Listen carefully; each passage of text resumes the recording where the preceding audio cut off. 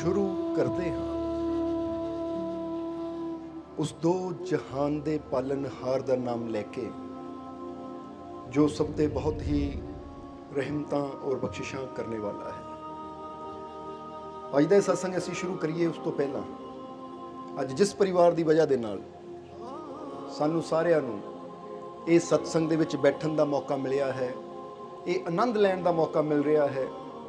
सब तो पहला तो असीं अपनी तरफों और आई हुई सारी संगत की तरफों इस परिवार नूं बहुत बहुत बधाई देवांगे, मुबारकबाद देवांगे, क्योंकि बधाई का हकदार है।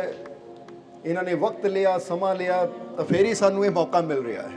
अगर ये बेनती करके टाइम ना लेंदे तो फिर ये उस मालिक की रहमत नूं हासिल करन दा, इस सत्संग च बैठण दा मौका कित्थों मिलना सी। हुणे भी दस दईए असीं कि हुणे दस रहे सी ये अंदर कि मालको साडा एक डैडी दी ना पेंशन का कोई काम रुकिया होया सी काफ़ी साल तो, पर जिद्दां ही असीं सत्संग की डेट लई और न्याज की बेनती की तो मालिक की किरपा नाल काम नाल ही हो गया। क्योंकि हमेशा ऐसी सत्संग दे विच दसीदा है कि अगर इंसान नूं जीवन च खुशियां चाहिदियां है, कामयाबी चाहिदी है, सफलता चाहिदी है, तो वो कामयाबी, वो सफलता, वो खुशियां उदों ही इंसान नूं मिलदियां जदों इंसान कोई ऐसा कर्म करता है जिहदे नाल वो अपने मालिक नाल जुड़दा है। क्योंकि खुशियां दा दाता, कामयाबी दा दाता वो है। दुनिया तो ऐसी पदार्थ लै सकते हैं, चीज़ां खरीद सकते हैं, पर ये चीज़ां कामयाबी नहीं दिंदियां, ये चीज़ां सुख नहीं दिंदियां, ये चीज़ां शांति नहीं दिंदियां। शांति, सुकून, खुशी, कामयाबी चाहिदी है, तो ये कामयाबी, सफलता, खुशियां ओदी किरपा, ओदी रहमत नाल ही मिलदियां है। इसलिए इस परिवार ने ये जिहड़ा सत्संग है ना, ये खुशी च करवाया है, क्योंकि मालका नाल बड़ा प्यार करता है। इसलिए इन्हां दी भावना सी कि बेटी का जन्मदिन है, इसलिए बेटी के जन्मदिन दी बहुत बहुत बधाइयां संगत वालों भी, साडे वालों भी। और नाल ये भी कहना चाहांगे कि देखो कि जन्मदिन बच्चे का हुंदा है तो कोई कुछ करता है, कोई कुछ करता है, पर अज इन्होंने बच्ची के जन्मदिन ते सत्संग का समा लिया, तो सत्संग के नाल जिहड़ी रहमत इंसान नूं मिलदी है, सो वो बच्ची नूं तां हासिल होनी है, उहदे नाल नाल इहदे जन्मदिन दे विच तुहानूं भी किड्डा वड्डा सत्संग का गिफ्ट मिल गया कि नहीं? क्योंकि अज तुसीं भी बहुत कुछ लैके जाना है। और इस तो पहला कि हुण रहमतां दी बरसात शुरू करिए, वो आनंद की बरसात शुरू करिए। आओ अज जिस परिवार की खातर ऐसी सत्संग के वास्ते इत्थे आए हैं, जां तुसीं चल के जिन्हां दी खातर आए हो, सब तो पहला इन्हां दे वास्ते उस मालिक के चरणों च अरदास बेनती करिए कि मालिक इस घर परिवार नूं खुशियां दे नाल, रहमतां दे नाल, बरकतां दे नाल, बख्शिशां दे नाल भरपूर रखण। आने वाला समा इन्हां वास्ते होर भी ज़्यादा खुशियां, कामयाबी, सफलता भरिया होवे। अपनी रहमत, अपनी कृपा, दया, मेहर हमेशा मालिक इस परिवार ते बनाए रखण। और जिद्दां अज इन्हां ने खुशियां नाल सत्संग करवाए है, मालिक इन्हां नूं खुशियां दिंदे रहण, इस घर च खुशियां आंदियां रहण, ये खुशियां नाल सत्संग करवांदे रहण, और सानूं सारिआं नूं भी इस सत्संग च बैठण दा समा वो मालिक दिंदे रहण। ये सारे रल के बेनती करो, करती कि नहीं? क्योंकि संगत की बेनती, संगत की जो अरदास हुंदी है, दुआ हुंदी है, उसदा असर जरूर होके रहिंदा, कभी खाली नहीं जाती। और आओ फिर हुण जे सत्संग च बैठण दा समा मिलिया है, मौका मिलिया है, तो हुण मालिक की रहमत हासिल करनी है कि नहीं? क्योंकि सब तो पहली गल सानू इत्थे याद आ रहा है कि शुकरात एक बहुत बड़े दार्शनिक होए है, बहुत बड़े संत होए है, जिन्हां नूं जहर दे प्याले दिते गए सी। शुकरात यूनान दे अंदर होए है वो संत, उन्हां दा एक बड़ा प्यारा एक बचन है। अज असीं इस सत्संग की शुरुआत शुकरात दे छोटे जे एक शब्द तो करांगे। और की शब्द है, की बचन कहंदे हो, की कोट उन्हां दा एक बड़ा प्यारा है। शुकरात पुछदे है, कहंदे जद भी तू फकीरां दे कोल बहिंदा है या कोई भी कर्म करदा है और तू चाहता है मैनू कामयाबी मिले, मैनू सफलता मिले, तो कहंदे सफलता दे वास्ते, कामयाबी दे वास्ते एक शब्द है जो तू अपने आप नू पुछना है। वो शब्द पुछेगा तो फिर ही तू कामयाबी तरफ जाएगा। उन्होंने वो मैजिक वर्ड कहंदे सी, जादुई शब्द कहंदे सी। वो की कहंदे सी? मैजिक वर्ड, जादुई शब्द। वो किहड़ा जादुई शब्द है हुण जरा समझना। वो कहंदे कोई भी तू कर्म करना है ना, वो कर्म की शुरुआत ये शब्द तो कर, ये मैजिक वर्ड तो कर। अगर ये तो शुरुआत करेगा ਤਾਂ ਅਗਲੇ ਰਸਤੇ ਤੇਰੇ ਸਾਫ਼ ਹੁੰਦੇ ਚਲੇ ਜਾਣਗੇ। ਹੁਣ ਜਦੋਂ ਇੰਨੀ ਗੱਲ ਉਹਨਾਂ ਨੇ ਕਹੀ ਤਾਂ ਕਿਸੇ ਨੇ ਸੋਚਿਆ ਸ਼ਾਇਦ ਉਹ ਪ੍ਰਮਾਤਮਾ ਦਾ ਕੋਈ ਸ਼ਬਦ ਦੱਸਣਗੇ, ਕੋਈ ਕਲਮਾ, ਕੋਈ ਕਲਾਮ ਦੱਸਣਗੇ, ਕੋਈ ਜਾਦੂ ਦਾ ਮੰਤਰ ਦੱਸਣਗੇ, ਕਿਹੜਾ ਮੈਜਿਕ ਵਰਡ। ਪਰ ਸ਼ੁਕਰਾਤ ਨੇ ਬੜੀ ਪਿਆਰੀ ਗੱਲ ਕਹੀ, ਇੱਕ ਛੋਟੀ ਜਿਹੀ ਸਧਾਰਨ ਜਿਹੀ ਗੱਲ ਕਹੀ। ਉਹ ਕਹਿੰਦੇ ਉਹ ਮੈਜਿਕ ਵਰਡ ਹੈ ਕਿ ਜਦ ਵੀ ਕੋਈ ਕੰਮ ਕਰਨਾ ਹੈ ਆਪਣੇ ਆਪ ਨੂੰ ਪੁੱਛ ਕਿਉਂ। ਕੀ ਕਹਿਣਾ ਹੈ? ਕਿਉਂ, ਮੈਂ ਕਰ ਕਿਉਂ ਰਿਹਾ ਇਹ। ਹੁਣ ਜੇ ਤੁਸੀਂ ਸਤਸੰਗ ਚ ਆਏ ਹੋ ਤਾਂ ਪੁੱਛੋ ਕਿ ਅੱਜ ਸਤਸੰਗ ਚ ਮੈਂ ਕਿਉਂ ਆਇਆ। ਜ਼ਰਾ ਸਮਝਣਾ, ਕਿਉਂਕਿ ਬੜੀ ਪਿਆਰੀ ਗੱਲ ਹੈ। ਹੁਣ ਦੇਖਣ ਨੂੰ ਸ਼ਬਦ ਬੜਾ ਛੋਟਾ ਜਿਹਾ ਲੱਗਦਾ ਹੈ, ਪਰ ਇਹਦੇ ਨਾਲ ਅਗਰ ਇਨਸਾਨ ਜੁੜ ਜਾਵੇ ਔਰ ਇਹਦੀ ਗਹਿਰਾਈ ਨੂੰ ਸਮਝੇ ਤਾਂ ਇਨਸਾਨ ਦਾ ਪੂਰਾ ਜੀਵਨ ਬਦਲ ਸਕਦਾ ਹੈ। ਸਮਝਦੇ ਹੋ ਕਿ ਨਹੀਂ? ਹੁਣ ਤੁਸੀਂ ਆਪਣੇ ਆਪ ਨੂੰ ਪੁੱਛੋ ਮੈਂ ਕਿਉਂ ਆਇਆ, ਤਾਂ ਸ਼ਾਇਦ ਅੰਦਰੋਂ ਕਿਸੇ ਦੇ ਜਵਾਬ ਆਵੇ ਮੈਂ ਇਸ ਲਈ ਆਇਆ ਕਿ ਮੈਨੂੰ ਇਹ ਪਰਿਵਾਰ ਨੇ ਬੁਲਾਇਆ ਸੀ। ਜੇ ਮੈਨੂੰ ਨਾ ਬੁਲਾਉਂਦਾ ਤਾਂ ਮੈਂ ਨਹੀਂ ਆਣਾ ਸੀ। ਜਿਹਦਾ ਹੀ ਤੁਹਾਨੂੰ ਪੁੱਛੇ ਤੁਸੀਂ ਕਿਉਂ ਆਏ ਹੋ, ਹੁਣ ਇਸ ਕਿਉਂ ਆਏ ਦਾ ਜੋ ਜਵਾਬ ਹੋਣਾ ਹੈ ਨਾ, ਉਹਦੇ ਨਾਲ ਤੁਹਾਡੀ ਸਾਰੀ ਜ਼ਿੰਦਗੀ ਜੁੜੀ ਹੋਈ ਹੈ। ਤੁਹਾਡੀ ਸਾਰੀ ਜ਼ਿੰਦਗੀ ਉਹ ਮਾਲਕ ਦੀਆਂ ਰਹਿਮਤਾਂ, ਕਾਮਯਾਬੀ, ਸਫਲਤਾ, ਖੁਸ਼ੀਆਂ, ਤੰਦਰੁਸਤੀ, ਸਭ ਕੁਝ ਇਹਦੇ ਨਾਲ ਜੁੜਿਆ ਹੋਇਆ ਹੈ ਕਿ ਮੈਂ ਆਇਆ ਕਿਉਂ ਇੱਥੇ। ਹੁਣ ਕੋਈ ਕਹੇਗਾ ਮੈਂ ਇਸ ਲਈ ਆ ਗਿਆ ਕਿ ਸੋਚਿਆ ਉੱਥੇ ਲੰਗਰ ਚੱਲਣਾ, ਜਾ ਕੇ ਖਾਣਾ ਹੀ ਖਾਵਾਂਗੇ। ਜ਼ਰਾ ਸਮਝਣਾ। ਔਰ ਕੋਈ ਕਹੇਗਾ ਮੈਂ ਇਸ ਲਈ ਆਇਆ ਕਿ ਮੈਂ ਉਹ ਫਲਾਣੇ ਮਿੱਤਰ ਨੂੰ ਮਿਲਣਾ ਹੈ, ਫਲਾਣੇ ਸੱਜਣ ਨੂੰ ਮਿਲਣਾ ਹੈ। ਯਾਨੀ ਇਹਨਾਂ ਦਾ ਆਉਣ ਦਾ ਮਕਸਦ ਕੀ ਹੋਇਆ। ਤਾਂ ਕਈ ਕਹਿਣਗੇ ਮੈਂ ਇਸ ਲਈ ਆਇਆ। ਪੁੱਛੋ ਕਿਉਂ ਆਏ ਹੋ? ਮੈਂ ਇਸ ਲਈ ਆਇਆ ਤਾਂ ਕਿ ਮੈਂ ਦਰਸ਼ਨ ਕਰ ਸਕਾਂ, ਉਹ ਮਾਲਿਕ ਦੀ ਰਹਿਮਤ ਨੂੰ ਹਾਸਲ ਕਰ ਸਕਾਂ, ਉਹ ਮਾਲਿਕ ਦੀਆਂ ਖੁਸ਼ੀਆਂ ਹਾਸਲ ਕਰ ਸਕਾਂ। ਯਾਨੀ ਕਿਉਂ ਦੇ ਉੱਤਰ ਵਿੱਚ ਜਿਹੜੇ ਵੀ ਜਵਾਬ ਆਉਂਦੇ ਨਾ, ਉੱਥੋਂ ਪਤਾ ਲੱਗਦਾ ਤੁਸੀਂ ਲੈਣ ਕੀ ਆਏ ਹੋ। ਸਮਝਦੇ ਹੋ? ਇਸ ਲਈ ਹਰ ਕੰਮ ਦੇ ਵਿੱਚ ਅਸੀਂ ਤੁਹਾਨੂੰ ਵੀ ਕਹਾਂਗੇ ਇਹ ਮੈਜਿਕ ਵਰਡ ਤੁਸੀਂ ਆਪਣੇ ਨਾਲ ਹਰ ਜਗ੍ਹਾ ਜੋੜ ਸਕਦੇ ਹੋ। ਜੇ ਤੁਸੀਂ ਖਾਣਾ ਖਾਂਦੇ ਹੋ ਨਾ, ਤਾਂ ਖਾਣਾ ਖਾਣ ਤੋਂ ਪਹਿਲਾਂ ਹੁਣ ਫਰਜ਼ ਕਰੋ ਤੁਸੀਂ ਕਿਸੇ ਜਗ੍ਹਾ ਜਾਂਦੇ ਹੋ, ਥਾਲੀ ਭਰ ਕੇ ਖਾਣੇ ਦੀ ਸਾਹਮਣੇ ਰੱਖ ਲੈਂਦੇ ਹੋ, ਤਾਂ ਖਾਣ ਤੋਂ ਪਹਿਲਾਂ ਪੁੱਛੋ ਮੈਂ ਕਿਉਂ ਖਾ ਰਿਹਾ ਹਾਂ। ਜਦੋਂ ਹੁਣ ਪੁੱਛੋ ਮੈਂ ਕਿਉਂ ਖਾ ਰਿਹਾ ਹਾਂ, ਤਾਂ ਅੰਦਰੋਂ ਕਿਹੜਾ ਜਵਾਬ ਆਏਗਾ? ਜਵਾਬ ਆਏਗਾ ਕਿ ਮੈਂ ਸਵਾਦ ਦੀ ਖਾਤਰ ਖਾ ਰਿਹਾ ਹਾਂ, ਮੈਂ ਸਵਾਦ ਦੀ ਖਾਤਰ ਖਾ ਰਿਹਾ ਹਾਂ, ਜਾਂ ਮੈਂ ਪੇਟ ਭਰਨ ਦੀ ਖਾਤਰ ਖਾ ਰਿਹਾ, ਜਾਂ ਮੈਂ ਆਪਣੀ ਹੈਲਥ ਦੀ ਖਾਤਰ ਖਾ ਰਿਹਾ ਕਿ ਖਾਣਾ ਮੈਂ ਤਾਂ ਖਾ ਰਿਹਾ ਕਿ ਮੇਰੀ ਸਿਹਤ ਅੱਛੀ ਹੋਵੇ, ਹੈਲਦੀ ਹੋਵੇ। ਜਦੋਂ ਇਹ ਜਵਾਬ ਆਏਗਾ ਤਾਂ ਜੇ ਖਾਣਾ ਐਸਾ ਹੋਇਆ ਜਿਹਦੇ ਚ ਹੈਲਥ ਦੀ ਕੋਈ ਚੀਜ਼ ਨਹੀਂ ਹੈ, ਕੋਈ ਨਿਊਟ੍ਰੀਸ਼ਨ ਨਹੀਂ ਹੈ, ਕੋਈ ਵਿਟਾਮਿਨ ਨਹੀਂ ਹੈ, ਤਲੀ ਹੋਈ ਚੀਜ਼ ਹੈ ਜਾਂ ਐਸੀ ਚੀਜ਼ ਹੈ ਜੋ ਹੈਲਥ ਨੂੰ ਖਰਾਬ ਕਰ ਸਕਦੀ, ਬੰਦੇ ਨੇ ਕਹਿਣਾ ਮੈਂ ਕਿਉਂ ਖਾ ਰਿਹਾ ਹਾਂ। ਭਾਈ ਜੇ ਸਵਾਦ ਦੀ ਖਾਤਰ ਖਾ ਰਿਹਾ ਫਿਰ ਤਾਂ ਠੀਕ ਹੈ, ਪਰ ਜੇ ਮੈਂ ਸਿਹਤ ਦੀ ਖਾਤਰ ਖਾ ਰਿਹਾ ਤਾਂ ਖਾਣਾ ਮੇਰੇ ਵਾਸਤੇ ਠੀਕ ਨਹੀਂ ਹੈ, ਇਸ ਲਈ ਪਰੇ ਕਰਾਂ। ਕਿਉਂਕਿ ਕਿਉਂ ਤੋਂ ਸਾਨੂੰ ਹੈਲਥ ਵੀ ਮਿਲਦੀ ਹੈ। ਹੁਣ ਫਰਜ਼ ਕਰੋ ਕੋਈ ਇਨਸਾਨ ਨਸ਼ਾ ਕਰਦਾ ਹੈ, ਅਗਰ ਉਹ ਨਸ਼ਾ ਕਰਨ ਲੱਗਿਆ ਸ਼ਰਾਬ ਦਾ ਗਲਾਸ ਲੈ ਕੇ ਪੁੱਛੇ ਮੈਂ ਕਿਉਂ ਪੀ ਰਿਹਾ ਹਾਂ, ਭਾਈ ਮੈਨੂੰ ਸਿਹਤ ਚਾਹੀਦੀ ਹੈ, ਬਰਬਾਦੀ ਚਾਹੀਦੀ ਹੈ, ਬਿਮਾਰੀ ਚਾਹੀਦੀ ਹੈ। ਅਗਰ ਬਿਮਾਰੀ ਦੀ ਖਾਤਰ ਪੀ ਰਿਹਾ ਫਿਰ ਤਾਂ ਠੀਕ ਹੈ ਪੀ, ਪਰ ਜੇ ਤੈਨੂੰ ਅੱਛੀ ਹੈਲਥ ਚਾਹੀਦੀ ਹੈ, ਰੱਬ ਦੀ ਕਿਰਪਾ ਚਾਹੀਦੀ ਹੈ, ਤਾਂ ਫਿਰ ਇਹ ਚੀਜ਼ ਤੇਰੇ ਵਾਸਤੇ ਠੀਕ ਨਹੀਂ ਹੈ। ਉਹ ਕਿਉਂ ਤੋਂ ਹੀ ਜਵਾਬ ਮਿਲਣੇ ਸ਼ੁਰੂ ਹੋ ਜਾਂਦੇ।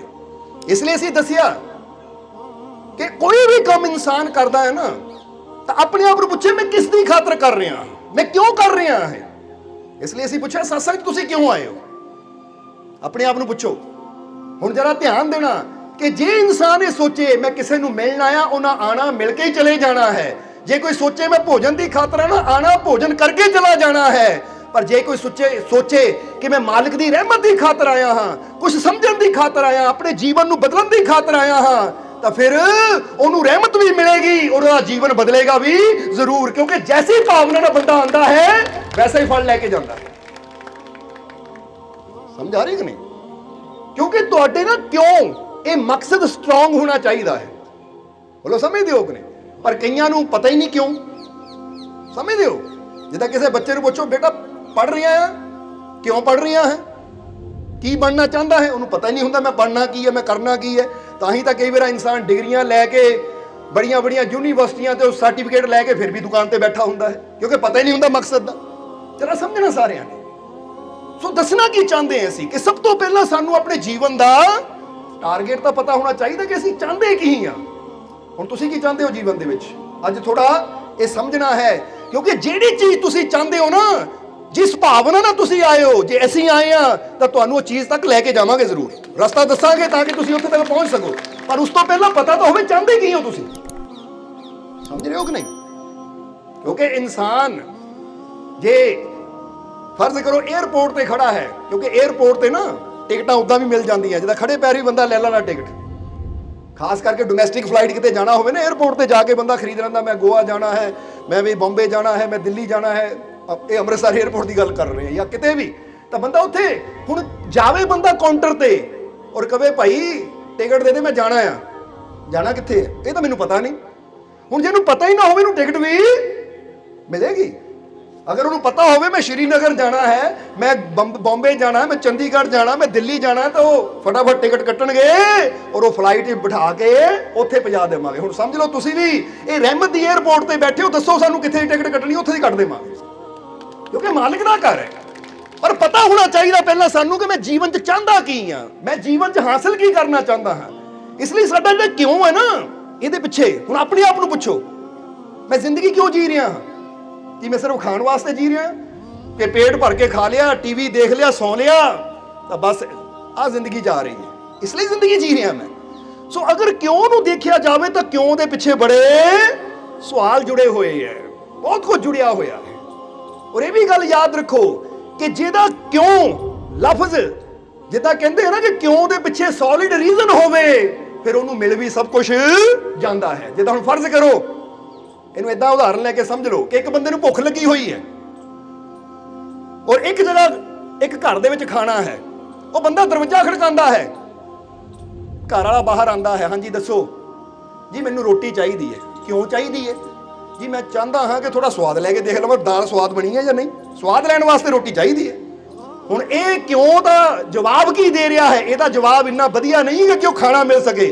पर एक दूजा इंसान जाता है, वो भी दरवाजा खड़कांदा है, वो भी कहता जी मैनूं रोटी चाहिदी है। वो पुछदे क्यों चाहिदी है जी? मैं बहुत भुखा, जे रोटी ना मिली मैं मर जाना है। हुण एक बंदे नूं पुछे क्यों चाहिदी है, मैं जी स्वाद लैण वास्ते चाहता हाँ, और दूजा कहता मैं इन्नी जरूरत है मैनूं, अगर ना मिली मैं मर जाना है। तो तुहानूं की लगदा घर दा मालिक रोटी किहनूं देगा? जिहड़ा स्वाद लैण दी खातर आया है, या जिहड़ा कहंदा है जे ना मिली तो मैं मर जाना है, मेरी जरूरत है। या इहनूं इदां समझ लो, एक नौजवान मोटरसाइकिल ते जा रहा, अगे पुलिस का नाका लगा होया है, क्योंकि उदाहरण दे के समझाणियां पैंदियां, फिर थोड़ा गल समझ आ जाती है। हुण उदाहरण इसीलिए सानू देनियां पैंदियां ताकि गल साडे दिलो दिमाग 'च अच्छी तरह बैठ जावे, क्योंकि वैसे भी संत कबीर जी ने एक बड़ी प्यारी गल कही है। संत कबीर जी कहते हैं कि सत्संग है एक ऐसी गठड़ी, गठड़ी समझते हो ना, एक इदां दी गठड़ी है। की है वो गठड़ी दे अंदर? कबीर साहब दसदे सत्संग है एक ऐसी गठड़ी, जा में रतन अनमोल रे, कहे कबीर गर पाना चाहो कान हृदय के खोल रे। हुण कबीर साहब कहते सत्संग एक इदां दी गठड़ी है, या इनू कह लो एक इदां दा संदूक है, जिहदे च अनमोल रतन भरे हुए है, जिहदे च सारियां खुशियां भरियां हुईयां है। चाहे दुनियावी खुशी लैनी है, चाहे रूहानियत की खुशी लैनी है, वो सत्संग रूपी वो गठड़ी दे अंदरों तेनू मिल जानी है। पर तेनू पता होना चाहिए मैं लेना की है, और उन्होंने लैण का तरीका भी कबीर साहब दसदे है कि जे सत्संग दे विचों वो प्रभु की कृपा लेनी है, उसकी बख्शिश लेनी है, वो अनमोल रत्ना नू लैके जाना है, तो याद रख ये शरीरिक कन्ना नाल ना भी बह के सुनी, क्योंकि संतां दे सत्संग च बैठना तो दिल दे कन्न खोल के सुनी, यानी दिलों सुनी। क्योंकि एक हुंदा इत्थों सुनना, दिल किते होर हुंदा है, ध्यान किते होर हुंदा है, ते एक हुंदा है कि दिल दे नाल सुनना। और जदों इंसान दिल नाल सुनदा है तो फिर याद रखो कि जेड़ा दिल दे नाल सुनदा है तो दिल ही तो परमात्मा दा घर है, और फिर ओदा कनैक्शन प्रभु नाल जुड़दा है, और जिहदा कनैक्शन प्रभु नाल जुड़दा है वो तो फिर भरपूर हो जाता है, उत्थे तो नामुमकिन भी मुमकिन हो जाता है। हुण तुसीं किद्दां सुन रहे हो, इन्हां कन्नां नाल या दिल दे कन्नां नाल?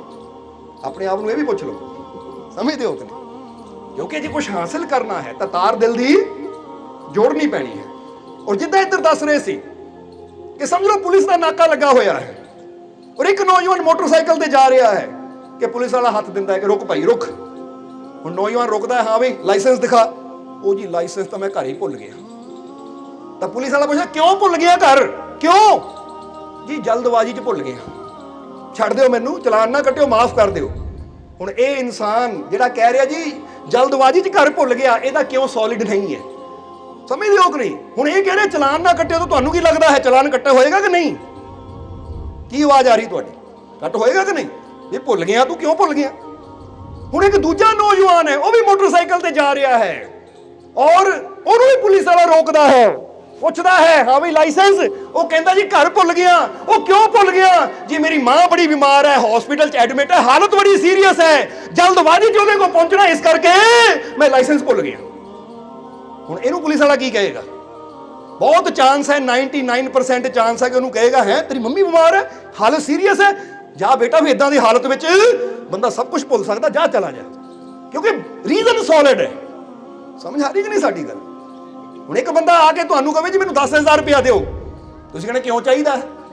ਉਹ ਇਦਾਂ ਮੇਰੇ ਕੋਲ 10,000 ਪਹਿਲਾਂ ਮੈਂ ਸੋਚਦਾ 10,000 ਤੇ ਕੋਲ ਲੈ ਕੇ ਮੇਰੇ ਕੋਲ 20,000 ਹੋ ਜਾਵੇ, ਤਾਂ ਤੁਸੀਂ ਦੇ ਦੇਣਾ ਉਹਨੂੰ, ਕਿਉਂਕਿ ਰੀਜ਼ਨ ਸੋਲਿਡ ਨਹੀਂ ਹੈ। ਪਰ ਇੱਕ ਬੰਦਾ ਆਂਦਾ ਹੈ ਜੀ ਮੈਨੂੰ 10,000 ਚਾਹੀਦਾ ਹੈ, ਕਿਉਂ ਚਾਹੀਦਾ ਹੈ?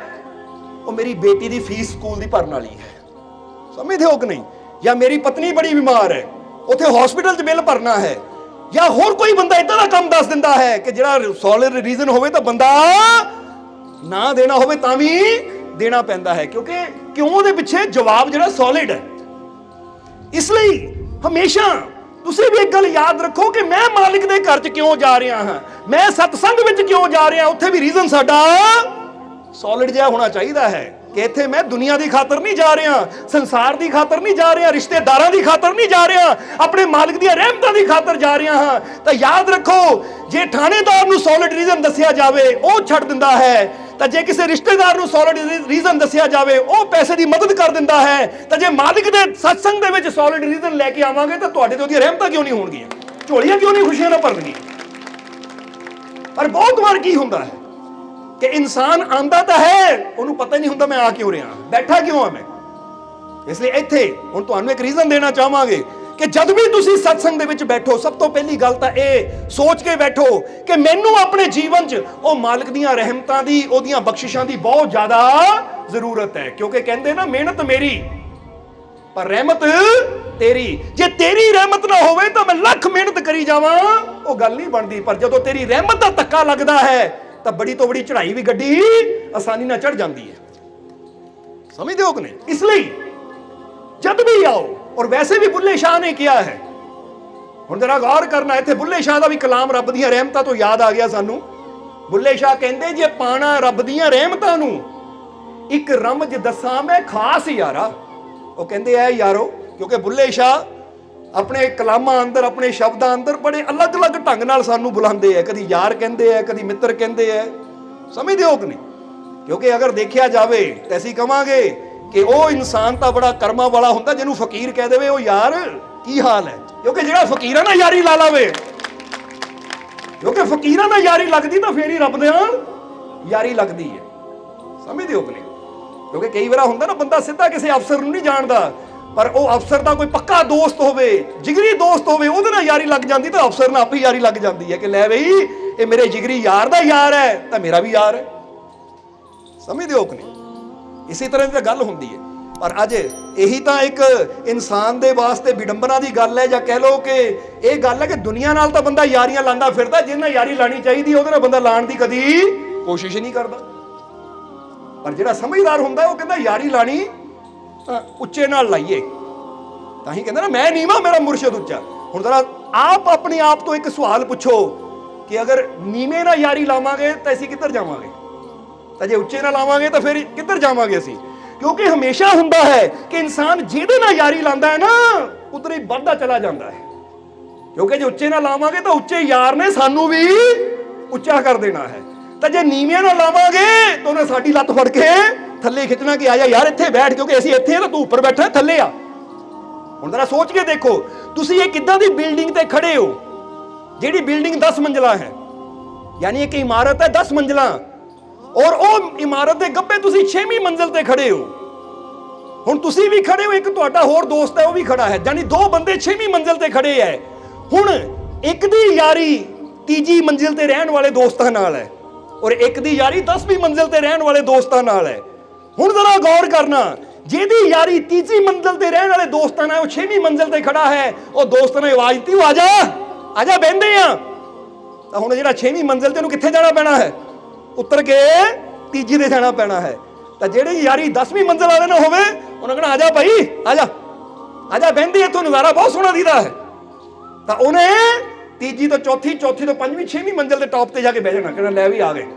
ਸੋ ਇੱਥੋਂ ਪਤਾ ਲੱਗਦਾ ਕਿ ਜਿਨ੍ਹਾਂ ਨਾਲ ਯਾਰੀ ਹੁੰਦੀ ਹੈ, ਇਨਸਾਨ ਉਹਨਾਂ ਕੋਲ ਹੀ ਬਹਿੰਦਾ ਹੈ, ਤਾਂ ਉਹਨਾਂ ਦੀਆਂ ਆਦਤਾਂ ਹੀ ਬੰਦਾ ਹਮੇਸ਼ਾ ਅਪਣਾਉਂਦਾ ਹੈ। ਜੇ ਯਾਰੀ ਚੰਗਿਆਂ ਨਾਲ ਲਾਵਾਂਗੇ, ਰੱਬ ਦੇ ਫਕੀਰਾਂ ਨਾਲ, ਰੱਬ ਦੇ ਯਾਰਾਂ ਨਾਲ ਲਾਵਾਂਗੇ, ਅੱਛਿਆਂ ਨਾਲ ਲਾਵਾਂਗੇ, ਤਾਂ ਸਾਡੇ ਜੀਵਨ 'ਚ ਅੱਛਾਈ ਆਪਣੇ ਆਪ ਹੀ ਆਂਦੀ ਚਲੀ ਜਾਏਗੀ।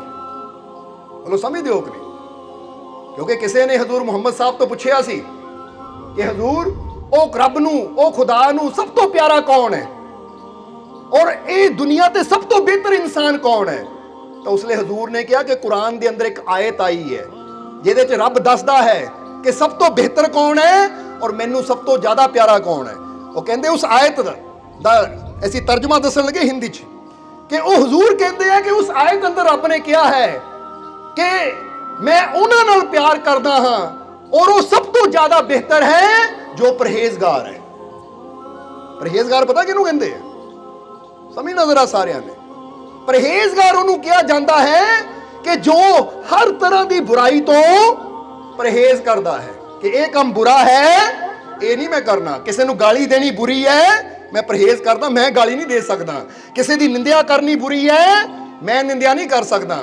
ਹੁਣ ਜ਼ਰਾ ਸੋਚੋ, ਇੱਕ ਪਾਸੇ ਇਨਸਾਨ ਭਗਤੀ ਕਰੀ ਜਾਵੇ, ਬੰਦਗੀ ਕਰੀ ਜਾਵੇ, ਇਬਾਦਤ ਕਰੀ ਜਾਵੇ, ਨਮਾਜ਼ਾਂ ਪੜ੍ਹੀ ਜਾਵੇ, ਪਰ ਨਿੰਦਿਆ ਕਰੇ, ਨਿੰਦਿਆ ਤੋਂ ਪਰਹੇਜ਼ ਨਾ ਕਰੇ, ਚੁਗਲੀ ਤੋਂ ਪਰਹੇਜ਼ ਨਾ ਕਰੇ, ਬੁਰੇ ਤੋਂ ਪਰਹੇਜ਼ ਨਾ ਕਰੇ, ਮਾੜੇ ਕੰਮਾਂ ਤੋਂ ਪਰਹੇਜ਼ ਨਾ ਕਰੇ, ਤਾਂ ਫੇ ਉਹ ਰੱਬ ਕਹਿੰਦਾ ਇਦਾਂ ਦੀਆਂ ਦੀ ਬੰਦਗੀ ਮੈਨੂੰ ਕਬੂਲ ਨਹੀਂ ਹੁੰਦੀ। ਮੈਨੂੰ ਉਹ ਪਿਆਰਾ ਹੈ ਜੋ ਬੁਰਾਈਆਂ ਤੋਂ ਪਰਹੇਜ਼ ਕਰਦਾ ਹੈ।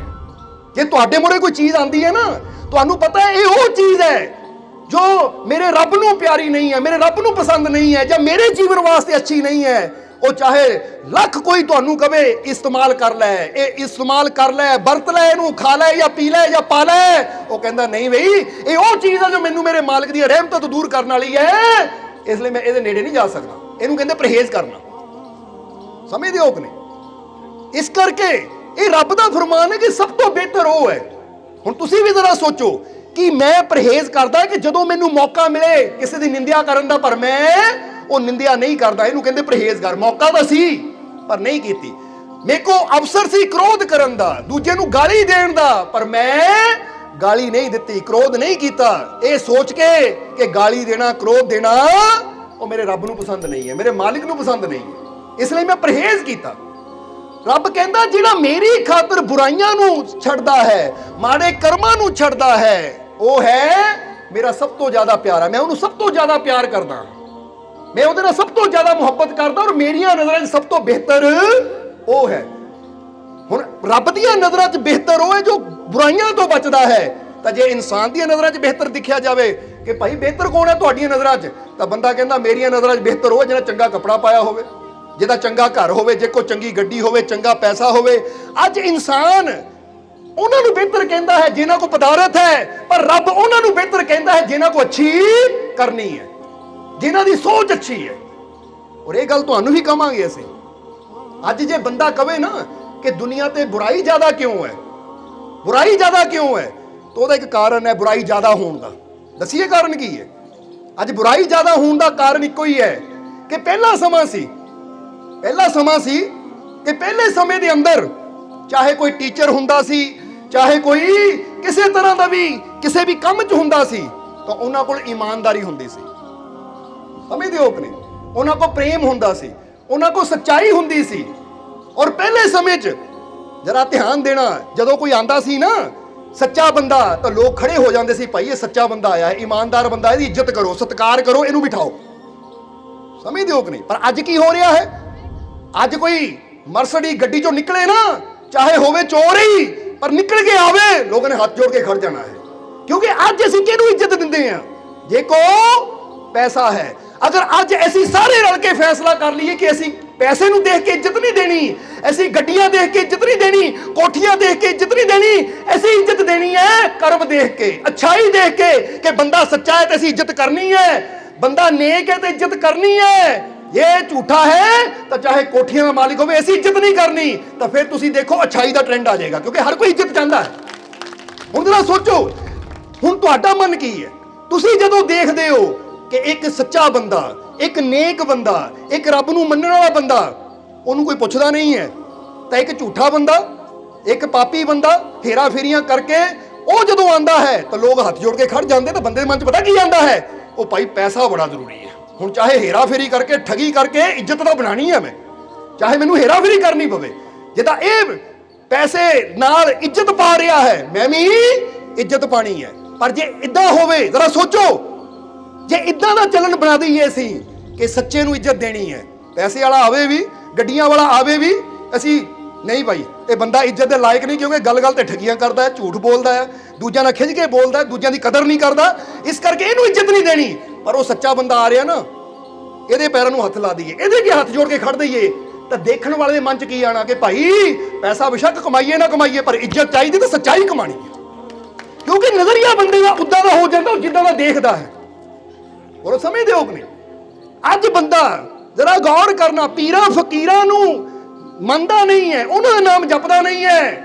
ਤਾਂ ਕਈ ਵਾਰ ਦੇਖਿਆ ਨੌਜਵਾਨ ਘਰ ਦੇ ਵਿੱਚ ਨਾ ਹੀਰੋਆਂ ਦੀ ਫੋਟੋ ਲਾ ਕੇ ਉਹਨੂੰ ਕਹਿਣਗੇ ਮੈਂ ਤਾਂ ਇਦਾਂ ਦਾ ਬਣਨਾ, ਮੈਂ ਇਦਾਂ ਦਾ ਬਣਨਾ ਹੈ।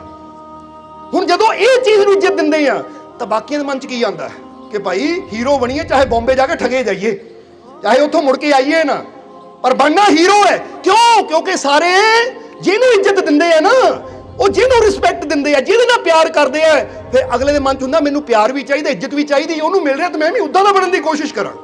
ਅਗਰ ਅਸੀਂ ਫੈਸਲਾ ਕਰ ਲਈਏ ਕਿ ਅਸੀਂ ਇੱਜ਼ਤ ਉਹਨਾਂ ਨੂੰ ਦੇਣੀ ਹੈ ਜਿਹੜੇ ਪ੍ਰਮਾਤਮਾ ਦੀ ਬੰਦਗੀ ਕਰਨ ਵਾਲੇ ਹੈ, ਜਿਹੜੇ ਸੱਚ ਦੇ ਰਸਤੇ ਚੱਲਣ ਵਾਲੇ ਹੈ, ਨੇਕ ਰਸਤੇ ਚੱਲਣ ਵਾਲੇ ਹੈ, ਤਾਂ ਆਉਣ ਵਾਲੇ ਸਮੇਂ 'ਚ ਯਾਦ ਰੱਖੋ ਤੁਹਾਡੇ ਜਿੰਨੇ ਬੱਚੇ ਹੋਣਗੇ ਨਾ, ਉਹ ਇਹੀ ਕੋਸ਼ਿਸ਼ ਕਰਨਗੇ ਕਿ ਜੇ ਸਾਨੂੰ ਇੱਜ਼ਤ ਚਾਹੀਦੀ ਹੈ, ਸਾਨੂੰ ਪਿਆਰ ਚਾਹੀਦਾ ਹੈ, ਤਾਂ ਭਾਈ ਰੱਬ ਦੀ ਬੰਦਗੀ ਕਰਕੇ ਹੀ ਮਿਲਣਾ ਹੈ, ਨੇਕ ਬਣ ਕੇ ਹੀ ਮਿਲਣਾ ਹੈ, ਅੱਛਾਈ ਕਰਕੇ ਹੀ ਮਿਲਣਾ ਹੈ, ਕਿਉਂਕਿ ਇੱਥੇ ਅੱਛੇ ਨੂੰ ਇੱਜ਼ਤ ਮਿਲਦੀ ਹੈ। ਇੱਕ ਟ੍ਰੈਂਡ ਚੱਲੇਗਾ ਫਿਰ ਅੱਛਾਈ ਦਾ, ਸੱਚਾਈ ਦਾ।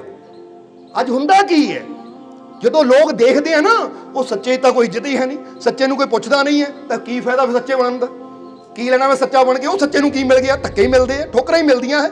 ਔਰ ਉਹ ਬੰਦਾ ਗਿਆ ਜਾ ਕੇ 500 ਜੇਬ 'ਚ ਪਾਇਆ, ਕੰਮ ਹੋ ਗਿਆ, 1000 ਜੇਬ 'ਚ ਪਾਇਆ, ਕੰਮ ਹੋ ਗਿਆ। ਮੈਂ ਵੀ ਇਦਾਂ ਦਾ ਬਣਾ ਕਿ ਕੱਲ ਨੂੰ ਮੇਰੇ ਕੋਲ ਵੀ ਪੈਸਾ ਹੋਵੇ, ਚਾਹੇ ਮੈਂ ਪਾਪ ਕਰਾਂ, ਠੱਗੀ ਕਰਾਂ, 500 ਦੇਵਾਂ ਤਾਂ ਮੈਂ ਵੀ ਛੁੱਟ ਜਾਵਾਂ। ਕਿਉਂਕਿ ਕੀ ਟ੍ਰੈਂਡ ਚਲਾ ਰਹੇ ਅਸੀਂ। ਉਮੀਦ ਹੈ ਕਿ ਤੁਹਾਨੂੰ ਸਮਝ ਆ ਰਹੀ ਕਹਿਣੇ ਕੀ ਚਾਹੁੰਦੇ ਆ, ਕਿਉਂਕਿ ਸਾਡੇ ਸਾਰਿਆਂ ਦੇ ਹੱਥ 'ਚ ਹੈ ਕਿ ਅਸੀਂ ਸਮਾਜ ਨੂੰ ਕੈਸਾ ਬਣਾਉਣਾ ਚਾਹੁੰਦੇ ਹਾਂ। ਅਸੀਂ ਜਿਹਦੇ ਨਾਲ ਪਿਆਰ ਕਰਨਾ ਸ਼ੁਰੂ ਕਰ ਦੇਵਾਂਗੇ, ਜਿਹਨੂੰ ਰਿਸਪੈਕਟ ਦੇਣੀ ਸ਼ੁਰੂ ਕਰ ਦੇਵਾਂਗੇ ਨਾ, ਦੁਨੀਆ ਵੈਸੀ ਹੀ ਬਣਦੀ ਚਲੀ ਜਾਏਗੀ, ਕਿਉਂਕਿ ਹਰ ਕੋਈ ਚਾਹੁੰਦਾ ਮੈਨੂੰ ਪਿਆਰ ਮਿਲੇ, ਹਰ ਕੋਈ ਚਾਹੁੰਦਾ ਮੈਨੂੰ ਇੱਜ਼ਤ ਮਿਲੇ। ਹੁਣ ਜ਼ਰਾ ਸੋਚਣਾ ਤੁਸੀਂ, ਜਿੱਦਾਂ ਇੱਕ ਫੈਸ਼ਨ ਚੱਲਦਾ ਨਾ, ਫੈਸ਼ਨ ਕਿ ਲੈ ਵੀ ਇਦਾਂ ਦੀ ਪੈਂਟ ਪਾ ਲਓ, ਜਿੱਦਾਂ ਅੱਜ ਕੱਲ੍ਹ ਦੇਖਿਆ ਫਟੀਆਂ ਪੈਂਟਾਂ ਪਾ ਕੇ ਨੌਜਵਾਨ ਘੁੰਮੀ ਜਾਂਦੇ, ਸਾਰੇ ਘੁੰਮੀ ਜਾਂਦੇ, ਚਾਹੇ ਲੜਕੀਆਂ ਚਾਹੇ ਲੜਕੀਆਂ, ਪੁੱਛੋ ਲੜਕੇ ਚਾਹੇ ਲੜਕੀਆਂ, ਫਟੀਆਂ ਪੈਂਟਾਂ ਪਾ ਕੇ ਘੁੰਮੀ ਜਾਂਦੇ, ਪੁੱਛੋ ਕਿਉਂ? ਉਹ ਅੱਜ ਕੱਲ੍ਹ ਤਾਂ ਫੈਸ਼ਨ ਹੈ ਜੀ। ਅੱਜ ਕੱਲ੍ਹ ਤਾਂ ਜਿਹੜੇ ਇਹ ਪਾ ਕੇ ਇਹਨੂੰ ਸੋਹਣਾ ਮੰਨਦੇ ਆ ਕਿ ਲੈ ਵੀ ਆ ਬਹੁਤ ਸੋਹਣੇ ਕੱਪੜੇ ਪਾਏ ਆ। ਹੁਣ ਜ਼ਰਾ ਗੌਰ ਕਰਨਾ, ਆਉਣ ਵਾਲੇ ਸਮੇਂ 'ਚ ਜ਼ਰਾ ਧਿਆਨ ਦੇਣਾ, ਆਉਣ ਵਾਲੇ ਸਮੇਂ ਦੇ ਵਿੱਚ ਜਦੋਂ ਇਹ ਟ੍ਰੈਂਡ ਬੰਦ ਹੋ ਗਿਆ ਕਿ ਹੁਣ ਪੂਰੇ ਕੱਪੜੇ ਪਾਣੇ ਆ ਔਰ ਇਦਾਂ ਚਾਹੀਦਾ ਹੈ, ਤਾਂ ਲੋਕਾਂ ਨੇ ਉਦਾਂ ਦਾ ਪਾਣਾ ਸ਼ੁਰੂ ਕਰ ਦਿੱਤਾ, ਕਿਉਂਕਿ ਫੈਸ਼ਨ ਉਹੀ ਚੱਲਦਾ ਜਿਹਨੂੰ ਲੋਕ ਪਸੰਦ ਕਰਦੇ ਆ। ਸਮਝਦੇ ਹੋ ਕਿ ਨਹੀਂ? ਹੁਣ ਕਿਉਂ ਨਾ ਅਸੀਂ ਰਲ ਮਿਲ ਕੇ ਇਦਾਂ ਦਾ ਫੈਸ਼ਨ ਚਲਾਈਏ ਕਿ ਅਸੀਂ ਪਸੰਦ ਹੀ ਸੱਚਿਆਂ ਨੂੰ ਕਰਨਾ ਹੈ, ਪਸੰਦ ਹੀ ਅੱਛਿਆਂ ਨੂੰ ਕਰਨਾ, ਚਾਹੇ ਉਹ ਗਰੀਬ ਵੀ ਹੋਵੇ ਨਾ। ਹੁਣ ਇੱਕ ਗੱਲ ਕਹਾਂਗੇ ਤੁਹਾਨੂੰ ਕਿ ਇੱਕ ਕਰੋੜਾਪਤੀ ਹੈ, ਬੜੀ ਫੈਕਟਰੀ ਦਾ ਮਾਲਕ ਹੈ, ਔਰ ਇੱਕ ਕੂੜਾ ਕਰਕਟ ਸਾਫ਼ ਕਰਨ ਵਾਲਾ ਹੈ, ਗਲੀਆਂ ਦਾ ਕਚਰਾ ਸਾਫ਼ ਕਰਨ ਵਾਲਾ ਹੈ। ਅਗਰ ਤੁਹਾਨੂੰ ਪਤਾ ਲੱਗੇ ਇਹ ਗਲੀਆਂ ਦਾ ਕਚਰਾ ਸਾਫ਼ ਕਰਨ ਵਾਲਾ ਨੇਕ ਹੈ ਨਾ, ਇਹ ਅੱਛਾ ਹੈ, ਤਾਂ ਉਹਦੀ ਰਿਸਪੈਕਟ ਵਾਸਤੇ ਹੱਥ ਜੋੜ ਦਿਓ। ਤਾਂ ਜੇ ਪਤਾ ਲੱਗੇ ਫੈਕਟਰੀਆਂ ਦਾ ਮਾਲਕ ਇਹ ਅੱਛਾ ਨਹੀਂ ਹੈ, ਤਾਂ ਕੋਲ ਦੀ ਲੰਘ ਵੀ ਜਾਵੇ, ਬੁਲਾਓ ਤੱਕ ਨਾ ਉਹਨੂੰ, ਤਾਂ ਕਿ ਦੁਨੀਆ ਨੂੰ ਪਤਾ ਲੱਗੇ ਕਿ ਇੱਜ਼ਤ ਹੋਣੀ ਹੈ ਤਾਂ ਸੱਚਿਆਂ ਦੀ ਹੋਣੀ ਹੈ, ਅੱਛਿਆਂ ਦੀ ਹੋਣੀ ਹੈ। ਅੱਜ ਤੋਂ ਪੈਸੇ ਨੂੰ, ਕੋਠੀਆਂ ਨੂੰ, ਕਾਰਾਂ ਨੂੰ ਇੱਜ਼ਤ ਦੇਣੀ ਬੰਦ, ਇੱਜ਼ਤ ਦੇਈਏ ਅੱਛਾਈ ਨੂੰ ਦੇਈਏ ਅਸੀਂ। ਫਿਰ ਕੀ ਹੋਏਗਾ? ਫਿਰ ਲੋਕ ਪੈਸੇ ਵੱਲ ਘੱਟ ਧਿਆਨ ਦੇਣਗੇ, ਅੱਛਾ ਬਣਨ ਨਾਲ ਜ਼ਿਆਦਾ ਧਿਆਨ ਦੇਣਗੇ, ਕਿਉਂਕਿ ਅੱਜ ਪੈਸਾ ਬੰਦਾ ਕਿਉਂ ਜ਼ਿਆਦਾ ਚਾਹੁੰਦਾ ਹੈ। ਨਹੀਂ ਤਾਂ ਅਸੀਂ ਇੱਕ ਗੱਲ ਕਹਾਂਗੇ ਤੁਹਾਨੂੰ, ਅੱਜ ਜੋ ਜ਼ਿੰਦਗੀ ਤੁਸੀਂ ਜੀ ਰਹੇ ਹੋ ਨਾ, ਇਹ ਰਾਜਿਆਂ ਮਹਾਰਾਜਿਆਂ ਬਾਦਸ਼ਾਹਾਂ ਨਾਲੋਂ ਵੀ ਚੰਗੀ ਜ਼ਿੰਦਗੀ ਜੀ ਰਹੇ ਹੋ ਤੁਸੀਂ। ਜੇ ਨਹੀਂ ਯਕੀਨ ਤਾਂ ਪੁੱਛੋ ਕਿਉਂ, ਪੁੱਛੋ ਕਿਉਂ? ਅਸੀਂ ਕਹਿੰਦੇ ਖੜਾ ਕਰ ਲਓ ਸਿਕੰਦਰ ਨੂੰ, ਜਿਹਨੇ ਪੂਰੀ ਦੁਨੀਆ ਜਿੱਤੀ। ਜੋ ਤੁਹਾਡੇ ਕੋਲ ਹੈ ਉਹ ਸਿਕੰਦਰ ਕੋਲ ਵੀ ਹੈ ਨਹੀਂ ਸੀ। ਸਿਕੰਦਰ ਕੋਲ ਸੀਗਾ ਟੱਚ ਮੋਬਾਈਲ, ਜਿਹੜਾ ਤੁਹਾਡੀ ਜੇਬ 'ਚ ਹੈ, ਬੱਚੇ ਦੀ ਜੇਬ 'ਚ ਹੈ, ਕਿ ਮਾਰਿਆ ਕਰੋ, ਗਾਣਾ ਸੁਣ ਲਓ, ਫੋਟੋ ਖਿੱਚ ਲਓ। ਸਿਕੰਦਰ ਕੋਲ ਸੀਗਾ ਇਹ।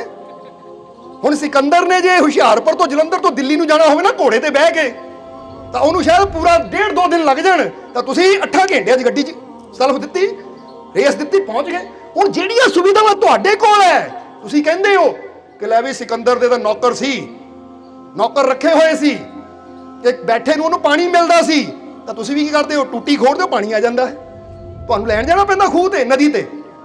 ਯਾਨੀ ਅੱਜ ਤੁਸੀਂ ਅਗਰ ਆਪਣੀ ਜ਼ਿੰਦਗੀ ਨੂੰ ਦੇਖੋ ਤਾਂ ਰਾਜਿਆਂ ਬਾਦਸ਼ਾਹਾਂ ਨਾਲੋਂ ਵੀ ਚੰਗੀ ਜ਼ਿੰਦਗੀ ਅੱਜ ਤੁਹਾਡੀ ਹੈ। ਉਹ ਸੁਵਿਧਾਵਾਂ ਤੁਹਾਡੇ ਕੋਲ ਹੈ ਜਿਹੜੀਆਂ ਅੱਜ ਤੋਂ ਪਹਿਲਾਂ ਅਕਬਰ ਵਰਗੇ, ਸਿਕੰਦਰ ਵਰਗੇ ਜਾਂ ਹੋਰ ਬੜੇ ਤੋਂ ਬੜੇ ਬਾਦਸ਼ਾਹਾਂ ਦੇ ਕੋਲ ਵੀ ਨਹੀਂ ਸੀ। ਪਰ ਫਿਰ ਵੀ ਬੰਦਾ ਕਹਿੰਦਾ ਰੱਬਾ ਮੈਨੂੰ ਦਿੱਤਾ ਕੀ ਹੈ ਤੂੰ? ਉਹ ਇੰਨਾ ਕੁਝ ਰੱਬ ਦੇਈ ਜਾ ਰਿਹਾ, ਰਾਜਾ ਮਹਾਰਾਜੇ ਨਾਲੋਂ ਚੰਗੀ ਜ਼ਿੰਦਗੀ ਦੇ ਰਿਹਾ ਤੁਹਾਨੂੰ। ਹੁਣ ਜ਼ਰਾ ਸੋਚੋ, ਤੁਸੀਂ ਕਿਸੇ ਨੂੰ ਮੈਸੇਜ ਦੇਣਾ ਹੋਵੇ, ਹੁਣ ਸਿਕੰਦਰ ਨੇ ਭੇਜਣਾ ਹੋਵੇ, ਅਕਬਰ ਨੇ ਭੇਜਣਾ ਹੋਵੇ, ਇੱਕ ਕਬੂਤਰ ਨੂੰ ਭੇਜੇਗਾ ਜਿਹਨੂੰ ਕਈ ਦਿਨ ਲੱਗਣਗੇ, ਤਾਂ ਤੁਸੀਂ ਆਓ ਇੱਕ ਬਟਨ ਦਬਾਇਆ, WhatsApp ਤੇ ਪਹੁੰਚ ਗਿਆ। ਉਹ ਨਾਲੇ ਮੈਸੇਜ ਵੀ ਕੀ ਕਰਨਾ, ਵੀਡੀਓ ਕਾਲ ਹੀ ਕਰ ਲੈਂਦੇ। ਅੱਲਾ ਬਈ ਹਾਉ ਕੀ ਹਾਲ ਹੈ, ਠੀਕ ਹੈ। ਇਹ ਸੁਵਿਧਾ ਹੈ ਕਿ ਨਹੀਂ? ਰਾਜਿਆਂ ਮਹਾਰਾਜਿਆਂ ਕੋਲ ਸੁਵਿਧਾ ਸੀਗੀ ਇਹ? ਜ਼ਰਾ ਸੋਚੋ, ਨਹੀਂ ਸੀ ਸੁਵਿਧਾ। ਫਿਰ ਤੁਸੀਂ ਜੇ ਆਪਣੇ ਆਪ ਨੂੰ ਸੋਚੋ ਕਿ ਮੈਨੂੰ ਮੇਰੇ ਮਾਲਕ ਨੇ ਕੀ ਕੁਝ ਦਿੱਤਾ ਹੈ, ਉਹ ਮੈਂ ਤਾਂ ਅੱਜ, ਜੇ ਬੇਸ਼ੱਕ ਮੇਰਾ ਘਰ ਛੋਟਾ ਹੈ, ਬੇਸ਼ੱਕ ਮੇਰੀ ਗੱਡੀ ਛੋਟੀ ਹੈ, ਪਰ ਜਿਹੜੀ ਜ਼ਿੰਦਗੀ ਮੈਂ ਜੀ ਰਿਹਾ ਨਾ, ਇਹ ਬਾਦਸ਼ਾਹ ਨਾਲੋਂ ਚੰਗੀ ਜੀ ਰਿਹਾ ਮੈਂ। ਕਿਉਂ ਆਪਣੇ ਆਪ ਨੂੰ ਮਾੜਾ ਸਮਝਾਂ? ਕਿਉਂ ਆਪਣੇ ਆਪ ਨੂੰ ਡੋਮੀਨੇਟ ਕਰਾਂ? ਸਮਝਦੇ ਹੋ ਕਿ ਨਹੀਂ? ਪਰ ਫਰਕ ਪਤਾ ਕੀ ਪੈਂਦਾ? ਇਨਸਾਨ ਦੇ ਦੁੱਖ ਦਾ ਕਾਰਨ ਕੀ ਹੈ? ਇਨਸਾਨ ਦੇ ਦੁੱਖ ਦਾ ਕਾਰਨ ਮੇਨ ਇਹ ਪੁਆਇੰਟ ਤੇ ਆ ਜਾਂਦਾ ਹੈ ਕਿ ਬੰਦਾ ਜਦ ਵੀ ਆਪਣੇ ਆਪ ਨੂੰ ਕੰਪੇਅਰ ਕਰਦਾ ਹੈ ਕਿਸੇ ਦੂਜੇ ਨਾਲ ਕਰਦਾ ਹੈ। ਬੋਲੋ ਸਮਝਦੇ ਹੋ ਕਿ ਨਹੀਂ? ਜਿੱਦਾਂ ਪਿਕਾਸੋ ਇੱਕ ਬਹੁਤ ਬੜੇ ਚਿੱਤਰਕਾਰ ਹੋਏ ਹੈ, ਉਹ ਚਿੱਤਰਕਾਰ ਵੀ ਸੀ ਤਾਂ ਨਾਲ ਨਾਲ ਬੜੀ ਰੂਹਾਨੀਅਤ ਦਾ ਵੀ ਗਿਆਨ ਰੱਖਦੇ ਸੀ, ਇੱਕ ਦਾਰਸ਼ਨਿਕ ਵੀ ਸੀ। ਕਹਿੰਦੇ ਇੱਕ ਦਿਨ ਇੱਕ ਨੌਜਵਾਨ ਪਿਕਾਸੋ ਦੇ ਕੋਲ ਆਇਆ। ਉਹ ਨੌਜਵਾਨ ਵੀ ਨਵਾਂ ਪੇਂਟਰ ਬਣਿਆ ਸੀ, ਯਾਨੀ ਚਿੱਤਰਕਲਾ ਸਿੱਖਦਾ ਸੀ, ਕਿਉਂਕਿ ਪਿਕਾਸੋ ਕੋਲ ਕਈ ਸਿੱਖਦੇ ਵੀ ਹੁੰਦੇ ਸੀ ਸਟੂਡੈਂਟ। ਤਾਂ ਜਦੋਂ ਨੌਜਵਾਨ ਆਇਆ, ਉਹਨੇ ਆ ਕੇ ਪਿਕਾਸੋ ਨੂੰ ਪੁੱਛਿਆ ਕਿ ਮਹਾਰਾਜ ਦੁਨੀਆ ਦੇ ਸੁੱਖ ਔਰ ਦੁੱਖ ਦਾ ਕਾਰਨ ਕੀ ਹੈ? ਖੁਸ਼ੀ ਔਰ ਤਕਲੀਫ ਦਾ ਕਾਰਨ ਕੀ ਹੈ? ਤਾਂ ਪਿਕਾਸੋ ਕਹਿੰਦੇ ਏਦਾਂ ਕਰ ਬੇਟਾ, ਜਾਂ ਅੱਜ ਰਾਤ ਨੂੰ ਆਪਣੇ ਵੱਲੋਂ ਜਿੰਨੀ ਅੱਛੀ ਪੇਂਟਿੰਗ ਬਣਾ ਸਕਦਾ ਬਣਾ ਕੇ ਲਿਆ, ਕੱਲ ਨੂੰ ਮੇਰੇ ਕੋਲ ਲੈ ਕੇ ਆ, ਫਿਰ ਤੈਨੂੰ ਜਵਾਬ ਦਊਂ।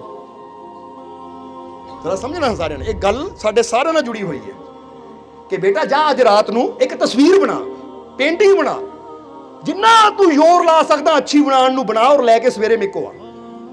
ਹੁਣ ਕਹਿੰਦੇ ਉਹ ਰੋਜ਼ਵਾਰ ਰਾਤ ਨੂੰ ਸੁੱਤਾ ਨਹੀਂ, ਸਾਰੀ ਰਾਤ ਪੂਰੀ ਕੋਸ਼ਿਸ਼ ਕਰਦਾ ਰਿਹਾ ਕਿ ਚੰਗੀ ਪੇਂਟਿੰਗ ਬਣਾਵਾਂ, ਬੈਸਟ ਪੇਂਟਿੰਗ ਬਣਾਵਾਂ। ਜਦੋਂ ਬੈਸਟ ਪੇਂਟਿੰਗ ਬਣੀ, ਸਵੇਰੇ ਲੈ ਕੇ ਪਿਕਾਸੋ ਦੇ ਕੋਲ ਆ ਗਿਆ। ਪਿਕਾਸੋ ਨੇ ਪੇਂਟਿੰਗ ਸਾਹਮਣੇ ਰੱਖੀ, ਕਹਿੰਦੇ ਇਹ ਤੂੰ ਬਣਾਈ ਹੈ? ਕਹਿੰਦਾ ਪੂਰੀ ਰਾਤ ਲਾ ਕੇ ਬਣਾਈ ਹੈ, ਪੂਰੀ ਕੋਸ਼ਿਸ਼ ਕੀਤੀ ਹੈ ਸੋਹਣੀ ਬਣੇ। ਕਹਿੰਦੇ ਮੈਂ ਵੀ ਇੱਕ ਰਾਤੀ ਪੇਂਟਿੰਗ ਬਣਾਈ ਹੈ। ਹੁਣ ਕਹਿੰਦੇ ਉਹਨਾਂ ਨੇ ਆਪਣੀ ਬਣਾਈ ਪੇਂਟਿੰਗ ਵੀ ਉਹਦੀ ਪੇਂਟਿੰਗ ਦੇ ਲਾਗੇ ਰੱਖਤੀ, ਯਾਨੀ ਇੱਕ ਪਾਸੇ ਉਹਦੀ, ਇੱਕ ਪਾਸੇ ਆਪਣੀ। ਕਹਿੰਦੇ ਮੇਰੀ ਦੇਖ, ਆਪਣੀ ਦੇਖ। ਜਦੋਂ ਉਹਨੇ ਪਿਕਾਸੋ ਦੀ ਦੇਖੀ ਔਰ ਆਪਣੀ ਦੇਖੀ ਤਾਂ ਮੂੰਹ ਲਟਕ ਗਿਆ, ਕਿਉਂਕਿ ਕਿੱਥੇ ਪਿਕਾਸੋ ਵਰਗਾ ਕਲਾਕਾਰ ਇੰਨਾ ਸੋਹਣਾ, ਔਰ ਕਿੱਥੇ ਇਹ ਨਵਾਂ ਹਾਲੇ ਸਿੱਖਣ ਵਾਲਾ ਪੇਂਟਰ, ਇਹਨਾਂ ਮੁਕਾਬਲਾ ਕੀ ਕਰਨਾ।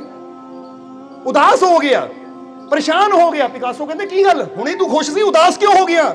ਕਹਿੰਦਾ ਮਹਾਰਾਜ ਮੈਂ ਤਾਂ ਸੋਚਿਆ ਸੀ ਬੜੀ ਮਿਹਨਤ ਕਰਕੇ ਅੱਜ ਵਧੀਆ ਪੇਂਟਿੰਗ ਬਣਾਈ ਹੈ, ਪਰ ਤੁਹਾਡੀ ਦੇ ਸਾਹਮਣੇ ਤਾਂ ਹੈ ਹੀ ਫਿੱਕੀ, ਤਾਂ ਹੀ ਮੈਂ ਦੁਖੀ ਹੋ ਗਿਆ ਕਿ ਕਿੱਥੇ ਤੁਸੀਂ, ਕਿੱਥੇ ਮੈਂ। ਪਿਕਾਸੋ ਕਹਿੰਦੇ ਬਸ ਬੇਟਾ ਇਹੀ ਦੁੱਖ ਦਾ ਕਾਰਨ ਹੈ, ਇਹੀ ਦੁੱਖ ਦਾ ਕਾਰਨ ਹੈ। ਜਦੋਂ ਅਸੀਂ ਆਪਣੇ ਆਪ ਨੂੰ ਉਹਨਾਂ ਨਾਲ ਕੰਪੇਅਰ ਕਰਦੇ ਜੋ ਸਾਡੇ ਤੋਂ ਜ਼ਿਆਦਾ ਕਾਮਯਾਬ ਹੈ, ਸਾਡੇ ਤੋਂ ਜ਼ਿਆਦਾ ਬੈਸਟ ਹੈ, ਜਾਂ ਸਾਡੇ ਤੋਂ ਜ਼ਿਆਦਾ ਮਿਹਨਤ ਕਰਕੇ ਉੱਚੀ ਮੰਜ਼ਿਲ ਤੇ ਪਹੁੰਚੇ ਹੈ, ਜਦੋਂ ਆਪਣੇ ਜੀਵਨ ਨੂੰ ਉਹਨਾਂ ਨਾਲ ਕੰਪੇਅਰ ਕਰਦੇ ਹਾਂ ਤਾਂ ਸਾਡੇ ਕੋਲ ਜਿੰਨੀਆਂ ਖੁਸ਼ੀਆਂ ਹੁੰਦੀਆਂ ਹੈ ਉਹ ਸਾਰੀਆਂ ਸਾਨੂੰ ਛੋਟੀਆਂ ਲੱਗਦੀਆਂ ਹੈ। ਔਰ ਜਦੋਂ ਸਾਨੂੰ ਆਪਣੀਆਂ ਖੁਸ਼ੀਆਂ ਛੋਟੀਆਂ ਲੱਗਦੀਆਂ, ਦੂਜੇ ਦੀਆਂ ਬੜੀਆਂ ਲੱਗਦੀਆਂ, ਤਾਂ ਇਹੀ ਸਾਡੇ ਦੁੱਖ ਦਾ ਕਾਰਨ ਹੈ। ਕਹਿੰਦੇ ਹੁਣ ਖੁਸ਼ੀ ਦਾ ਕਾਰਨ ਦੱਸੀਏ ਕੀ ਹੈ? ਕਹਿੰਦਾ ਜੀ ਹਾਂ ਉਹ ਵੀ ਦੱਸ ਦਿਓ। ਕਹਿੰਦੇ ਜਾ ਫਿਰ ਤੂੰ ਕੱਲ ਵੀ ਕੋਈ ਪੇਂਟਿੰਗ ਬਣਾਈ ਹੋਏਗੀ, ਕੱਲ ਤੋਂ ਪਹਿਲਾਂ ਵੀ ਕੋਈ ਬਣਾਈ ਹੋਏਗੀ ਕਿ ਨਹੀਂ? ਕਹਿੰਦਾ ਜੀ ਬਣਾਈ ਹੈ। ਕਹਿੰਦੇ ਜਾ ਚੱਕ ਲਿਆ। ਘਰ ਗਿਆ, ਆਪਣੀ ਪੁਰਾਣੀ ਪੇਂਟਿੰਗ ਜੋ 1-2 ਦਿਨ ਪਹਿਲਾਂ ਬਣਾਈ ਸੀ ਚੱਕ ਕੇ ਲਿਆਇਆ। ਪਿਕਾਸੋ ਨੇ ਆਪਣੀ ਪੇਂਟਿੰਗ ਇੱਕ ਪਾਸੇ ਹਟਾਈ ਔਰ ਉਹਦੀ ਬਣਾਈ ਪੇਂਟਿੰਗ ਨਾਲ ਲਾ ਦਿੱਤੀ। ਕਹਿੰਦੇ ਹੁਣ ਦੋਨਾਂ 'ਚ ਫਰਕ ਦੇਖ ਕੇ ਹੈਰਾਨ ਰਹਿ ਗਿਆ। ਕਹਿੰਦਾ ਮਹਾਰਾਜ ਜਿਹੜੀ 2 ਦਿਨ ਪਹਿਲਾਂ ਬਣਾਈ ਸੀ ਉਹਦੇ ਨਾਲੋਂ ਤਾਂ ਇਹ ਪੇਂਟਿੰਗ 100 ਗੁਣਾ ਚੰਗੀ ਹੈ। ਕਹਿੰਦੇ ਵੇ ਖੁਸ਼ੀ ਹੁੰਦੀ ਕਿ ਨਹੀਂ? ਕਹਿੰਦਾ ਜੀ ਹੋਈ। ਕਹਿੰਦੇ ਬਸ ਬੇਟਾ ਇਹ ਖੁਸ਼ੀ ਦਾ ਕਾਰਨ ਹੈ। ਖੁਸ਼ੀ ਦਾ ਕਾਰਨ ਕੀ ਹੈ ਕਿ ਕੱਲ ਜੇ ਮੈਂ ਘੱਟ ਸੀ, ਅੱਜ ਮੈਂ ਕੱਲ ਨਾਲੋਂ ਬੈਸਟ ਹੋਇਆ ਹੈ, ਚੰਗਾ ਹੋਇਆ ਹੈ, ਔਰ ਇਹੀ ਸਾਡੀ ਖੁਸ਼ੀ ਦਾ ਕਾਰਨ ਹੈ। ਔਰ ਜਿਹੜਾ ਹਰ ਰੋਜ਼ ਕੁਝ ਬੈਸਟ ਕਰਦਾ ਹੈ ਉਹ ਇੱਕ ਦਿਨ ਪੂਰੀ ਤਰ੍ਹਾਂ ਬੈਸਟ ਹੋ ਜਾਂਦਾ ਹੈ। ਖੁਸ਼ੀ ਦਾ ਕਾਰਨ ਕੀ? ਇਹ ਆਪਣੇ ਆਪ ਨੂੰ ਕਿਸੇ ਦੂਜੇ ਨਾਲ ਕੰਪੇਅਰ ਨਹੀਂ ਕਰਨਾ। ਦੂਜੇ ਨਾਲ ਕਰਾਂਗੇ, ਹੁਣ ਫਰਜ਼ ਕਰੋ ਤੁਹਾਡੇ ਕੋਲ ਮਰੂਤੀ ਕਾਰ ਹੈ ਔਰ ਕਿਸੇ ਕੋਲ ਮਰਸਡੀਜ਼ ਹੈ, ਹੁਣ ਤੁਸੀਂ ਉਹਦੇ ਨਾਲ ਕੰਪੇਅਰ ਕਰੋਗੇ ਤਾਂ ਤੁਹਾਨੂੰ ਦੁੱਖ ਹੀ ਹੋਣਾ, ਤੁਸੀਂ ਆਪਣੀ ਕਾਰ ਦਾ ਵੀ ਮਜ਼ਾ ਨਹੀਂ ਲੈ ਪਾਣਾ। ਤੁਹਾਡੇ ਕੋਲ ਕਾਰ ਹੈ ਉਹਦਾ ਵੀ ਮਜ਼ਾ ਨਹੀਂ ਲੈ ਪਾਣਾ। ਪਰ ਕੰਪੇਅਰ ਕਿੰਨਾ ਕਰਨਾ ਹੈ? ਇਹ ਸੋਚੋ ਕਿ ਅੱਜ ਤੋਂ ਸਾਲ ਪਹਿਲਾਂ ਮੈਂ ਮੋਟਰਸਾਈਕਲ ਤੇ ਘੁੰਮਦਾ ਸੀ, ਅੱਜ ਮੇਰੇ ਕੋਲ ਕਾਰ ਹੈ, ਮੈਂ ਤਰੱਕੀ ਕੀਤੀ ਹੈ, ਅੱਗੇ ਵਧਿਆ ਆ, ਇਹ ਖੁਸ਼ੀ ਦੀ ਗੱਲ ਹੈ। ਔਰ ਜੇ ਅੱਜ ਮੈਂ ਮੋਟਰਸਾਈਕਲ ਤੋਂ ਕਾਰ ਤੇ ਪਹੁੰਚ ਸਕਦਾ ਹਾਂ ਤਾਂ 2-4 ਸਾਲਾਂ 'ਚ ਮਿਹਨਤ ਕਰਕੇ ਮੈਂ ਕਾਰ ਤੋਂ ਮਰਸਡੀ ਤੱਕ ਵੀ ਪਹੁੰਚ ਸਕਦਾ, ਆਡੀ ਤੱਕ ਵੀ ਪਹੁੰਚ ਸਕਦਾ, BMW ਤੱਕ ਵੀ ਪਹੁੰਚ ਸਕਦਾ ਹਾਂ। ਯਾਨੀ ਮੈਂ ਹਰ ਦਿਨ ਤਰੱਕੀ ਕਰ ਰਿਹਾ। ਜਰਾ ਸੋਚ ਕੇ ਦੇਖੋ, ਇਹਨੂੰ ਇਦਾਂ ਸਮਝੇ ਕਿ ਇੱਕ ਗਮਲੇ 'ਚ ਲੱਗਾ ਪੌਦਾ ਹੈ, ਅਗਰ ਉਹ ਬੜੇ ਪੇੜ ਦੇ ਸਾਹਮਣੇ ਤੁਸੀਂ ਰੱਖ ਦੇਵੋ ਤਾਂ ਫਿਰ ਉਹ ਪੌਦੇ ਨੂੰ ਕੀ ਮਹਿਸੂਸ ਹੋਏਗਾ? ਕਿੱਡਾ ਵੱਡਾ ਪੇੜ, ਮੈਂ ਤਾਂ ਹੈ ਹੀ ਕੁਛ ਨਹੀਂ।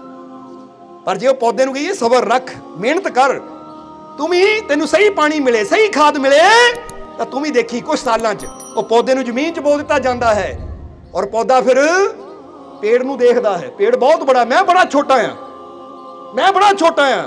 ਹਫ਼ਤੇ ਬਾਅਦ ਪੌਦਾ ਥੋੜਾ ਬੜਾ ਹੁੰਦਾ, ਫਿਰ ਵੀ ਉਹਦੇ ਮਨ 'ਚ ਹੁੰਦਾ ਪੇੜ ਬਹੁਤ ਬੜਾ, ਮੈਂ ਛੋਟਾ ਆ।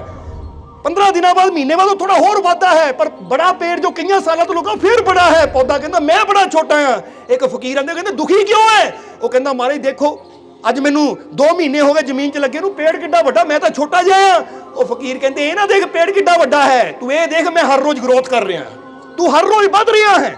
ਸਭ ਤੋਂ ਬੜੀ ਖੁਸ਼ੀ ਦੀ ਗੱਲ ਇਹ ਹੈ, ਆਪਣੀ ਗਰੋਥ ਨੂੰ ਦੇਖ ਕਿ ਮੈਂ ਰੋਜ਼ ਵੱਧ ਰਿਹਾ ਹਾਂ। ਜੇ ਮੈਂ ਇਦਾਂ ਹੀ ਵੱਧਦਾ ਗਿਆ ਤਾਂ ਇੱਕ ਦਿਨ ਪੇੜ ਤੋਂ ਵੀ ਉੱਚਾ ਹੋ ਜਾਊਂ। ਇਹ ਖੁਸ਼ੀ ਦੀ ਗੱਲ ਹੈ। ਜੇ ਤੁਸੀਂ ਦੇਖੋਗੇ ਪਿਛਲੇ ਸਾਲ ਮੈਂ ਕੀ ਸੀ ਔਰ ਇਸ ਸਾਲ ਮੈਨੂੰ ਰੱਬ ਨੇ ਕੁਝ ਜ਼ਿਆਦਾ ਹੀ ਦਿੱਤਾ ਕਿ ਨਹੀਂ? ਜਰਾ ਸੋਚ ਕੇ ਦੇਖੋ, ਜਿੰਨੇ ਕੁ ਕੱਪੜੇ ਤੁਹਾਡੀਆਂ ਅਲਮਾਰੀਆਂ 'ਚ 5 ਸਾਲ ਪਹਿਲਾਂ ਸੀ, ਅੱਜ ਉਹ ਤੋਂ ਜ਼ਿਆਦਾ ਹੀ ਹੋਣਗੇ। ਜਿੰਨੀਆਂ ਕੁ ਚੀਜ਼ਾਂ ਤੁਹਾਡੇ ਕੋਲ 5-10 ਸਾਲ ਪਹਿਲਾਂ ਸੀ, ਅੱਜ ਜ਼ਿਆਦਾ ਹੀ ਹੋਣਗੀਆਂ। ਫਿਰ ਦੁੱਖ ਦਾ ਕਾਰਨ ਕੀ ਹੈ? ਤੁਸੀਂ ਹਰ ਰੋਜ਼ ਤਾਂ ਗਰੋਥ ਕਰ ਰਹੇ ਹੋ, ਹਰ ਰੋਜ਼ ਤਾਂ ਅੱਗੇ ਵਧ ਰਹੇ ਹੋ, ਔਰ ਅੱਗੇ ਵਧਣ ਦਾ ਮਤਲਬ ਹੀ ਹੈ ਕਿ ਮੇਰੇ ਮਾਲਿਕ ਦੀ ਕਿਰਪਾ ਮੇਰੇ ਤੇ ਹੋ ਰਹੀ ਹੈ, ਮੈਂ ਟੈਨਸ਼ਨ ਕਿਉਂ ਲਵਾਂ? ਜਿਹੜਾ ਮੈਨੂੰ ਉੱਥੋਂ ਇੱਥੇ ਤੱਕ ਲਿਆਇਆ, ਹੁਣ ਅੱਗੇ ਵੀ ਮੈਨੂੰ ਔਰ ਜ਼ਰੂਰ ਲੈ ਕੇ ਜਾਏਗਾ। ਹਾਂ, ਇਹ ਜ਼ਰੂਰ ਹੁੰਦਾ ਹੈ ਕਿ ਜਦੋਂ ਫਕੀਰਾਂ ਦੇ ਨਾਲ ਜੁੜ ਜਾਂਦੇ ਹੈ ਤਾਂ ਉਹ ਰਹਿਮਤ ਜਿਹੜੀ ਸਾਲਾਂ ਦੀ ਹੈ ਨਾ, ਉਹ ਦਿਨਾਂ 'ਚ ਹੀ ਹੋਣੀ ਸ਼ੁਰੂ ਹੋ ਜਾਂਦੀ ਹੈ। ਸਮਝਦੇ ਹੋ ਕਿ ਨਹੀਂ? ਜਿੱਦਾਂ ਸਮਝ ਲਓ ਕਿ ਇੱਕ ਬੱਚਾ ਹੈ, ਅਗਰ ਉਹ ਕਿਸੇ ਟੀਚਰ ਕੋ ਨਾ ਜਾਵੇ, ਆਪ ਹੀ ਪੜ੍ਹਨ ਦੀ ਕੋਸ਼ਿਸ਼ ਕਰੇ, ਤਾਂ ਆਪ ਪੜ੍ਹਦਿਆਂ 20 ਸਾਲਾਂ 'ਚ ਜੋ ਉਹਨਾਂ ਸਿੱਖਣਾ ਹੈ, ਤਾਂ ਜੇ ਕਾਮਿਲ ਟੀਚਰ ਕੋ ਚਲਾ ਜਾਵੇ ਤਾਂ ਹੋ ਸਕਦਾ ਜੋ 20 ਸਾਲਾਂ 'ਚ ਸਿੱਖੇ 1 ਸਾਲ 'ਚ ਹੀ ਉਹਨੂੰ ਪਤਾ ਲੱਗ ਜਾਵੇ। ਕਿਉਂਕਿ ਮੁਰਸ਼ਦ ਦੀ ਸੋਬਤ ਦਾ, ਟੀਚਰ ਦੀ ਸੋਬਤ ਦਾ ਇਹ ਅਸਰ ਹੁੰਦਾ ਹੈ। ਇੱਕ ਬੰਦਾ ਕਹਿੰਦਾ ਨਾ ਮੈਂ ਅੱਛਾ ਪੇਂਟਰ ਬਣਨਾ, ਅੱਛਾ ਕਾਰਪੇਂਟਰ ਬਣਨਾ, ਮੈਂ ਘਰੇ ਹੀ ਸਿੱਖਣਾ ਲੱਕੜ ਲੈ ਕੇ, ਉੱਤੇ ਰੰਦਾ ਚਲਾਣਾ ਆਪ ਹੀ ਸਿੱਖਣਾ ਹੈ, ਜਾਂ ਉੱਤੇ ਕਲਾਕਾਰੀ ਆਪ ਹੀ ਸਿੱਖਣੀ ਹੈ, ਤਾਂ ਹੋ ਸਕਦਾ 15-20 ਸਾਲ ਲੱਗ ਜਾਣ ਉਹਨੂੰ। ਪਰ ਜੇ ਕਿਸੇ ਕਾਮਿਲ ਕਾਰੀਗਰ ਦੇ ਨਾਲ ਲੱਗ ਜਾਵੇ ਤਾਂ ਜਿਹੜੀ ਚੀਜ਼ ਉਹਨੇ 15-20 ਸਾਲਾਂ 'ਚ ਸਿੱਖਣੀ ਹੈ, ਉਹ ਕੁਝ ਮਹੀਨਿਆਂ ਕੁਝ ਸਾਲਾਂ 'ਚ ਸਿੱਖ ਕੇ ਉਹ ਬੜਾ ਕਾਰੀਗਰ ਬਣ ਸਕਦਾ ਹੈ। ਤਾਂ ਹੀ ਤਾਂ ਬੁੱਲੇ ਸ਼ਾਹ ਵੀ ਕਹਿੰਦੇ ਮੈਂ ਕਿੰਨੇ ਸਾਲ ਖੋਜ ਕੀਤੀ ਰੱਬ ਦੀ, ਰੱਬ ਨਹੀਂ ਮਿਲਿਆ। ਪਰ ਜਦੋਂ ਮੁਰਸ਼ਿਦ ਮਿਲਿਆ ਤਾਂ ਮੁਰਸ਼ਿਦ ਨੇ ਇੱਕੋ ਹੀ ਨੁਕਤਾ ਸਮਝਾਇਆ, ਗੱਲ ਇੱਕ ਨੁਕਤੇ ਵਿੱਚ ਉਹ ਮੁੱਕਦੀ ਏ। ਉਹ ਬੁੱਲਿਆ ਰੱਬ ਦਾ ਕੀ ਪਾਣਾ, ਇੱਥੋਂ ਪਟਣਾ ਇੱਥੇ ਲਾਣਾ। ਇਹ ਸੁਰਤੀ ਦੀ ਗੱਲ ਹੈ। ਆਪਣਾ ਧਿਆਨ ਦੁਨੀਆ ਵੱਲੋਂ ਹਟਾ ਕੇ ਜਦੋਂ ਆਪਣੇ ਮਾਲਿਕ ਵੱਲ ਲਾ ਦਿੰਦੇ ਆ ਨਾ, ਮੁਰਸ਼ਿਦ ਵੱਲ ਲਾ ਦਿੰਦੇ ਆ, ਤਾਂ ਫਿਰ ਇਹੀ ਤਾਂ ਰਸਤਾ ਰੱਬ ਨੂੰ ਪਾਉਣ ਦਾ। ਉਹੀ ਗੱਲ ਦੱਸ ਰਹੇ ਬੁੱਲੇ ਸ਼ਾਹ ਕੀ ਕਹਿੰਦੇ ਆ। ਬੁੱਲੇ ਸ਼ਾਹ ਕਹਿੰਦੇ ਜੇ ਪਾਣਾ ਰੱਬ ਦੀਆਂ ਰਹਿਮਤਾਂ ਨੂੰ, ਇੱਕ ਰਮਜ ਦੱਸਾਂ ਮੈਂ ਖਾਸ ਯਾਰਾ। ਕਹਿੰਦੇ ਬੜੀ ਖਾਸ ਰਮਜ ਹੈ, ਰੱਬ ਦੀ ਰਹਿਮਤ ਪਾਣੀ ਹੈ। ਦੱਸ ਦਈਏ ਰਹਿਮਤ, ਉਹ ਰਮਜ ਤੁਹਾਨੂੰ ਜਾਣਨਾ ਚਾਹੁੰਦੇ ਹੋ ਕਿ ਨਹੀਂ? ਥੱਕ ਤਾਂ ਨਹੀਂ ਗਏ, ਭੁੱਖ ਤਾਂ ਨਹੀਂ ਲੱਗੀ? ਫੇਰ ਠੀਕ ਹੈ, ਕਿਉਂਕਿ ਇਹ ਜ਼ਰੂਰੀ ਹੈ। ਜੇ ਰੱਬ ਦੀ ਰਹਿਮਤ ਨੂੰ ਪਾਣਾ ਹੈ, ਰੱਬ ਦੀਆਂ ਬਖਸ਼ਿਸ਼ਾਂ ਨੂੰ ਪਾਣਾ ਹੈ, ਤਾਂ ਬੁੱਲੇ ਸ਼ਾਹ ਕਹਿੰਦੇ ਹੈ ਜੇ ਪਾਣਾ ਰੱਬ ਦੀਆਂ ਰਹਿਮਤਾਂ ਨੂੰ, ਇੱਕ ਰਮਜ ਦੱਸਾਂ ਮੈਂ ਖਾਸ ਯਾਰਾ। ਉਹ ਕਹਿੰਦੇ ਬੜੀ ਖਾਸ ਗੱਲ ਹੈ, ਇੱਕ ਰਮਜ ਹੈ, ਇੱਕ ਰਾਜ ਦੀ ਗੱਲ ਹੈ, ਇੱਕ ਨੁਕਤਾ ਹੈ। ਅਗਰ ਇਹ ਨੁਕਤੇ ਨੂੰ ਸਮਝ ਲਿਆ ਤਾਂ ਫਿਰ ਰੱਬ ਦੀ ਰਹਿਮਤ ਨੂੰ ਪਾਣਾ ਬੜਾ ਆਸਾਨ ਹੋ ਜਾਏਗਾ, ਰੱਬ ਦੀਆਂ ਰਹਿਮਤਾਂ ਤੱਕ ਪਹੁੰਚਣਾ ਬੜਾ ਆਸਾਨ ਹੋ ਜਾਏਗਾ। ਔਰ ਉਹ ਕਿਹੜਾ ਨੁਕਤਾ ਦੱਸਦੇ ਆ ਬੁੱਲੇ ਸ਼ਾਹ, ਹੁਣ ਤੁਸੀਂ ਵੀ ਸੁਣ ਲਓ ਕਿ ਜੇ ਪਾਣਾ ਰੱਬ ਦੀਆਂ ਰਹਿਮਤਾਂ ਨੂੰ, ਇੱਕ ਰਮਜ ਦੱਸਾਂ ਮੈਂ ਖਾਸ ਯਾਰਾ, ਉਹ ਰੱਬ ਦੀ ਰਹਿਮਤ ਪਾ ਸਕਦਾ ਜਿਨ੍ਹਾਂ ਦਿਲਾਂ ਦੇ ਵਿੱਚ ਵਿਸ਼ਵਾਸ ਯਾਰਾ। ਔਰ ਬੁੱਲੇ ਸ਼ਾਹ ਕਹਿੰਦੇ ਰੱਬ ਦੀ ਰਹਿਮਤ ਨੂੰ ਪਾਣਾ ਹੈ ਤਾਂ ਉਹੀ ਰੱਬ ਦੀ ਰਹਿਮਤ ਨੂੰ ਪਾ ਸਕਦਾ ਜਿਹਦੇ ਅੰਦਰ ਵਿਸ਼ਵਾਸ ਹੋਵੇ, ਯਕੀਨ ਹੋਵੇ, ਭਰੋਸਾ ਹੋਵੇ।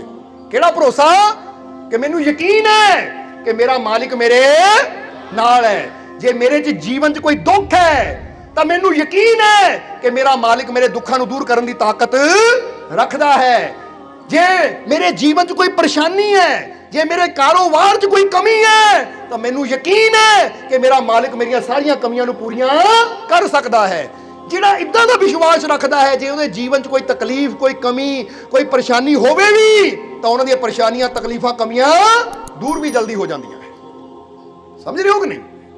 ਇਸ ਲਈ ਬੁੱਲੇ ਸ਼ਾਹ ਦੀਆਂ ਅਗਲੀਆਂ ਲਾਈਨਾਂ ਕੀ ਕਹਿੰਦੀਆਂ ਹਨ ਕਿ ਜੇ ਪਾਣਾ ਰੱਬ ਦੀਆਂ ਰਹਿਮਤਾਂ ਨੂੰ, ਇੱਕ ਰਮਜ਼ ਦੱਸਾਂ ਮੈਂ ਖਾਸ ਯਾਰਾ, ਉਹ ਰੱਬ ਦੀ ਰਹਿਮਤ ਪਾ ਸਕਦਾ ਜਿਨ੍ਹਾਂ ਦਿਲਾਂ ਦੇ ਵਿੱਚ ਵਿਸ਼ਵਾਸ ਯਾਰਾ ਕਿਉਂ ਦਰ ਦਰ ਧੱਕੇ ਖਾਂਦਾ ਏ ਆ ਫਕਰਾਂ ਦੇ ਤੂੰ ਪਾਸ ਯਾਰਾ ਜੋ ਧੱਕੇ ਖਾ ਖਾ ਟੁੱਟ ਜਾਂਦੀ ਇਹ ਟੁੱਟੀ ਜੋੜਨ ਆਸ ਯਾਰਾ ਉਹ ਬੁੱਲੇ ਸ਼ਾਹ ਇਹ ਗੱਲ ਸੱਚੀ ਏ ਫਕਰਾਂ ਵਿੱਚ ਰੱਬ ਦਾ ਵਾਸ ਯਾਰਾ। ਦੇਖੋ ਬੁੱਲੇ ਸ਼ਾਹ ਨੇ 5 ਲਾਈਨਾਂ ਦੇ ਅੰਦਰ ਕਮਾਲ ਦੀ ਗੱਲ ਕਰ ਦਿੱਤੀ। ਕਮਾਲ ਦੀ ਗੱਲ ਕੀਤੀ ਕਿ ਨਹੀਂ? ਹੁਣ ਤੁਸੀਂ ਸਮਝੇ ਜਾਂ ਨਹੀਂ ਸਮਝੇ ਤਾਂ ਉਹ ਥੋੜਾ ਸਮਝ ਲਈਏ ਕਿ ਬੁੱਲੇ ਸ਼ਾਹ ਕਹਿੰਦੇ ਜੇ ਰੱਬ ਦੀਆਂ ਰਹਿਮਤਾਂ ਪਾਣੀਆਂ ਤਾਂ ਉਹ ਰਹਿਮਤਾਂ ਦਾ ਦਰਵਾਜ਼ਾ ਕਿਹਦੇ ਵਾਸਤੇ ਖੁੱਲਦਾ? ਜਿਹਦੇ ਕੋਲ ਵਿਸ਼ਵਾਸ ਦੀ ਚਾਬੀ ਹੋਵੇ ਕਿ ਮੈਨੂੰ ਯਕੀਨ ਹੈ, ਮੈਨੂੰ ਭਰੋਸਾ ਹੈ। ਬੋਲੋ ਸਮਝਦੇ ਹੋ ਕਿ ਨਹੀਂ? ਹੁਣ ਤੁਸੀਂ ਗੌਰ ਕਰੋ ਜ਼ਰਾ, ਜੇ ਤੁਸੀਂ ਆਪਣੇ ਪਰਿਵਾਰ ਤੋਂ ਵੀ ਪਿਆਰ ਲੈਣਾ ਹੋਵੇ ਨਾ ਤਾਂ ਤੁਸੀਂ ਸ਼ੰਕਾ ਕਰਕੇ ਕਦੀ ਪਿਆਰ ਨਹੀਂ ਲੈ ਸਕਦੇ। ਲੈ ਸਕਦੇ ਹੋ? ਹੁਣ ਇੱਕ ਪਤਨੀ ਪਤੀ ਨੂੰ ਕਹੇ ਮੈਨੂੰ ਤੁਹਾਡੇ ਤੇ ਬਹੁਤ ਸ਼ੱਕ ਹੈ ਤਾਂ ਉਹ ਜਿੱਥੇ ਸ਼ੰਕਾ ਆ ਗਈ ਉੱਥੇ ਪਿਆਰ ਨਹੀਂ ਰਹਿ ਜਾਂਦਾ। ਜੇ ਬਾਪ ਬੇਟੇ ਨੂੰ ਕਹੇ ਬੇਟਾ ਮੈਨੂੰ ਤੇਰੇ ਤੇ ਸ਼ੱਕ ਹੈ ਤਾਂ ਬੇਟੇ ਨੇ ਜਦੋਂ ਸ਼ੱਕ ਦੀ ਗੱਲ ਸੁਣਨੀ ਹੈ ਤਾਂ ਜਿਹੜਾ ਪਿਆਰ ਹੈ ਉਹ ਖਤਮ ਹੋ ਜਾਣਾ ਕਿ ਕਾਹਦਾ ਰਿਸ਼ਤਾ ਜਿੱਥੇ ਵਿਸ਼ਵਾਸ ਹੀ ਨਾ ਹੋਵੇ। ਪਰ ਜੇ ਬੰਦਾ ਕਹੇ ਮੈਂ ਤੇਰੇ ਤੇ ਬਹੁਤ ਵਿਸ਼ਵਾਸ ਕਰਦਾ ਹਾਂ ਤਾਂ ਜਿਹੜਾ ਸੁਣਦਾ ਹੈ ਨਾ ਫਿਰ ਉਹਦਾ ਪਿਆਰ ਹੋਰ ਵੱਧ ਜਾਂਦਾ ਕਿ ਜੇ ਮੇਰੇ ਤੇ ਵਿਸ਼ਵਾਸ ਕਰਦਾ ਹੈ ਨਾ ਤਾਂ ਫਿਰ ਭਾਈ ਮੈਂ ਨਾ ਪਿਆਰ ਕਰਨਾ ਹੈ ਚਾਹੇ ਉਹ ਜੋ ਵੀ ਹੋਵੇ। ਪਰ ਕੋਸ਼ਿਸ਼ ਹੁੰਦੀ ਹੈ ਬੰਦੇ ਦੀ ਕਿ ਜਿਹੜਾ ਵੀ ਮੇਰੇ ਤੇ ਵਿਸ਼ਵਾਸ ਕਰਦਾ ਮੈਂ ਕੋਸ਼ਿਸ਼ ਕਰਨੀ ਦਾ ਵਿਸ਼ਵਾਸ ਕਦੀ ਟੁੱਟੇ ਨਾ, ਕਿਉਂਕਿ ਹਰ ਕੋਈ ਚਾਹੁੰਦਾ ਕਿ ਲੋਕ ਮੇਰੇ ਤੇ ਵਿਸ਼ਵਾਸ ਕਰਨ। ਚਾਹੁੰਦਾ ਕਿ ਨਹੀਂ? ਤੁਸੀਂ ਚਾਹੁੰਦੇ ਹੋ ਕਿ ਨਹੀਂ? ਕਿਉਂਕਿ ਬੰਦਾ ਕਦੀ ਨਹੀਂ ਚਾਹੁੰਦਾ ਕਿ ਕੋਈ ਮੇਰੇ ਤੇ ਸ਼ੱਕ ਕਰੇ। ਇਹ ਬੰਦਾ ਕਦੀ ਨਹੀਂ ਚਾਹੁੰਦਾ ਕਿ ਕੋਈ ਮੈਨੂੰ ਬੁਰਾ ਕਵੇ। ਹਰ ਕੋਈ ਇਹ ਚਾਹੁੰਦਾ ਹੈ ਕਿ ਲੋਕ ਮੈਨੂੰ ਅੱਛਾ ਕਹਿਣ। ਤਾਂ ਹੀ ਤਾਂ ਕੋਈ ਤੁਹਾਨੂੰ ਕਵੇ ਨਾ ਮੈਨੂੰ ਤੇਰੇ ਤੇ ਵਿਸ਼ਵਾਸ ਹੈ ਨਹੀਂ, ਤੂੰ ਬੜਾ ਗਲਤ ਬੰਦਾ ਆ, 420 ਬੰਦਾ ਆ, ਤਾਂ ਸੁਣ ਕੇ ਦੁੱਖ ਲੱਗਦਾ ਹੈ। ਹੁੰਦਾ ਕਿ ਨਹੀਂ? ਕਿਉਂਕਿ ਪਸੰਦ ਹੀ ਨਹੀਂ ਬੰਦੇ ਨੂੰ ਕੋਈ ਇੱਦੀ ਗੱਲ ਕਵੇ। ਹੁਣ ਇਹੀ ਚੀਜ਼ ਅਸੀਂ ਦੱਸਣਾ ਚਾਹੁੰਦੇ ਹਾਂ ਕਿ ਵਿਸ਼ਵਾਸ ਸਾਡੇ ਜੀਵਨ ਦੀਆਂ ਖੁਸ਼ੀਆਂ ਦੀ ਚਾਬੀ ਹੈ ਔਰ ਇਹੀ ਵਿਸ਼ਵਾਸ ਜਦੋਂ ਮਾਲਿਕ ਨਾਲ ਜੁੜ ਜਾਂਦਾ ਹੈ ਤਾਂ ਇਹੀ ਰਹਿਮਤਾਂ ਦੀ ਚਾਬੀ ਬਣ ਜਾਂਦੀ ਹੈ ਜੋ ਮਾਲਿਕ ਦੀਆਂ ਰਹਿਮਤਾਂ ਨੂੰ ਸਾਡੇ ਤੱਕ ਲੈ ਕੇ ਆਉਂਦੀ ਹੈ। ਸਮਝਦੇ ਹੋ ਕਿ ਨਹੀਂ? ਦੁਨੀਆ ਨਾਲ ਜੋੜਾਂਗੇ ਤਾਂ ਅੱਗੇ ਉਹ ਪਿਆਰ ਮਿਲੇਗਾ, ਖੁਸ਼ੀ ਮਿਲੇਗੀ ਰਿਸ਼ਤਿਆਂ 'ਚ।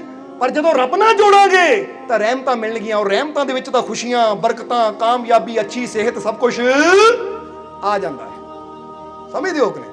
ਇਸ ਲਈ ਉਹ ਰੱਬ ਦੀ ਰਹਿਮਤ ਪਾ ਸਕਦਾ ਜਿਨ੍ਹਾਂ ਦਿਲਾਂ ਦੇ ਵਿੱਚ ਵਿਸ਼ਵਾਸ ਯਾਰਾ ਕਿਉਂ ਦਰ ਦਰ ਧੱਕੇ ਖਾਂਦਾ ਏ ਆ ਫਕਰਾਂ ਦੇ ਤੂੰ ਪਾਸ ਯਾਰਾ। ਕਿਉਂਕਿ ਬਹੁਤ ਇਨਸਾਨ ਦੇਖੇ ਹੈ ਜੀ ਮੇਰੇ ਜੀਵਨ 'ਚ ਬੜੀਆਂ ਪਰੇਸ਼ਾਨੀਆਂ, ਬੜੀਆਂ ਤਕਲੀਫਾਂ, ਬੜੇ ਦੁੱਖ ਹੈ, ਮੈਂ ਆ ਵੀ ਕੀਤਾ, ਮੈਂ ਉਹ ਵੀ ਕੀਤਾ, ਮੈਂ ਇੱਥੇ ਗਿਆ, ਮੈਂ ਉੱਥੇ ਗਿਆ। ਉਹ ਕਹਿੰਦੇ ਆਲੇ ਦੁਆਲੇ ਘੁੰਮਦਾ ਰਹਿ ਗਿਆ। ਹਾਲੇ ਇਹਦਾ ਮਤਲਬ ਕਾਮਿਲ ਫਕੀਰਾਂ ਕੋਲ ਤਾਂ ਪਹੁੰਚਿਆ ਹੀ ਨਹੀਂ, ਕਾਮਿਲ ਮੁਰਸ਼ਿਦ ਕੋਲ ਤਾਂ ਪਹੁੰਚਿਆ ਹੀ ਨਹੀਂ ਤੂੰ। ਸਮਝਦੇ ਹੋ ਕਿ ਨਹੀਂ? ਹੁਣ ਇੱਕ ਬੰਦਾ ਕਵੇ ਮੈਂ ਬਿਮਾਰ ਹਾਂ ਪਰ ਮੈਂ ਨਾ ਉਹ ਝੋਲਾ ਛਾਪ ਡਾਕਟਰ ਬੈਠਾ ਸੀ ਤੰਬੂ ਜਿਹਾ ਲਾ ਕੇ ਉਹਦੇ ਕੋਲ ਵੀ ਜਾ ਕੇ ਦੇਖ ਲਿਆ, ਇੱਕ ਜਗ੍ਹਾ ਹੋਰ ਸੀ ਉਹਦੇ ਕੋਲ ਵੀ ਜਾ ਕੇ ਦੇਖ ਲਿਆ ਪਰ ਮੇਰੇ ਕੈਂਸਰ ਦਾ ਜਾਂ ਮੇਰੀ ਬਿਮਾਰੀ ਦਾ ਇਲਾਜ ਨਹੀਂ ਹੋਇਆ। ਤਾਂ ਕਿਸੇ ਨੇ ਕਹਿਣਾ ਭਾਈ ਚੰਗੇ ਹਸਪੀਟਲ ਵੀ ਜਾ ਕੇ ਦੇਖ ਲੈਂਦਾ, ਕਿਸੇ ਸਪੈਸ਼ਲਿਸਟ ਕੋਲ ਜਾ ਕੇ ਦੇਖ ਲੈਂਦਾ। ਹੁਣ ਜੇ ਤੁਹਾਨੂੰ ਅੱਖਾਂ ਦੀ ਪ੍ਰੋਬਲਮ ਹੈ ਯਾਨੀ ਅੱਖਾਂ ਤੋਂ ਘੱਟ ਦੀਦਾ ਜਾਂ ਅੱਖਾਂ 'ਚ ਕੋਈ ਮੋਤੀ ਆਇਆ ਤਾਂ ਤੁਸੀਂ ਕਿਹੜੇ ਡਾਕਟਰ ਕੋਲ ਜਾਣਾ ਹੈ? ਜਵਾਬ ਦਿਓ ਸਾਨੂੰ। ਅੱਖਾਂ ਵਾਲੇ ਕੋਲ ਜਾਣਾ ਹੈ ਜਾਂ ਦਿਲ ਵਾਲੇ ਕੋਲ ਜਾਣਾ ਹੈ ਜਾਂ ਕਿਸੇ ਹੋਰ ਬਿਮਾਰੀ ਵਾਲੇ ਕੋਲ ਜਾਣਾ ਹੈ, ਬੱਚਿਆਂ ਵਾਲੇ ਕੋਲ ਚਲਾ ਜਾਣਾ ਹੈ? ਹੁਣ ਜਰਾ ਇੱਥੇ ਸਮਝਣ ਵਾਲੀ ਗੱਲ ਹੈ, ਜੇ ਪਤਾ ਹੈ ਕਿ ਮੈਨੂੰ ਨੱਕ ਕੰਨ ਗਲੇ ਦੀ ਪ੍ਰੋਬਲਮ ਹੈ ਤਾਂ ਮੈਂ ENT ਵਾਲੇ ਕੋਲ ਜਾਣਾ ਹੈ, ਯਾਨੀ ਜਿਹੜਾ ਨੱਕ ਕੰਨ ਗਲੇ ਦਾ ਡਾਕਟਰ ਉਹਦੇ ਕੋਲ ਜਾ ਕੇ ਚੈੱਕ ਕਰਾਣਾ। ਅੱਖਾਂ ਦੀ ਹੈ ਤਾਂ ਅੱਖਾਂ ਵਾਲੇ ਕੋਲ ਜਾਣਾ ਹੈ, ਹਾਰਟ ਦੀ ਹੈ ਤਾਂ ਹਾਰਟ ਸਪੈਸ਼ਲਿਸਟ ਕੋਲ ਜਾਣਾ ਹੈ, ਯਾਨੀ ਮੈਨੂੰ ਹੱਡੀਆਂ ਦੀ ਪ੍ਰੋਬਲਮ ਹੈ ਤਾਂ ਕਿਸੇ ਹੱਡੀਆਂ ਵਾਲੇ ਡਾਕਟਰ ਕੋਲ ਜਾਣਾ ਹੈ। ਹੁਣ ਮੈਨੂੰ ਜਿਹੜੀ ਚੀਜ਼ ਦੀ ਪ੍ਰੋਬਲਮ ਹੈ ਮੈਂ ਉਹਦੇ ਕੋਲ ਜਾਣਾ ਤਾਂ ਕਿ ਮੈਨੂੰ ਸਹੀ ਇਲਾਜ ਮਿਲ ਸਕੇ। ਹੁਣ ਜਦੋਂ ਜੀਵਨ 'ਚ ਪਰੇਸ਼ਾਨੀਆਂ ਆਉਂਦੀਆਂ ਹੈ, ਤਕਲੀਫਾਂ ਆਉਂਦੀਆਂ ਹੈ, ਦੁੱਖ ਆਉਂਦੇ ਹੈ ਤਾਂ ਸਾਨੂੰ ਲੋੜ ਹੁੰਦੀ ਹੈ ਰੱਬ ਦੀਆਂ ਰਹਿਮਤਾਂ ਦੀ। ਪਰ ਜਾਂਦੇ ਅਸੀਂ ਕਿਹਨਾਂ ਕੋਲ ਹੈ? ਜਿਹੜੇ ਸਾਨੂੰ ਨਗ ਦੇ ਕੇ ਤੋੜ ਦਿੰਦੇ ਆ। ਆ ਪਾਲਾ ਵੀ ਆ ਤੇਰੇ ਨਾ ਕੰਮ ਕਾਰ ਨਹੀਂ ਚੱਲਦਾ, ਆ ਨੀਲਮ ਪਾ ਲੈ ਤੂੰ, ਆ ਪੁਖਰਾਜ ਪਾ ਲੈ ਤੂੰ, ਤੇਰਾ ਆ ਗ੍ਰਹਿ ਮਾੜਾ ਆ ਕਰ ਲੈ। ਇਹ ਤਾਂ ਉਹੀ ਗੱਲ ਹੈ, ਬਿਮਾਰੀ ਹਾਰਟ ਦੀ ਹੈ ਤਾਂ ਤੁਰੇ ਫਿਰਦੇ ਕਿਸੇ ਹੋਰ ਕੋ ਪਏ। ਉਹ ਰੱਬ ਦੀ ਰਹਿਮਤ ਦੀ ਜ਼ਰੂਰਤ ਹੈ, ਰੱਬ ਦੀਆਂ ਕਿਰਪਾਵਾਂ ਦੀ ਜ਼ਰੂਰਤ ਹੈ। ਇੱਥੇ ਨਗਾਂ ਨੇ ਕੁਝ ਨਹੀਂ ਕਰਨਾ, ਗ੍ਰਹਿਾਂ ਨੇ ਕੁਝ ਨਹੀਂ ਕਰਨਾ, ਕਿਉਂਕਿ ਗ੍ਰਹਿ ਵੀ ਤਾਂ ਉਹਦੇ ਬਣਾਏ ਹੈ। ਔਰ ਜਦੋਂ ਉਹਦੇ ਨਾਲ ਸਾਡੀ ਸੈਟਿੰਗ ਹੋ ਜਾਂਦੀ ਹੈ, ਉਹਦੇ ਨਾਲ ਤਾਰਾਂ ਜੁੜ ਜਾਂਦੀਆਂ ਤਾਂ ਪੁੱਠੇ ਗ੍ਰਹਿ ਵੀ ਸਿੱਧੇ ਹੋ ਜਾਂਦੇ ਆ।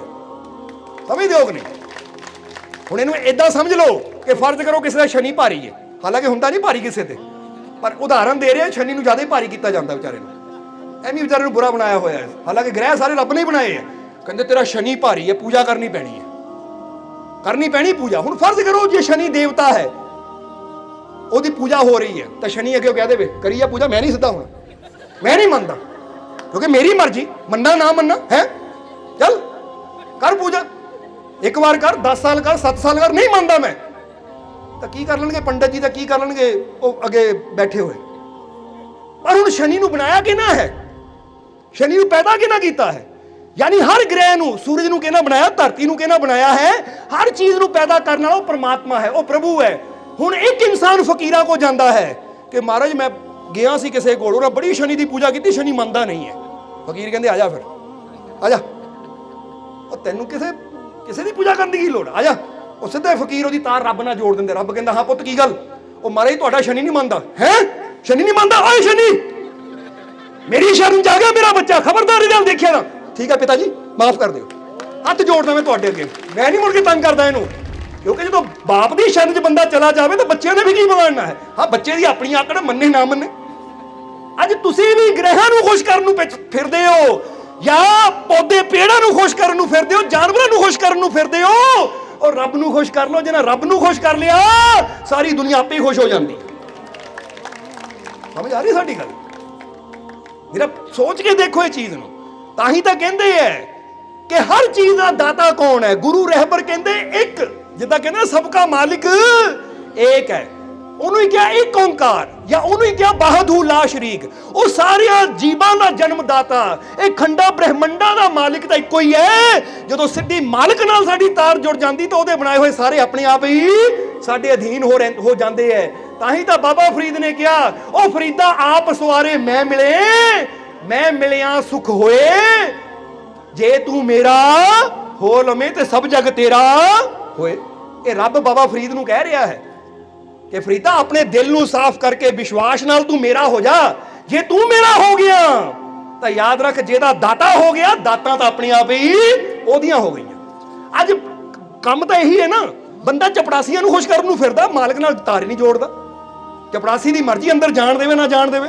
ਹੁਣ ਦਰਵਾਜ਼ੇ ਤੇ ਚਪੜਾਸੀ ਖੜਾ, ਕਈ ਵਾਰ ਦੇਖਿਆ ਨਾ ਤੁਸੀਂ, ਉਹ ਨਹੀਂ ਸਾਹਿਬ ਬੜੇ ਬਿਜ਼ੀ ਹੈ, ਨਹੀਂ ਮਿਲ ਸਕਦਾ ਤੂੰ, ਮੈਂ ਨਹੀਂ ਜਾਣਾ ਸਾਹਿਬ ਤੱਕ, ਇਹ ਤੇਰੀ ਫਾਈਲ ਨਹੀਂ ਜਾਣੀ।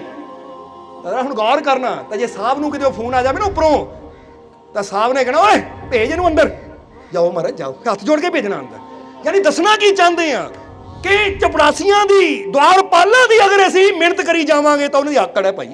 ਉਹ ਮੰਨਣ ਨਾ ਮੰਨਣ, ਤਾਂ ਜਿਹੜਾ ਕੁਰਸੀ ਤੇ ਬੈਠਾ ਮਾਲਕ ਹੈ, ਜੇ ਉਹਦੇ ਨਾਲ ਹੀ ਸਿੱਧੀ ਗੱਲ ਹੋ ਜਾਵੇ ਤਾਂ ਚਪੜਾਸੀ ਦਾ ਹੱਥ ਜੋੜ ਕੇ ਤੁਹਾਨੂੰ ਹੀ ਹਾਂਜੀ ਚਾਹ ਬਣ ਲਿਆਵਾਂ ਜੀ, ਆਓ ਆਓ, ਕਿਉਂਕਿ ਪਤਾ ਕਿ ਮੇਰੇ ਮਾਲਿਕ ਦਾ ਖਾਸ ਮਿੱਤਰ ਆਇਆ ਹੈ। ਔਰ ਜਿਹੜਾ ਮਾਲਿਕ ਦਾ ਮਿੱਤਰ ਹੋਵੇ, ਚਪੜਾਸੀ ਨੂੰ ਉਹਦੀ ਵੀ ਮੰਨਣੀ ਪੈਂਦੀ ਹੈ ਕਿ ਨਹੀਂ? ਕਿਉਂਕਿ ਪਤਾ ਜੇ ਮਾਲਿਕ ਨੇ ਸ਼ਿਕਾਇਤ ਕਰਤੀ ਤਾਂ ਮੇਰੇ ਵਰਗੇ ਚਪੜਾਸੀ ਹੋਰ ਵੀ ਬਹੁਤ ਘੁੰਮਦੇ ਹੈ। ਜਿੱਦਾਂ ਕਿਹਾ ਜਾਂਦਾ ਨਾ ਕਿ ਸੁਣ ਫਰਿਆਦ ਪੀਰਾਂ ਦੇ ਪੀਰਾ, ਹੋਰ ਖੁਨਾਵਾ ਕਿਹਨੂੰ? ਉਹ ਤੇਰੇ ਜਿਹਾ ਮੈਨੂੰ ਹੋਰ ਨਾ ਕੋਈ, ਤਾਂ ਮੇਰੇ ਜਿਹੇ ਲੱਖ ਤੈਨੂੰ। ਕਿ ਤੇਰੇ ਵਰਗਾ ਤਾਂ ਕੋਈ ਦਾਤਾ ਨਹੀਂ ਹੈ, ਪਰ ਮੇਰੇ ਵਰਗੇ ਮੰਗਤੇ ਤਾਂ ਹਜ਼ਾਰਾਂ ਹੀ ਹੈ। ਅੱਜ ਤਾਂ ਹੀ ਤਾਂ ਦੇਖੋ ਨਾ, ਕਿਤੇ ਇੱਕ ਹੀ ਇਸ਼ਤਿਹਾਰ ਨੌਕਰੀ ਦਾ ਨਿਕਲੇ ਕਿ 10 ਬੰਦਿਆਂ ਦੀ ਲੋੜ ਹੈ ਤਾਂ 10,000 ਬੰਦੇ ਐਪਲੀਕੇਸ਼ਨ ਦਿੰਦੇ ਉੱਥੇ, ਕਿਉਂਕਿ ਪਤਾ ਹੈ ਕੰਮ ਦੀ ਬੜੀ ਜ਼ਰੂਰਤ ਹੈ, ਤਾਂ ਉੱਥੇ ਬੰਦੇ ਨੂੰ ਵੀ ਹੁੰਦਾ ਹੈ। ਤਾਂ ਜੇ ਇੱਕ ਆਮ ਕੰਪਨੀ ਨੂੰ, ਇੱਕ ਆਮ ਆਫਿਸ ਨੂੰ ਇੱਕ ਬੰਦੇ ਦੀ ਲੋੜ ਹੁੰਦੀ ਹੈ ਤਾਂ 10 ਬੰਦੇ ਆ ਕੇ ਐਪਲੀਕੇਸ਼ਨ ਦਿੰਦੇ ਆ, 100 ਬੰਦਾ ਐਪਲੀਕੇਸ਼ਨ ਦਿੰਦਾ ਹੈ। ਤਾਂ ਜਦੋਂ ਰੱਬ ਨੂੰ ਆਪਣੇ ਸੇਵਾਦਾਰਾਂ ਦੀ ਲੋੜ ਹੋਏਗੀ ਤਾਂ ਫਿਰ ਤਾਂ ਪੂਰੀ ਦੁਨੀਆ ਹੀ ਹਾਜ਼ਰ ਹੋਏਗੀ ਕਿ ਰੱਬਾ ਮੈਨੂੰ ਆਪਣਾ ਬਣਾ ਲੈ। ਉੱਥੇ ਵੀ ਕਿਸੇ ਨੇ ਕੀ ਆਕੜ ਦਿਖਾਣੀ ਹੈ, ਸਮਝਦੇ ਹੋ ਕਿ ਨਹੀਂ? ਇਸ ਲਈ ਇਹੀ ਚੀਜ਼ ਸਾਨੂੰ ਸਮਝਣੀ ਚਾਹੀਦੀ, ਕਲੀਅਰ ਕਰਨਾ ਚਾਹੁੰਦੇ ਆ ਕਿ ਤੁਹਾਡੇ ਜੀਵਨ 'ਚ ਕੋਈ ਪਰੇਸ਼ਾਨੀ ਹੈ, ਕੋਈ ਤਕਲੀਫ ਹੈ, ਤਾਂ ਜਿੱਦਾਂ ਬੁੱਲੇ ਸ਼ਾਹ ਕਹਿੰਦੇ, ਕਿਉਂ ਦਰ ਧੱਕੇ ਖਾਂਦਾ ਏ ਆ ਫਕਰਾਂ ਦੇ ਤੂੰ ਪਾਸ ਯਾਰ, ਕਿ ਇੱਧਰ ਉੱਧਰ ਭਟਕਣਾ ਛੱਡ। ਜੇ ਅੱਜ ਤੱਕ ਤੇਰਾ ਕੋਈ ਕੰਮ ਨਹੀਂ ਬਣਿਆ, ਮੈਂ ਆ ਵੀ ਕਰ ਲਿਆ, ਮੈਂ ਆ ਵੀ ਕਰ ਲਿਆ, ਆ ਵੀ ਪੂਜਾ ਕਰ ਲਈ, ਆ ਵੀ ਪਾਠ ਕਰ ਲਿਆ, ਆ ਵੀ ਕਰਕੇ ਦੇਖ ਲਿਆ, ਉਹ ਵੀ ਕਰਕੇ ਦੇਖ ਲਿਆ, ਮੇਰਾ ਤਾਂ ਵਿਸ਼ਵਾਸ ਹੀ ਰੱਬ ਤੋਂ ਟੁੱਟ ਗਿਆ। ਉਹ ਰੱਬ ਤੋਂ ਵਿਸ਼ਵਾਸ ਨਾ ਤੋੜੋ, ਇਹ ਯਾਦ ਰੱਖੋ। ਉਹ ਰੱਬ ਦਾ ਕੋਈ ਕਸੂਰ ਨਹੀਂ ਹੈ, ਤੁਸੀਂ ਗਲਤ ਜਗ੍ਹਾ ਭਟਕੀ ਜਾਂਦੇ ਹੋ। ਬੋਲੋ ਸਮਝਦੇ ਹੋ ਕਿ ਨਹੀਂ? ਹੁਣ ਇੱਕ ਬੰਦਾ ਐਸੀ ਗਾਉਂ ਦੇ ਕੋਲ ਬੈਠਾ ਹੈ ਪਿਛਲੇ 10 ਸਾਲਾਂ ਤੋਂ, ਜਿਹਦੇ ਥਣਾ 'ਚ ਦੁੱਧ ਹੀ ਹੈ ਨਹੀਂ, ਤਾਂ ਫਿਰ ਰੱਬ ਨੂੰ ਕਹੇ ਰੱਬਾ ਇਹ ਗਾਉਂ ਤਾਂ ਦੁੱਧ ਦਿੰਦੀ ਨਹੀਂ, ਇਹ ਗਾਉਂ ਤਾਂ ਦੁੱਧ ਦਿੰਦੀ ਨਹੀਂ, ਤਾਂ ਫਿਰ ਬੰਦਾ ਕਹੇ ਭਾਈ ਤੂੰ ਬੈਠਾ ਹੀ ਉਹ ਗਾਉਂ ਦੇ ਕੋਲ ਹੈ ਜਿਹਦੇ ਥਣਾ 'ਚ ਦੁੱਧ ਹੈ ਹੀ ਨਹੀਂ, ਉੱਥੇ ਜਾ ਜਿੱਥੇ ਦੁੱਧ ਦੀਆਂ ਨਦੀਆਂ ਵਗ ਰਹੀਆਂ। ਜਿੱਦਾਂ ਕਹਿੰਦੇ ਨੇ ਕਾਮਧੇਨੂ, ਜਿਹਦਾ 24 ਘੰਟੇ ਦੁੱਧ ਚੱਲ ਰਿਹਾ ਹੈ, ਤਾਂ ਜਿੱਥੇ ਕੋਈ ਕਮੀ ਹੈ ਨਹੀਂ। ਇਸੇ ਤਰ੍ਹਾਂ ਬੰਦਾ ਗਲਤ ਜਗ੍ਹਾ ਆਪ ਤਲਾਸ਼ ਕਰਦਾ ਤਾਂ ਦੋਸ਼ ਕਿਹਨੂੰ ਦਿੰਦਾ ਹੈ? ਪਰਮਾਤਮਾ ਨੂੰ। ਹੁਣ ਇੱਕ ਇਨਸਾਨ ਅਗਰ ਜ਼ਮੀਨ 'ਚ ਬੋਰ ਕਰੇ ਤਾਂ ਕੀ ਮਿਲਣਾ ਹੈ? ਪਾਣੀ ਮਿਲਣਾ ਹੈ। ਪਰ ਇੱਕ ਇਨਸਾਨ 7ਵੀਂ ਮੰਜ਼ਲ ਦੀ ਛੱਤ ਤੇ ਬੋਰ ਕਰੇ, ਕਿੱਥੋਂ ਪਾਣੀ ਕੱਢਣਾ ਹੈ? ਤਾਂ ਪਾਣੀ ਮਿਲ ਜਾਏਗਾ। ਜ਼ਰਾ ਗੌਰ ਕਰਨਾ। ਇਹਦਾ ਮਤਲਬ ਕਿ ਦੱਸਣਾ ਕੀ ਚਾਹੁੰਦੇ, ਜਿੱਥੇ ਚੀਜ਼ ਹੈ ਉੱਥੇ ਕੋਸ਼ਿਸ਼ ਕਰਾਂਗੇ ਤਾਂ ਮਿਲੇਗੀ ਵੀ ਜ਼ਰੂਰ, ਔਰ ਜਿੱਥੇ ਹੈ ਹੀ ਨਹੀਂ, ਜਿੱਦਾਂ ਬਾਬਾ ਫਰੀਦ ਕਹਿੰਦੇ ਕਿ ਸੋਈ ਸਰਵਰ ਢੂੰਢੀ ਲੈ ਜਿੱਥੋਂ ਲੱਭੇ ਵਸਤ, ਉਹ ਫਰੀਦਾ ਛੱਪੜ ਢੂੰਡੇ ਕਿਆ ਮਿਲੇ ਚਿੱਕੜ ਡੂਬੇ ਹੱਥ। ਕਿ ਸਰੋਵਰ ਚੋਂ ਲੱਭੇਗਾ ਤਾਂ ਮੋਤੀ ਮਿਲਣਗੇ, ਛੱਪੜਾਂ ਚੋਂ ਲੱਭੇਗਾ ਤਾਂ ਗੰਦਗੀ ਮਿਲਣੀ ਹੈ, ਡੱਡੂ ਹੀ ਮਿਲਣੇ ਹੈ, ਉੱਥੇ ਮੋਤੀ ਨਹੀਂ ਮਿਲਣੇ। ਅੱਜ ਬੰਦਾ ਰੱਬ ਦੀਆਂ ਰਹਿਮਤਾਂ ਦੇ ਮੋਤੀਆਂ ਨੂੰ ਪਾਣਾ ਚਾਹੁੰਦਾ, ਪਰ ਲੱਭਦਾ ਕਿੱਥੇ ਹੈ? ਛੱਪੜਾਂ 'ਚ। ਇਸ ਲਈ ਉਹ ਚਾਹੀਦਾ ਤਾਂ ਦਰਿਆਵਾਂ ਦੇ ਕੋਲ ਪਹੁੰਚਣਾ ਪੈਂਦਾ ਹੈ, ਸਮਝਦੇ ਹੋ ਕਿ ਨਹੀਂ? ਔਰ ਇਹ ਦਰਿਆ ਹੁੰਦੇ ਫਕੀਰ, ਉਹ ਫਕਰ ਜਿਹੜੇ 12 ਸਾਲੇ ਡੁੱਬੀਆਂ ਨੂੰ ਤਾਰਨ ਵਾਲੇ ਹੁੰਦੇ ਆ, ਸਮਝਦੇ ਹੋ? ਉਹੀ ਗੱਲ ਬੁੱਲੇ ਸ਼ਾਹ ਕਹਿੰਦੇ ਹੈ ਕਿ ਕਿਉਂ ਦਰ ਧੱਕੇ ਖਾਂਦਾ ਹੈ? ਆ ਫਕਰਾਂ ਦੇ ਤੂੰ ਪਾਸ ਯਾਰਾ, ਜੋ ਧੱਕੇ ਖਾ ਖਾ ਟੁੱਟ ਜਾਂਦੀ ਹੈ ਟੁੱਟੀ ਜੋੜਨ ਆਸ ਯਾਰਾ, ਜੋ ਹਰ ਪਾਸੇ ਟੁੱਟ ਜਾਂਦਾ ਹੈ। ਜਦੋਂ ਕਾਮਿਲ ਫਕੀਰਾਂ ਦੇ ਦਰ ਤੇ ਪਹੁੰਚ ਜਾਂਦਾ ਤਾਂ ਟੁੱਟੀਆਂ ਵੀ ਉਹਦੀਆਂ ਜੁੜ ਜਾਂਦੀਆਂ ਹੈ। ਇਸ ਲਈ ਆਖਰਲੀ ਲਾਈਨ 'ਚ ਬੁੱਲੇ ਸ਼ਾਹ ਕਹਿੰਦੇ ਹੈ, ਬੁੱਲੇ ਸ਼ਾਹ ਇਹ ਗੱਲ ਸੱਚੀ ਹੈ, ਫਕਰਾਂ ਵਿੱਚ ਰੱਬ ਦਾ, ਉਹ ਕਹਿੰਦੇ ਰੱਬ ਦਾ ਵਾਸ ਫਕੀਰਾਂ ਦੇ ਅੰਦਰ ਹੈ। ਹੁਣ ਜ਼ਰਾ ਗੌਰ ਕਰਨਾ, ਵੈਸੇ ਤਾਂ ਰੱਬ ਦਾ ਵਾਸ ਤੁਹਾਡੇ ਅੰਦਰ ਵੀ ਹੈ, ਪਰ ਫਕੀਰਾਂ ਅੰਦਰ ਕਿਉਂ ਬੁੱਲੇ ਸ਼ਾਹ ਨੇ ਕਿਹਾ? ਕਿਉਂਕਿ ਉਹਨਾਂ ਨੇ ਮਿਹਨਤ ਕਰਕੇ ਆਪਣੇ ਅੰਦਰੋਂ ਉਹਨੂੰ ਪ੍ਰਗਟ ਕਰ ਲਿਆ। ਬੋਲੋ ਸਮਝਦੇ ਹੋ ਕਿ ਨਹੀਂ? ਜਿੱਦਾਂ ਸਮਝ ਲਓ ਕਿ ਦੋ ਬੱਚੇ ਹੈ, ਉਹ ਡਾਕਟਰ ਬਣਨਾ ਚਾਹੁੰਦੇ ਹੈ। ਇੱਕ ਬੱਚਾ ਮਿਹਨਤ ਕਰਕੇ ਡਾਕਟਰ ਬਣ ਕੇ ਵਰਦੀ ਪਾ ਕੇ ਬਹਿ ਗਿਆ ਹੈ, ਹੁਣ ਉਹਨੂੰ ਲੋਕ ਡਾਕਟਰ ਸਾਹਿਬ ਕਹਿੰਦੇ ਹੈ, ਪਰ ਦੂਜਾ ਹੱਲੇ ਪੜ੍ਹ ਰਿਹਾ ਹੈ, ਹਾਲੇ ਉਹਦੇ ਅੰਦਰ ਦੀ ਨੌਲੇਜ ਬਾਕੀ ਹੈ, ਉਹਦੇ ਅੰਦਰਲਾ ਗਿਆਨ ਬਾਕੀ ਹੈ, ਪਰ ਜੇ ਮਿਹਨਤ ਕਰੇ ਤਾਂ ਉਹ ਵੀ ਡਾਕਟਰ ਬਣ ਕੇ ਬੈਠ ਜਾਏਗਾ। ਇਸੇ ਤਰ੍ਹਾਂ ਜਿਨ੍ਹਾਂ ਨੇ ਪ੍ਰਗਟ ਕਰ ਲਿਆ ਉਹਨਾਂ ਨੂੰ ਰੱਬ ਦਾ ਰੂਪ ਕਿਹਾ ਜਾਂਦਾ ਹੈ, ਤਾਂ ਜਿਹੜੇ ਹਾਲੇ ਤਿਆਰੀ ਚੱਲ ਰਹੀ ਹੈ, ਜਿੱਦਾਂ ਸਮਝ ਲਓ ਇੱਕ ਪੱਥਰ ਦੀ ਮੂਰਤ ਬਣ ਗਈ ਹੈ, ਅਸੀਂ ਕਹਿੰਦੇ ਭਗਵਾਨ ਦੀ ਮੂਰਤ, ਤੇ ਇੱਕ ਤੇ ਕੰਮ ਹਾਲੇ ਚੱਲ ਰਿਹਾ ਹੈ, ਅਸੀਂ ਕਹਿੰਦੇ ਹਾਲੇ ਬਣੀ ਨਹੀਂ ਹੈ, ਪਰ ਜੇ ਮਿਹਨਤ ਹੋਏਗੀ ਇਹ ਤੇ ਇਦਾਂ ਹੀ ਮਿਹਨਤ ਹੁੰਦੀ ਰਹੀ ਤੇ ਵੀ ਇੱਕ ਦਿਨ ਬਣ ਜਾਏਗੀ। ਔਰ ਜਿਹੜੀ ਬਣ ਜਾਂਦੀ ਹੈ ਫਿਰ ਉਹਨੂੰ ਕਿਹਾ ਜਾਂਦਾ ਹੈ ਭਗਵਾਨ ਦੀ, ਜਾਂ ਇਹ ਫਲਾਣੇ ਰਾਜੇ ਮਹਾਰਾਜੇ ਦੀ ਪ੍ਰਤਿਮਾ। ਇਸੇ ਤਰ੍ਹਾਂ ਤੁਹਾਨੂੰ ਦੱਸਣਾ ਚਾਹਾਂਗੇ, ਅਸੀਂ ਵੀ ਪਤਾ ਸਤਸੰਗ ਜਿੰਨਾ ਜ਼ੋਰ ਕਿਉਂ ਲਾਉਂਦੇ ਆ, ਕਿਉਂਕਿ ਸਾਨੂੰ ਵੀ ਪਤਾ ਹੈ ਕਿ ਤੁਹਾਡੇ ਅੰਦਰ ਵੀ ਭਗਵਾਨ ਦੀਆਂ ਮੂਰਤਾਂ ਹੈ, ਹਾਲੇ ਅਣਘੜਤ ਹੈ। ਸ਼ਾਇਦ ਸਾਡੇ ਸ਼ਬਦਾਂ ਦੀ ਚੋਟ ਨਾਲ ਤੁਹਾਡੇ ਅੰਦਰਲੀ ਮੂਰਤੀ ਵੀ ਘੜੀ ਜਾਵੇ ਔਰ ਤੁਹਾਡੇ ਅੰਦਰ ਵੀ ਭਗਵਾਨ ਪ੍ਰਗਟ ਹੋ ਜਾਵੇ। ਇਹ ਕੋਸ਼ਿਸ਼ ਕਰ ਰਹੇ ਹਾਂ ਅਸੀਂ, ਕਿਉਂਕਿ ਤੁਹਾਡੇ ਸਭ ਦੇ ਅੰਦਰ ਬੈਠਾ ਹੈ ਉਹ, ਸਮਝਦੇ ਹੋ ਕਿ ਨਹੀਂ? ਕੋਈ ਵੀ ਐਸੀ ਜਗ੍ਹਾ ਨਹੀਂ ਹੈ ਜਿੱਥੇ ਉਹ ਮਾਲਿਕ, ਉਹ ਪਰਮਾਤਮਾ ਪ੍ਰਭੂ ਨਾ ਹੋਵੇ। ਤਾਂ ਹੀ ਤਾਂ ਤੁਹਾਨੂੰ ਹਮੇਸ਼ਾ ਕਹੀਦਾ, ਅੱਜ ਵੀ ਕਵਾਂਗੇ ਕਿ ਆਪਣੇ ਆਪ ਨੂੰ ਨਾ ਕਮਜ਼ੋਰ ਸਮਝੋ, ਆਪਣੇ ਆਪ ਨੂੰ ਨਾ ਲਾਚਾਰ ਸਮਝੋ, ਨਾ ਆਪਣੇ ਆਪ ਨੂੰ ਬੁਰਾ ਸਮਝੋ। ਬੋਲੋ ਸਮਝਦੇ ਹੋ ਕਿ ਨਹੀਂ? ਕਿਉਂਕਿ ਤੁਸੀਂ ਬੁਰਾ ਕਰ ਸਕਦੇ ਹੋ ਪਰ ਬੁਰੇ ਬਣ ਨਹੀਂ ਸਕਦੇ। ਜਿੱਦਾਂ ਬੰਦਾ ਕਹਿੰਦਾ ਹੈ ਕਿ ਭਾਈ ਮੈਂ ਬੁਰਾ ਕਰਮ ਕਰ ਦਿੱਤਾ, ਕਰਮ ਬੁਰਾ ਹੋ ਸਕਦਾ ਹੈ ਪਰ ਤੁਸੀਂ ਬੁਰੇ ਨਹੀਂ ਬਣ ਸਕਦੇ। ਅੱਜ ਤੁਸੀਂ ਬੁਰਾ ਕੀਤਾ ਤਾਂ ਕੱਲ ਨੂੰ ਚੰਗਾ ਵੀ ਕਰ ਸਕਦੇ ਹੋ ਤੁਸੀਂ ਰੱਬ ਦਾ ਹੀ ਰੂਪ। ਬਸ ਜ਼ਰੂਰਤ ਹੈ ਬੁਰਾਈ ਨੂੰ ਛੱਡ ਕੇ ਆਪਣੇ ਰੂਪ ਨੂੰ ਪ੍ਰਗਟ ਕਰਨ ਤੇ, ਅੱਛਾਈ ਨੂੰ ਪ੍ਰਗਟ ਕਰਨ ਤੇ ਮਿਹਨਤ ਕਰਨ ਦੀ। ਜਦੋਂ ਅੱਛਾਈ ਬੰਦਾ ਕਰਦਾ ਹੈ ਤਾਂ ਦੇਖਦਿਆਂ ਦੇਖਦਿਆਂ ਉਹਦੇ ਅੰਦਰਲਾ ਪ੍ਰਭੂ ਸਾਹਮਣੇ ਆ ਜਾਂਦਾ ਹੈ। ਸਮਝਦੇ ਹੋ ਕਿ ਨਹੀਂ? ਇਸ ਲਈ ਸਮਾਂ ਹੁਣ ਕਾਫੀ ਹੋ ਰਿਹਾ, ਸਮਝਾਉਣ ਨੂੰ ਤਾਂ ਬਹੁਤ ਕੁਛ ਹੈ, ਇਸ ਲਈ ਸਤਸੰਗ ਨੂੰ ਥੋੜਾ ਆਖਰਲੇ ਵਚਨਾਂ ਵੱਲ ਲੈ ਕੇ ਚੱਲੀਏ।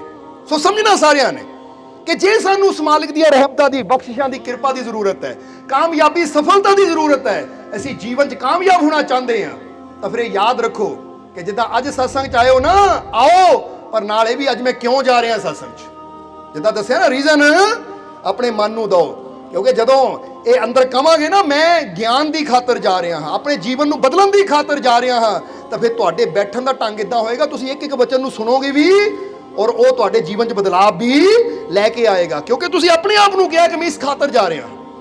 ਜਦੋਂ ਇੱਕ ਬੰਦਾ ਜਿਮ ਜਾਂਦਾ ਹੈ, ਜੇ ਉਹ ਸੋਚੇ ਭਾਈ ਮੈਂ ਤਾਂ ਜਿਮ ਟਾਈਮ ਪਾਸ ਕਰਨ ਦੀ ਖਾਤਰ ਆਇਆ ਹਾਂ, ਉਹਨੇ ਫਿਰ ਕੀ ਕਰਨਾ? ਉੱਥੇ ਬਸ ਜਾ ਕੇ ਇੱਧਰ ਉੱਧਰ ਘੁੰਮ ਕੇ ਮੋਬਾਈਲ ਤੇ ਗੇਮਾਂ ਗੁੰਮਾਂ ਖੇਡ ਕੇ ਗਾਣੇ ਗੁਣੇ ਸੁਣ ਕੇ ਵਾਪਸ ਆਣਾ, ਟਾਈਮ ਪਾਸ ਕਰਨਾ ਆਇਆ ਸੀ, ਕਰਕੇ ਚਲਾ ਗਿਆ। ਦੂਜਾ ਆਂਦਾ ਮੈਂ ਇਸ ਲਈ ਆਇਆ ਕਿ ਐਕਸਰਸਾਈਜ਼ ਕਰਾਂ ਤਾਂ ਕਿ ਆਪਣੀ ਕਮਜ਼ੋਰ ਬੋਡੀ ਨੂੰ ਸੋਲਿਡ ਬਣਾਵਾਂ।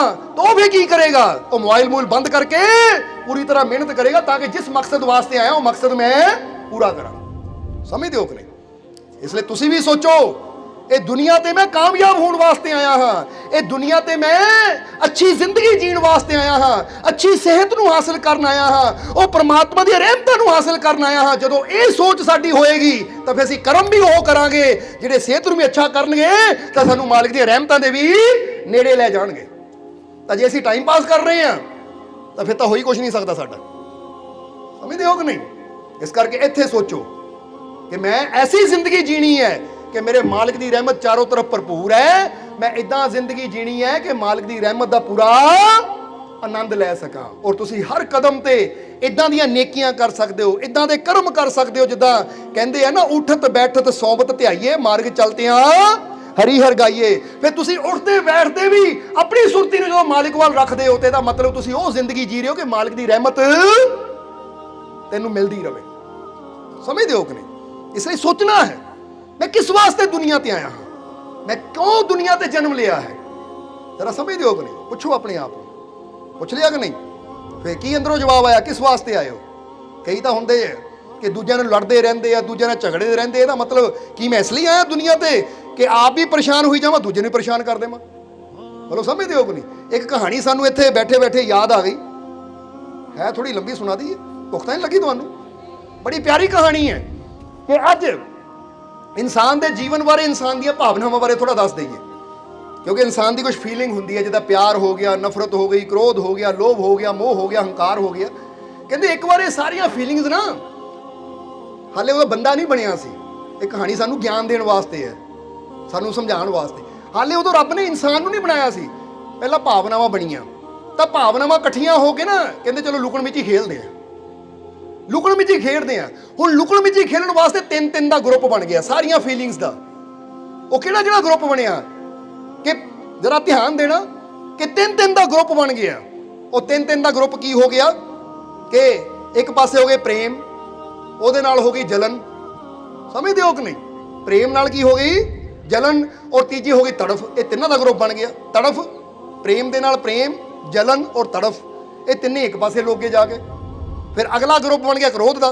क्रोध नाल कौन कौन सी? क्रोध, नफरत, जरा गौर करना, क्रोध, नफरत, अशांति, ये तिन्ने एक पासे लोगे जाके। फिर एक होर ग्रुप बन गया, वो ग्रुप किहड़ा बनया? लोभ, कपट, चलाकी, ये तिन्ने एक पासे जाके लोगे। यानी इदा अलग अलग ग्रुप बन गए, जरा समझना सारिया ने। और कहते हैं कि जो अलग अलग ग्रुप बने, सारे लुक गए, तो बारी कहती आई पागलपन की, कि पागलपन ने लभना है। इसलिए पागलपन नूं कहा भाई तू गिनती कर 1 2 3, यही सारे लुकते हैं जाके।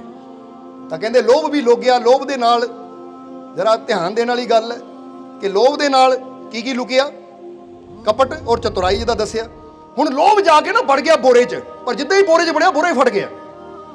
समझना जरा, बोरा फट गया, पर जिहड़े कपट और चतुराई सी उन्होंने फटाफट उत्तों लुको के उन्हें चक के एक पासे ले गए। हुण इत्थे कहानी नूं शॉर्ट करन दी खातर, नहीं तां फीलिंग्स तां बहुत हुंदियां है। हुण इत्थे दसना चाहांगे कि जदों ना ये पागलपन दी वारी आई लभण दे वास्ते कि चल भी लभ, तां पागल ने सारिਆਂ ਨੂੰ ਲੱਭਿਆ, सारिਆਂ ਨੂੰ ਲੱਭ लिया। जिथे ਉਹਨੂੰ क्रोध मिलिया, क्रोध दे नाल ਉਹਨੂੰ नफरत भी मिल गई। की मिली? नफरत भी मिल गई और अशांति भी मिल गई, क्योंकि जिथे क्रोध हुंदा है उत्थे नफरत भी हुंदी है तो अशांति भी हुंदी है। ये हो ही नहीं सकता कि मैनूं उत्ते गुस्सा है तो मैनूं उन्हां प्यार बड़ा, नहीं। नफरत भी नाल क्रोध करते जावांगे तो नफरत भी नाल पैदा हो जाती है, और जिथे क्रोध आंदा उत्थे अशांति भी जीवन च आ जाती है। हुण कहंदे जिहड़ा प्रेम सी ना, ये प्रेम चला गया गुलाब के फुल के पिछे, गुलाब के फुल के पिछे जाके लुक गया। और ये जिहड़े साथी सी, जिहड़ी जलन सी, तां नाल की सीगा? जलन और तड़फ, ये भी पत्तियां विच लुक गए जाके। हुण कहंदे पागलपन ने सारे लभ्या, लोभ नूं लभ्या, तां लोभ फटी हुई बोरी चों मिलिया, क्योंकि बोरी इदां ही फट गई कि लोभ जिथे आंदा फिर कदी उत्थे समांदा नहीं, वधदा ही चला जाता है। और लोभ दे नाल नाल पिछों किहड़े निकले आए? कपट। कपट पता ना किहनूं कहंदे? क्योंकि जिथे लोभी बंदा होवे दूजिਆਂ ਨਾਲ ठगियां करता है, कपट करता है, और बड़ा चतुर बनता है वो कि किसी तरह दूजे नूं ठग लवां। पर गल इत्थे ही प्रेम दी दसना चाहते हैं कि प्रेम दे नाल की आंदा है, जरा समझना सारिਆਂ ने। कहंदे जदों प्रेम नहीं मिलिया, सारे ही मिल गए, प्रेम नहीं मिलिया, तां उस वेले पागलपन नूं आ गया गुस्सा। उन्हें चकिया, की चकिया? एक डंडा चकिया जिन्होंने कंडे लगे हुए सी। तो किसी ने कहा आ जिहड़ा झूठ सी ना, उन्हें कहा भी वो फुल दे विच लुकिया जाके, पर लभ्या नहीं। तो इदां दा फुल मारना शुरू करता, जो फुल दे वो कंडे वाले डंडे मारे, तो जिहड़ा प्रेम सी ना उहदी अखां च, अखां दे विच कंडे लग गए और प्रेम हो गया अन्ना। समझदे हो कि नहीं? हुण जो प्रेम अन्ना हो गया तो रब ने देखा कि बई पागलपन, ये तू बहुत खराब काम किया, तू प्रेम नूं अन्ना कर दिता। इसलिए अज तो तेरी जिम्मेवारी है कि प्रेम नूं कंधे ते बिठा के तू ही घूमना है, और प्रेम दे नाल नाल चलणगे तड़फ, और दूसरी किहड़ी चीज सी? जलन। जरा समझना ये कहानी क्यों दस रहे हैं तुहानूं कि इंसान दे जीवन च जिहड़ी चीज है ना, कि जदों इंसान प्रेम इंसान दे जीवन च आंदा है, तो ये जिहड़ा प्रेम है इत्थे थोड़ी जलन भी आंदी है, और इत्थे नाल नाल ਤੜਪ ਹੀ ਆਉਂਦੀ ਹੈ, ਜਿਹਨੂੰ ਕਹਿੰਦੇ ਬਿਰਹਾ। ਔਰ ਪ੍ਰੇਮ ਦੇ ਅੰਦਰ ਇੱਕ ਪਾਗਲਪਨ ਵੀ ਹੁੰਦਾ ਹੈ। ਪਰ ਜਿਸ ਵੇਲੇ ਇਹ ਚੀਜ਼ ਹੋਈ ਤਾਂ ਇਹਨਾਂ ਨੇ ਰੱਬ ਨੂੰ ਕਿਹਾ ਕਿ ਰੱਬਾ, ਪ੍ਰੇਮ ਕਹਿੰਦਾ ਮੈਨੂੰ ਆ ਜਲਨ ਮਿਲੀ, ਇਹ ਤੜਫ ਮਿਲੀ, ਮੈਨੂੰ ਇਹ ਪਾਗਲਪਨ ਮਿਲਿਆ, ਇਹ ਪ੍ਰਮਾਤਮਾ ਇਹ ਕੀ ਹੈ, ਮੈਨੂੰ ਇਹ ਸਜ਼ਾ ਕਿਉਂ ਮਿਲੀ, ਮੇਰੀ ਅੱਖਾਂ ਦੀ ਰੋਸ਼ਨੀ ਵੀ ਚਲੀ ਗਈ। ਤਾਂ ਉਸ ਵੇਲੇ ਪ੍ਰਮਾਤਮਾ ਨੇ ਇੱਕ ਗੱਲ ਕਹੀ ਕਿ ਇਹ ਪ੍ਰੇਮ, ਇਹ ਮੈਂ ਤੇਰੇ ਨਾਲ ਵਾਅਦਾ ਕਰਦਾ ਹਾਂ, ਇਹ ਮੈਂ ਤੇਰੇ ਨਾਲ ਵਚਨ ਕਰਦਾ ਹਾਂ ਕਿ ਜਦ ਤੱਕ ਤੂੰ ਦੁਨੀਆ ਪਿੱਛੇ ਘੁੰਮੇਗਾ, ਤੂੰ ਤੜਫੇਗਾ ਵੀ, ਪਾਗਲਪਨ ਵੀ ਤੇਰੇ ਅੰਦਰ ਹੋਏਗਾ, ਤੂੰ ਤਕਲੀਫ ਵੀ ਪਾਏਗਾ, ਸੜੇਗਾ ਵੀ, ਪਰ ਜਦੋਂ ਤੂੰ ਮੇਰੇ ਵੱਲ ਧਿਆਨ ਕਰੇਗਾ ਤਾਂ ਤੇਰੇ ਜੀਵਨ 'ਚ ਉਹ ਆਨੰਦ ਹੋਏਗਾ ਕਿ ਜਿਹੜਾ ਤੈਨੂੰ ਪਾ ਗਿਆ ਮੈਨੂੰ ਪਾ ਗਿਆ। ਇਹ ਮੈਂ ਤੇਰੇ ਨਾਲ ਵਚਨ ਕਰਦਾ। ਇਹ ਪ੍ਰੇਮ ਨਾਲ ਵਚਨ ਹੈ ਰੱਬ ਦਾ ਕਿ ਜਿਨ ਪ੍ਰੇਮ ਕੀਓ ਤਿਨ ਹੀ ਪ੍ਰਭੂ ਪਾਇਓ। ਹੁਣ ਜੇ ਅਸੀਂ ਦੁਨੀਆ ਨਾਲ ਪਿਆਰ ਕਰਦੇ ਹਾਂ ਤਾਂ ਸਾਨੂੰ ਕੀ ਮਿਲਦਾ ਹੈ? ਅਸੀਂ ਤੜਫ ਮਿਲਦੇ ਹਾਂ, ਐਵੇਂ ਤੜਫਦੇ ਰਹਿੰਦੇ ਕਿ ਲੈ ਵੀ ਉਹਦੇ ਪਿੱਛੇ ਮਰਨ ਲੱਗਾ, ਜਾਨ ਦੇ ਦੇਣੀ ਮੈਂ ਆਪਣੀ ਜ਼ਿੰਦਗੀ ਬਰਬਾਦ ਕਰ ਲੈਣੀ, ਉਹਨੇ ਮੈਨੂੰ ਧੋਖਾ ਦੇ ਦਿੱਤਾ। ਕਮਾਲ ਦੀ ਗੱਲ ਹੈ, ਉਹਨਾਂ ਦਾ ਦੇਤਾ, ਤੈਨੂੰ ਆਪਣੀ ਜ਼ਿੰਦਗੀ ਨਾਲ ਪਿਆਰ ਨਹੀਂ, ਸਭ ਤੋਂ ਬੜਾ ਧੋਖਾ ਤਾਂ ਤੂੰ ਆਪਣੀ ਜ਼ਿੰਦਗੀ ਨੂੰ ਦੇਣ ਲੱਗਾ ਮਰਨ ਕੇ। ਤੂੰ ਆਪਣੀ ਜ਼ਿੰਦਗੀ ਨਾਲ ਕਿਹੜੀ ਵਫਾਦਾਰੀ ਕੀਤੀ ਜੇ ਉਹਨਾਂ ਤੇਰੇ ਨਾਲ ਧੋਖਾ ਕੀਤਾ? ਤੂੰ ਵੀ ਤਾਂ ਆਪਣੀ ਜ਼ਿੰਦਗੀ ਨਾਲ ਧੋਖਾ ਹੀ ਕਰ ਰਿਹਾ ਨਾ। ਆਪਸ਼ਨਾਂ ਦੋ ਹੁੰਦੀਆਂ ਹੈ, ਜਰਾ ਸਮਝਣਾ ਕਿ ਕਿਸੇ ਨੇ ਮੈਨੂੰ ਧੋਖਾ ਦਿੱਤਾ, ਮੈਂ ਆਪਣੇ ਆਪ ਨੂੰ ਬਰਬਾਦ ਕਰ ਲਵਾਂ, ਤੇ ਇੱਕ ਹੁੰਦਾ ਕਿਸੇ ਨੇ ਮੈਨੂੰ ਧੋਖਾ ਦਿੱਤਾ ਤਾਂ ਆਪਣੇ ਆਪ ਨੂੰ ਇੰਨਾ ਕਾਮਯਾਬ ਬਣ ਕੇ ਦਿਖਾਵਾਂ, ਕੱਲ ਨੂੰ ਉਹਨੂੰ ਪਛਤਾਵਾ ਹੋਵੇ ਕਿ ਇਹਨੂੰ ਕਿਉਂ ਛੱਡਿਆ ਮੈਂ। ਸਮਝ ਆ ਰਹੀ ਕਿ ਨਹੀਂ? ਜਿਹੜਾ ਕਮਜ਼ੋਰ ਬੰਦਾ ਹੈ ਉਹ ਮਰਨ ਦੀ ਗੱਲ ਕਰਦਾ ਹੈ, ਤਾਂ ਜਿਹੜਾ ਸਟਰੋਂਗ ਬੰਦਾ ਨਾ, ਰੱਬ ਤੇ ਵਿਸ਼ਵਾਸ ਕਰਨ ਵਾਲਾ, ਉਹ ਕਹਿੰਦਾ ਲੈ ਇਹਦੇ ਪਿੱਛੇ ਕਿਉਂ ਮਰਾਂ, ਮੈਂ ਆਪਣੇ ਆਪ ਨੂੰ ਆਪਣੇ ਮਾਲਿਕ ਨਾਲ ਇਦਾਂ ਜੋੜ ਦੇਣਾ ਕਿ ਇਹਦੇ ਵਰਗੇ ਹਜ਼ਾਰਾਂ ਮੇਰੇ ਪਿੱਛੇ ਘੁੰਮਣ, ਮੈਂ ਕਿਉਂ ਜ਼ਿੰਦਗੀ ਖਰਾਬ ਕਰਾਂ। ਸੋ ਤੜਫਦਾ ਉਹ ਹੈ ਜੋ ਦੁਨੀਆ ਪਿੱਛੇ ਜਾਂਦਾ ਹੈ, ਜਲਦਾ ਉਹ ਹੈ ਜੋ ਸੰਸਾਰ ਦੇ ਪਿੱਛੇ ਤੁਰਦਾ ਹੈ। ਔਰ ਜਿੱਦਾਂ ਦੱਸਿਆ ਪਾਗਲਪਨ ਵੀ ਉਹਨਾਂ ਨੂੰ ਹਾਸਲ ਹੁੰਦਾ ਨੇ ਦੁਨੀਆ ਪਿੱਛੇ, ਪਰ ਜਿਹੜੇ ਆਪਣੇ ਮਾਲਿਕ ਨਾਲ ਪਿਆਰ ਕਰਦੇ ਆ, ਰੱਬ ਨਾਲ ਪਿਆਰ ਕਰਦੇ ਆ, ਪ੍ਰਭੂ ਨਾਲ ਪਿਆਰ ਕਰਦੇ ਆ, ਤਾਂ ਰੱਬ ਕਹਿੰਦਾ ਮੇਰਾ ਵਾਅਦਾ ਹੈ ਜੇ ਤੂੰ ਮੇਰੇ ਨਾਲ ਪਿਆਰ ਕਰੇਗਾ ਨਾ, ਪ੍ਰੇਮ ਜੇ ਤੂੰ ਮੇਰੀ ਤਰਫ ਹੋਏਗਾ ਤਾਂ ਫਿਰ ਤੂੰ ਮੇਰੇ ਤੱਕ ਪਹੁੰਚੇਗਾ। ਇਸ ਲਈ ਤੁਹਾਡਾ ਪ੍ਰੇਮ ਕਿਹਦੀ ਤਰਫ ਹੈ? ਤੜਫ ਵਾਲੀ ਚੀਜ਼ ਦੀ ਤਰਫ ਹੈ। ਜਿੱਦਾਂ ਬੰਦਾ ਕਹਿੰਦਾ ਨਾ ਕਿ ਇਹ ਇੱਕ ਐਂਗਲ ਹੈ, ਥੱਲੇ ਨੂੰ ਜਾਵੇ ਤਾਂ ਇਹ ਕਿਸੇ ਹੋਰ ਦਿਸ਼ਾ ਨੂੰ ਚਲਾ ਜਾਂਦਾ, ਤਾਂ ਇੱਧਰ ਨੂੰ ਦਿਸ਼ਾ ਹੋ ਜਾਵੇ ਤਾਂ ਮੈਨੂੰ ਇਹ ਕਿਤੇ ਹੋਰ ਲੈ ਜਾਂਦਾ। ਯਾਨੀ ਇਦਾਂ ਸਮਝ ਲੈ, ਇੱਕ ਆਦਮੀ ਸਾਹਮਣੇ ਖੜਾ ਹੋਵੇ, ਜੇ ਉਹਦਾ ਮੂੰਹ ਸਾਡੇ ਵੱਲ ਹੈ ਔਰ ਤੁਰ ਪਵੇ, ਉਹਨੇ ਕਿੱਥੇ ਆਣਾ ਹੈ? ਇੱਥੇ। ਤਾਂ ਜੇ ਉਹਦੀ ਪਿੱਠ ਸਾਡੇ ਵੱਲ ਹੈ ਫਿਰ ਤੁਰ ਪਵੇ ਤਾਂ ਉਹਨੇ ਕਿੱਧਰ ਜਾਣਾ ਹੈ? ਦੂਰ। ਇਸ ਲਈ ਸਾਡੇ ਪ੍ਰੇਮ ਦੀ ਦਿਸ਼ਾ ਕਿੱਧਰ ਨੂੰ ਹੈ? ਸਮਝਦੇ ਹੋ ਕਿ ਨਹੀਂ? ਕਿਉਂਕਿ ਪ੍ਰੇਮ ਕਹਿੰਦੇ ਹੈ, ਤਾਂ ਹੀ ਤਾਂ ਪ੍ਰੇਮ ਨੂੰ ਲਵ ਇਜ਼ ਬਲਾਈਂਡ ਵੀ ਕਿਹਾ ਜਾਂਦਾ ਹੈ। ਪਰ ਇਹਦੇ ਨਾਲ ਨਾਲ ਇਹ ਵੀ ਦੱਸਿਆ ਜਾਂਦਾ ਕਿ ਪ੍ਰੇਮ ਹੀ ਪਰਮਾਤਮਾ ਦਾ ਰੂਪ ਹੈ। ਰੱਬ ਨੇ ਕਿਹਾ ਮੈਂ ਵਾਅਦਾ ਕਰਦਾ ਹਾਂ, ਇਹ ਪ੍ਰੇਮ ਜੇ ਤੇਰਾ ਮੁਖ ਮੇਰੀ ਤਰਫ ਹੋਏਗਾ ਤਾਂ ਇਹ ਪਾਗਲਪਨ, ਇਹ ਤੜਫ, ਇਹ ਬਿਰਹਾ, ਯਾਨੀ ਆ ਜੋ ਤੜਫ ਹੈ ਨਾ, ਜੋ ਜਲਨ ਹੈ, ਕਿਉਂਕਿ ਜਲਨ ਸੀ, ਤੜਫ ਸੀ ਤਾਂ ਪਾਗਲਪਨ ਸੀ, ਇਹ ਸਾਰੀਆਂ ਚੀਜ਼ਾਂ ਤੇ ਤੋਂ ਦੂਰ ਹੋਣਗੀਆਂ ਜੇ ਤੇਰਾ ਮੁਖ ਮੇਰੀ ਤਰਫ ਹੋਏਗਾ, ਫਿਰ ਤੇਰੇ ਜੀਵਨ 'ਚ ਆਨੰਦ ਹੋਏਗਾ, ਮੈਂ ਹੋਊਂਗਾ। ਤਾਂ ਜੇ ਤੇਰਾ ਮੁਖ ਥੱਲੇ ਦੀ ਤਰਫ ਹੈ, ਕਿਉਂਕਿ ਇਹ ਪਾਗਲਪਨ ਨੇ ਤੈਨੂੰ ਕੰਧਿਆਂ ਤੇ ਚੱਕਿਆ ਹੈ, ਜੇ ਥੱਲੇ ਦੇਖੇਗਾ ਤਾਂ ਫਿਰ ਤਾਂ ਇੱਧਰ ਤੜਫ ਨਜ਼ਰ ਆਏਗੀ, ਇੱਧਰ ਜਲਨ, ਤਾਂ ਥੱਲੇ ਕੀ ਨਜ਼ਰ ਆਏਗਾ? ਪਾਗਲਪਨ। ਸਮਝਦੇ ਹੋ ਕਿ ਨਹੀਂ? ਪਰ ਜੇ ਉੱਪਰ ਦੇਖੇਗਾ ਤਾਂ ਫਿਰ ਮੈਂ ਨਜ਼ਰ ਆਉਂਗਾ, ਕਿਉਂਕਿ ਫਿਰ ਮੈਂ ਆ। ਇਹ ਵਾਅਦਾ ਪਰਮਾਤਮਾ ਨੇ ਪ੍ਰੇਮ ਨਾਲ ਕੀਤਾ, ਇਸ ਲਈ ਕਿਹਾ ਗਿਆ ਲਵ ਇਜ਼ ਗੋਡ, ਕੇ ਜੇ ਭਾਈ ਗੋਡ ਨੂੰ ਪਾਣਾ ਤਾਂ ਪ੍ਰੇਮ ਕਰ, ਔਰ ਪ੍ਰੇਮ ਤੇਰਾ ਮਾਲਿਕ ਦੀ ਤਰਫ, ਉਹ ਪ੍ਰਭੂ ਦੀ ਤਰਫ ਹੋਵੇ। ਔਰ ਇਸ ਲਈ ਤੁਹਾਨੂੰ ਵੀ ਕਹਾਂਗੇ ਕਿ ਤੁਸੀਂ ਵੀ ਆਪਣੇ ਵਿਸ਼ਵਾਸ ਨੂੰ ਚੈੱਕ ਕਰੋ ਕਿ ਜੇ ਮੈਂ ਖੁਸ਼ੀਆਂ ਚਾਹੁੰਦਾ ਹਾਂ ਤਾਂ ਮੇਰੇ ਅੰਦਰ ਆਪਣੇ ਮਾਲਿਕ ਦਾ ਵਿਸ਼ਵਾਸ ਹੈ ਜਾਂ ਨਹੀਂ। ਜੇ ਮੈਂ ਕਾਮਯਾਬੀ ਚਾਹੁੰਦਾ ਹਾਂ ਤਾਂ ਮੈਨੂੰ ਆਪਣੇ ਮਾਲਿਕ ਨਾਲ ਪਿਆਰ ਹੈ ਜਾਂ ਨਹੀਂ। ਅਗਰ ਮੈਨੂੰ ਆਪਣੇ ਮਾਲਿਕ ਨਾਲ ਪਿਆਰ ਹੈ, ਆਪਣੇ ਮਾਲਿਕ ਤੇ ਵਿਸ਼ਵਾਸ ਹੈ, ਤਾਂ ਫਿਰ ਮੇਰੇ ਜੀਵਨ 'ਚ ਖੁਸ਼ੀਆਂ ਵੀ ਜ਼ਰੂਰ ਆਣਗੀਆਂ, ਕਿਉਂਕਿ ਉਹ ਖੁਸ਼ੀਆਂ ਦਾ ਦਾਤਾ ਹੈ, ਉਹਦੀ ਤਰਫੋਂ ਆਣਗੀਆਂ ਹੀ ਖੁਸ਼ੀਆਂ। ਔਰ ਮੈਂ ਇੱਧਰ ਉੱਧਰ ਨਹੀਂ ਭਟਕਣਾ, ਆਪਣੇ ਰੱਬ ਤੇ ਵਿਸ਼ਵਾਸ ਕਰਨਾ ਹੈ, ਕਿਉਂਕਿ ਜੋ ਮੈਨੂੰ ਉਹਦੀਆਂ ਰਹਿਮਤਾਂ ਨੇ ਦੇ ਦੇਣਾ, ਉਹਦੀਆਂ ਰਹਿਮਤਾਂ ਤੋਂ ਜ਼ਿੰਦਗੀ ਮਿਲੀ ਹੈ, ਉਹਦੀਆਂ ਰਹਿਮਤਾਂ ਤੋਂ ਜੀਵਨ ਮਿਲਿਆ ਹੈ। ਨਹੀਂ ਤਾਂ ਇੱਕ ਗੱਲ ਦਾ ਜਵਾਬ ਦਿਓ, ਸਾਰਿਆਂ ਨੇ ਸੋਚ ਸਮਝ ਕੇ ਜਵਾਬ ਦੇਣਾ, ਤੁਹਾਨੂੰ ਪੈਦਾ ਕਰਨ ਵਾਲਾ ਕੌਣ ਹੈ? ਜਵਾਬ ਦਿਓ। ਪਰਮਾਤਮਾ ਨਾ, ਮੰਨਦੇ ਹੋ ਨਾ ਇਹ ਚੀਜ਼ ਨੂੰ? ਚਾਹੇ ਅਸੀਂ ਵਾਹਿਗੁਰੂ ਕਹਿ ਲਈਏ, ਅੱਲਾ ਕਹਿ ਲਈਏ, ਈਸ਼ਵਰ ਕਹਿ ਲਈਏ, ਭਗਵਾਨ ਕਹਿ ਲਈਏ, ਪਰਮਾਤਮਾ ਕਹਿ ਲਈਏ, ਯਾਨੀ ਇਸ਼ਾਰਾ ਉਹਦੀ ਤਰਫ ਹੈ। ਮੰਨਦੇ ਹੋ ਨਾ? ਹੁਣ ਜੇ ਬੰਦਾ ਸੋਚੇ ਕਿ ਹਰ ਸ਼ੈ ਨੂੰ, ਤੁਹਾਨੂੰ ਵੀ ਉਹਨਾਂ ਪੈਦਾ ਕੀਤਾ, ਤਾਂ ਧਰਤੀ, ਚੰਦ, ਸੂਰਜ, ਸਿਤਾਰੇ, ਗ੍ਰਹਿ ਜੋ ਵੀ ਹੈ, ਇਹ ਕਿਹਨਾਂ ਬਣਾਏ ਹੈ? ਇਹ ਵੀ ਉਸਨੇ ਬਣਾਏ ਹੈ, ਉਸਨੇ ਬਣਾਏ ਹੈ ਨਾ। ਹੁਣ ਇਸ ਲਈ ਬਸ ਇੰਨੀ ਚੀਜ਼ ਨੂੰ ਤੁਸੀਂ ਆਪਣੇ ਅੰਦਰ ਯਾਦ ਰੱਖਣਾ ਹੈ ਕਿ ਜੇ ਮੈਂ ਮੰਨਦਾ ਹਾਂ, ਮੈਨੂੰ ਵਿਸ਼ਵਾਸ ਹੈ ਕਿ ਮੈਨੂੰ ਪੈਦਾ ਮੇਰੇ ਮਾਲਿਕ ਨੇ, ਮੇਰੇ ਪ੍ਰਭੂ ਭਗਵਾਨ ਨੇ, ਰੱਬ ਨੇ ਕੀਤਾ ਹੈ, ਤਾਂ ਜਿਹਨੇ ਮੈਨੂੰ ਪੈਦਾ ਕੀਤਾ ਹੈ ਮੈਂ ਪ੍ਰੇਮ ਵੀ ਉਹਦੇ ਨਾਲ ਕਰਨਾ, ਵਿਸ਼ਵਾਸ ਵੀ ਉੱਤੇ ਰੱਖਣਾ ਹੈ। ਤਾਂ ਆਪਣੇ ਪੈਦਾ ਕਰਨ ਵਾਲੇ ਤੇ ਯਕੀਨ ਰੱਖਾਂਗੇ ਤਾਂ ਫਿਰ ਜੀਵਨ 'ਚ ਕੋਈ ਤੋੜ, ਕੋਈ ਘਾਟ, ਕਮੀ ਕਦੀ ਆਏਗੀ ਨਹੀਂ। ਪਰ ਜਦੋਂ ਆਪਣੇ ਪੈਦਾ ਕਰਨ ਵਾਲੇ ਮਾਲਿਕ ਨੂੰ ਭੁੱਲ ਕੇ ਫਿਰ ਅਸੀਂ ਇੱਧਰ ਉੱਧਰ ਹੋਰ ਚੀਜ਼ਾਂ ਨੂੰ ਉਹ ਕਰੀ ਜਾਂਦੇ ਆ, ਤਾਂ ਫਿਰ ਰੱਬ ਨੇ ਵੀ ਕਹਿਣਾ ਹੈ ਭਾਈ ਪੈਦਾ ਕਰਨ ਵਾਲਾ ਮੈਂ, ਤਾਂ ਦੌੜਦਾ ਤੂੰ ਕਿਤੇ ਹੋਰ ਹੈ, ਤਾਂ ਕਿੱਦਾਂ ਤੇਰੇ ਤੇ ਕਿਰਪਾ ਹੋਵੇ। ਇਸ ਲਈ ਤਾਂ ਹੀ ਅਸੀਂ ਕਹੀਦਾ ਹੈ ਕਿ ਐਸੇ ਗੁਰੂਆਂ, ਰਹਿਬਰਾਂ, ਫਕੀਰਾਂ ਦੀ ਅੱਜ ਜ਼ਰੂਰਤ ਹੈ ਜੋ ਸਾਨੂੰ ਐਸੀ ਯੁਕਤੀ ਦੇਣ ਜੋ ਸਿੱਧਾ ਸਾਨੂੰ ਰੱਬ ਦੀਆਂ ਰਹਿਮਤਾਂ ਨਾਲ ਜੋੜ ਦੇਣ, ਉਹਦੀਆਂ ਬਖਸ਼ਿਸ਼ਾਂ ਨਾਲ ਜੋੜ ਦੇਣ। ਬੋਲੋ ਸਮਝਦੇ ਹੋ ਕਿ ਨਹੀਂ? ਇਸ ਲਈ ਜੀਵਨ 'ਚ ਕਾਮਯਾਬੀ ਚਾਹੀਦੀ ਹੈ, ਸਫਲਤਾ ਚਾਹੀਦੀ ਹੈ, ਤਾਂ ਉਹ ਯੁਕਤੀ ਲਓ। ਕਿਉਂਕਿ ਇੱਕ ਬੜੀ ਪਿਆਰੀ ਛੋਟੀ ਜਿਹੀ ਗੱਲ, ਔਰ ਫਿਰ ਸਤਸੰਗ ਦੀ ਸਮਾਪਤੀ ਕਰਾਂਗੇ, ਕਿ ਇੱਕ ਬਹੁਤ ਅਮੀਰ ਸੇਠ ਸੀ, ਉਹਦੇ ਕੋਲ ਨਾ ਇੱਕ ਸੋਨੇ ਦੀ ਘੜੀ ਸੀ, ਜਿਹੜੀ ਕਿ ਅੱਗੇ ਤੁਸੀਂ ਦੇਖਦੇ ਜੇਬਾਂ 'ਚ ਪਾਉਣ ਵਾਲੀ ਘੜੀ ਹੁੰਦੀ ਸੀ, ਗਲੇ 'ਚ ਚੈਨੀ ਪਾ ਕੇ ਜੇਬ 'ਚ ਪਾ ਲੈਣੀ, ਉੱਦਾਂ ਟਾਈਮ ਦੇਖ ਕੇ ਫਿਰ ਜੇਬ 'ਚ ਪਾ ਲੈਣੀ। ਉਹਦੇ ਕੋਲ ਸੋਨੇ ਦੀ ਘੜੀ ਸੀ, ਘੜੀ ਬੜੀ ਕੀਮਤੀ ਸੀ। ਇੱਕ ਦਿਨ ਕੀ ਹੋਇਆ ਕਿ ਉਹਦੀ ਘੜੀ ਕਿਤੇ ਗੁੰਮ ਹੋ ਗਈ। ਜਦੋਂ ਗੁੰਮ ਹੋ ਗਈ ਤਾਂ ਬੜੀ ਪਰੇਸ਼ਾਨੀ ਹੋਈ, ਘੜੀ ਕਿਤੇ ਮਿਲੇ ਨਾ। ਉਹਦੇ ਨੌਕਰਾਂ ਨੇ ਸਾਰੇ ਪਾਸੇ ਲੱਭੀ, ਖਾਸ ਕਰਕੇ ਜਿਸ ਕਮਰੇ 'ਚ ਉਹਨੂੰ ਉਮੀਦ ਸੀ ਕਿ ਇੱਥੇ ਗੁੰਮ ਹੋਈ, ਇਸ ਕਮਰੇ 'ਚ ਗੁੰਮ ਹੋ ਸਕਦੀ ਹੈ, ਉੱਥੇ ਵੀ ਲੱਭੀ ਪਰ ਮਿਲੀ ਨਹੀਂ। ਬੜਾ ਪਰੇਸ਼ਾਨ ਸੀ ਸੇਠ, ਇਸੇ ਪਰੇਸ਼ਾਨੀ 'ਚ ਬੈਠਾ ਹੋਇਆ ਹੈ। ਤਾਂ ਇੱਕ ਫਕੀਰ ਘਰ ਦੇ ਵਿਹੜੇ 'ਚ ਬੈਠਾ ਹੈ, ਫਕੀਰ ਉੱਥੋਂ ਦੀ ਗੁਜ਼ਰ ਰਿਹਾ, ਸੇਠ ਦੇ ਚਿਹਰੇ ਤੇ ਪਰੇਸ਼ਾਨੀ ਦੇਖੀ। ਫਕੀਰਾਂ ਨੇ ਕਿਹਾ, ਸੇਠ ਸਾਹਿਬ ਕੀ ਗੱਲ ਹੋ ਗਈ ਸੇਠ ਜੀ, ਪਰੇਸ਼ਾਨ ਕਿਉਂ ਹੋ? ਉਹਨਾਂ ਦੱਸਿਆ, ਜੀ ਮੇਰੀ ਘੜੀ ਗੁੰਮ ਹੋ ਗਈ ਹੈ, ਮੇਰੀ ਘੜੀ ਗੁੰਮ ਹੋ ਗਈ ਹੈ, ਬੜੀ ਤਲਾਸ਼ ਕੀਤੀ ਮਿਲਦੀ ਨਹੀਂ ਪਈ। ਫਕੀਰ ਕਹਿੰਦੇ, ਅਸੀਂ ਲੱਭ ਲਈਏ ਜੇ ਤੇਰੀ ਇਜਾਜ਼ਤ ਹੋਵੇ? ਉਹ ਕਹਿੰਦਾ, ਮਹਾਰਾਜ ਤੁਸੀਂ ਲੱਭ ਦਿਓ। ਹੁਣ ਸੇਠ ਆਪਣੇ ਘਰ 'ਚ ਲੈ ਗਿਆ। ਪਹਿਲਾਂ ਫਕੀਰ ਇੱਕ ਕਮਰੇ 'ਚ ਗਏ, ਥੋੜੀ ਦੇਰ ਬੈਠੇ, ਫਿਰ ਉੱਥੋਂ ਉੱਠ ਕੇ ਦੂਜੇ ਕਮਰੇ 'ਚ ਆਏ, ਫਿਰ ਉੱਥੇ ਥੋੜੀ ਦੇਰ ਬੈਠੇ, ਫਿਰ ਤੀਜੇ ਕਮਰੇ 'ਚ ਆਏ, ਉੱਥੇ ਥੋੜੀ ਦੇਰ ਬੈਠੇ, ਔਰ ਉਹਨਾਂ ਦੇ ਚਿਹਰੇ ਤੇ ਮੁਸਕਰਾਹਟ ਆਈ। ਗਏ ਔਰ ਅਲਮਾਰੀ ਦੇ ਪਿਛਲੇ ਪਾਸੇ ਉਹ ਘੜੀ ਚੱਕ ਕੇ ਸੇਠ ਨੂੰ ਦੇਤੀ, ਕਹਿੰਦਾ ਲਓ। ਉਸ ਵੇਲੇ ਉਹ ਸੇਠ ਕਹਿੰਦਾ, ਮਾਰੇ ਬੜੇ ਕਮਾਲ ਦੀ ਗੱਲ ਹੈ, ਅਸੀਂ ਸਾਰੇ ਪਾਸੇ ਲੱਭਿਆ, ਸਾਨੂੰ ਨਹੀਂ ਮਿਲੀ, ਇਹ ਤੁਹਾਨੂੰ ਕਿੱਦਾਂ ਮਿਲ ਗਈ?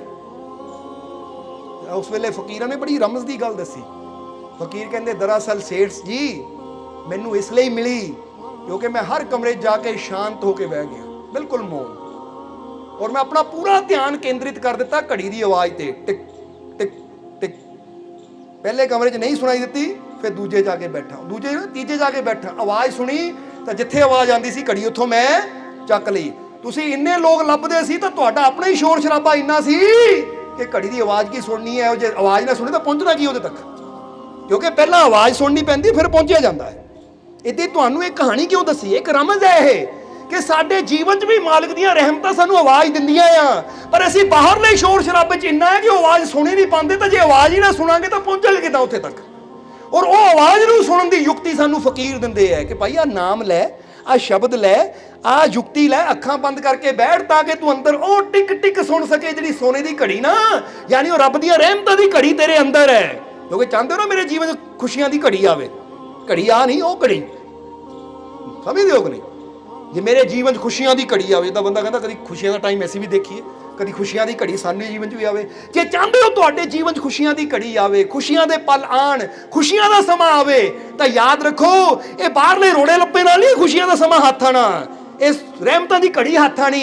ਇਹ ਰਹਿਮਤਾਂ ਦੀ ਘੜੀ ਉਦੋਂ ਹੱਥ ਆਣੀ ਜਦੋਂ ਸ਼ਾਂਤ ਹੋ ਕੇ ਅੰਦਰੋਂ ਉਹਦੀ ਆਵਾਜ਼ ਸੁਣਨ ਦੀ ਕੋਸ਼ਿਸ਼ ਕਰਾਂਗੇ। ਜਦੋਂ ਆਪਣੇ ਮਾਲਿਕ ਦੀ ਆਵਾਜ਼ ਸੁਣਾਂਗੇ ਤਾਂ ਫਿਰ ਸਾਡੇ ਹੱਥ ਵੀ ਉਹ ਕਾਮਯਾਬੀ ਦੀ ਘੜੀ ਆ ਜਾਏਗੀ, ਰਹਿਮਤਾਂ ਦੀ ਘੜੀ ਆ ਜਾਏਗੀ। ਇਸ ਲਈ ਕਿਹਾ ਜਾਂਦਾ ਹੈ ਇਹ ਸਿਮਰਨ ਕਰ, ਧਿਆਨ ਕਰ, ਕਿਉਂਕਿ ਇਹ ਇੱਕ ਮੈਡੀਟੇਸ਼ਨ, ਸ਼ਾਂਤ ਹੋ ਕੇ ਬੈਠਣਾ, ਇਹ ਤੇਰੀ ਸੁਰਤੀ ਨੂੰ ਰੱਬ ਨਾਲ ਜੋੜਦਾ ਹੈ। ਔਰ ਜਦੋਂ ਤੇਰੀ ਸੁਰਤੀ ਉਹਦੇ ਨਾਲ ਜੁੜਦੀ ਹੈ ਤਾਂ ਫਿਰ ਉਹਦੀਆਂ ਰਹਿਮਤਾਂ ਵੀ, ਜਿੱਦਾਂ ਫਕੀਰਾਂ ਨੂੰ ਟਿਕ ਟਿਕ ਸੁਣਾਈ ਦਿੱਤੀ, ਘੜੀ ਤੱਕ ਪਹੁੰਚ ਗਏ ਔਰ ਘੜੀ ਉਹਨਾਂ ਦੇ ਹੱਥ 'ਚ ਸੀ।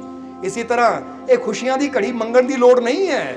ਤੁਸੀਂ ਯੁਕਤੀ ਲੈ ਕੇ ਆਪਣੇ ਅੰਦਰ ਦੇਖੋ ਤਾਂ ਤੁਸੀਂ ਵੀ ਬੈਠੇ ਬੈਠੇ ਉਹ ਖੁਸ਼ੀਆਂ ਦੀ ਘੜੀ ਨੂੰ ਆਪੇ ਸੰਭਾਲ ਲਓਗੇ ਕਿ ਲੈ ਇੱਧਰ ਮੈਂ ਤਾਰ ਜੋੜੀ ਤਾਂ ਉੱਧਰ ਰੱਬ ਦੀਆਂ ਰਹਿਮਤਾਂ ਆ ਗਈਆਂ। ਇਹਨੂੰ ਇੱਦਾਂ ਹੀ ਸਮਝ ਲਓ ਕਿ ਜਿੱਦਾਂ ਬੰਦਾ, ਅਸੀਂ ਕਈ ਵਾਰ ਦੱਸਿਆ ਕਿ ਲਾਈਟ ਜਗਾਣੀ ਹੋਵੇ ਤਾਂ ਇੱਦਾਂ ਨਹੀਂ ਬੰਦਾ ਕਹਿੰਦਾ ਕਿ ਲਾਈਟ ਹੀ ਜਗ ਜਾ, ਮਿਹਨਤ ਕਰਦਾ, ਬੇਨਤੀ ਹੈ ਮੇਰੀ ਜਗ ਜਾ ਜਗ ਜਾ ਜਗ ਜਾ, ਇੱਦਾਂ ਨਹੀਂ ਬੰਦਾ ਕਹਿੰਦਾ। ਬੰਦੇ ਨੂੰ ਪਤਾ ਮਿਹਨਤ ਕਰਨ ਦੀ ਲੋੜ ਨਹੀਂ, ਬਟਨ ਦਬਾਉਣ ਦੀ ਲੋੜ ਹੈ, ਬਟਨ ਦਬਾਉਂਦਿਆਂ ਹੀ ਲਾਈਟ ਜਗ ਜਾਂਦੀ ਹੈ। ਇਸੇ ਤਰ੍ਹਾਂ ਜਦੋਂ ਅਸੀਂ ਕਹਿੰਦੇ ਰੱਬਾ ਰਹਿਮਤ ਕਰ, ਰਹਿਮਤ ਕਰ, ਰੱਬ ਕਹਿੰਦਾ ਉਹ ਬੇਨਤੀ ਕਰਨ ਦੀ ਲੋੜ ਨਹੀਂ, ਉਹ ਕਰਮ ਕਰ ਜਿਹਦੇ ਨਾਲ ਮੇਰੀ ਰਹਿਮਤ ਜੁੜੀ ਹੈ।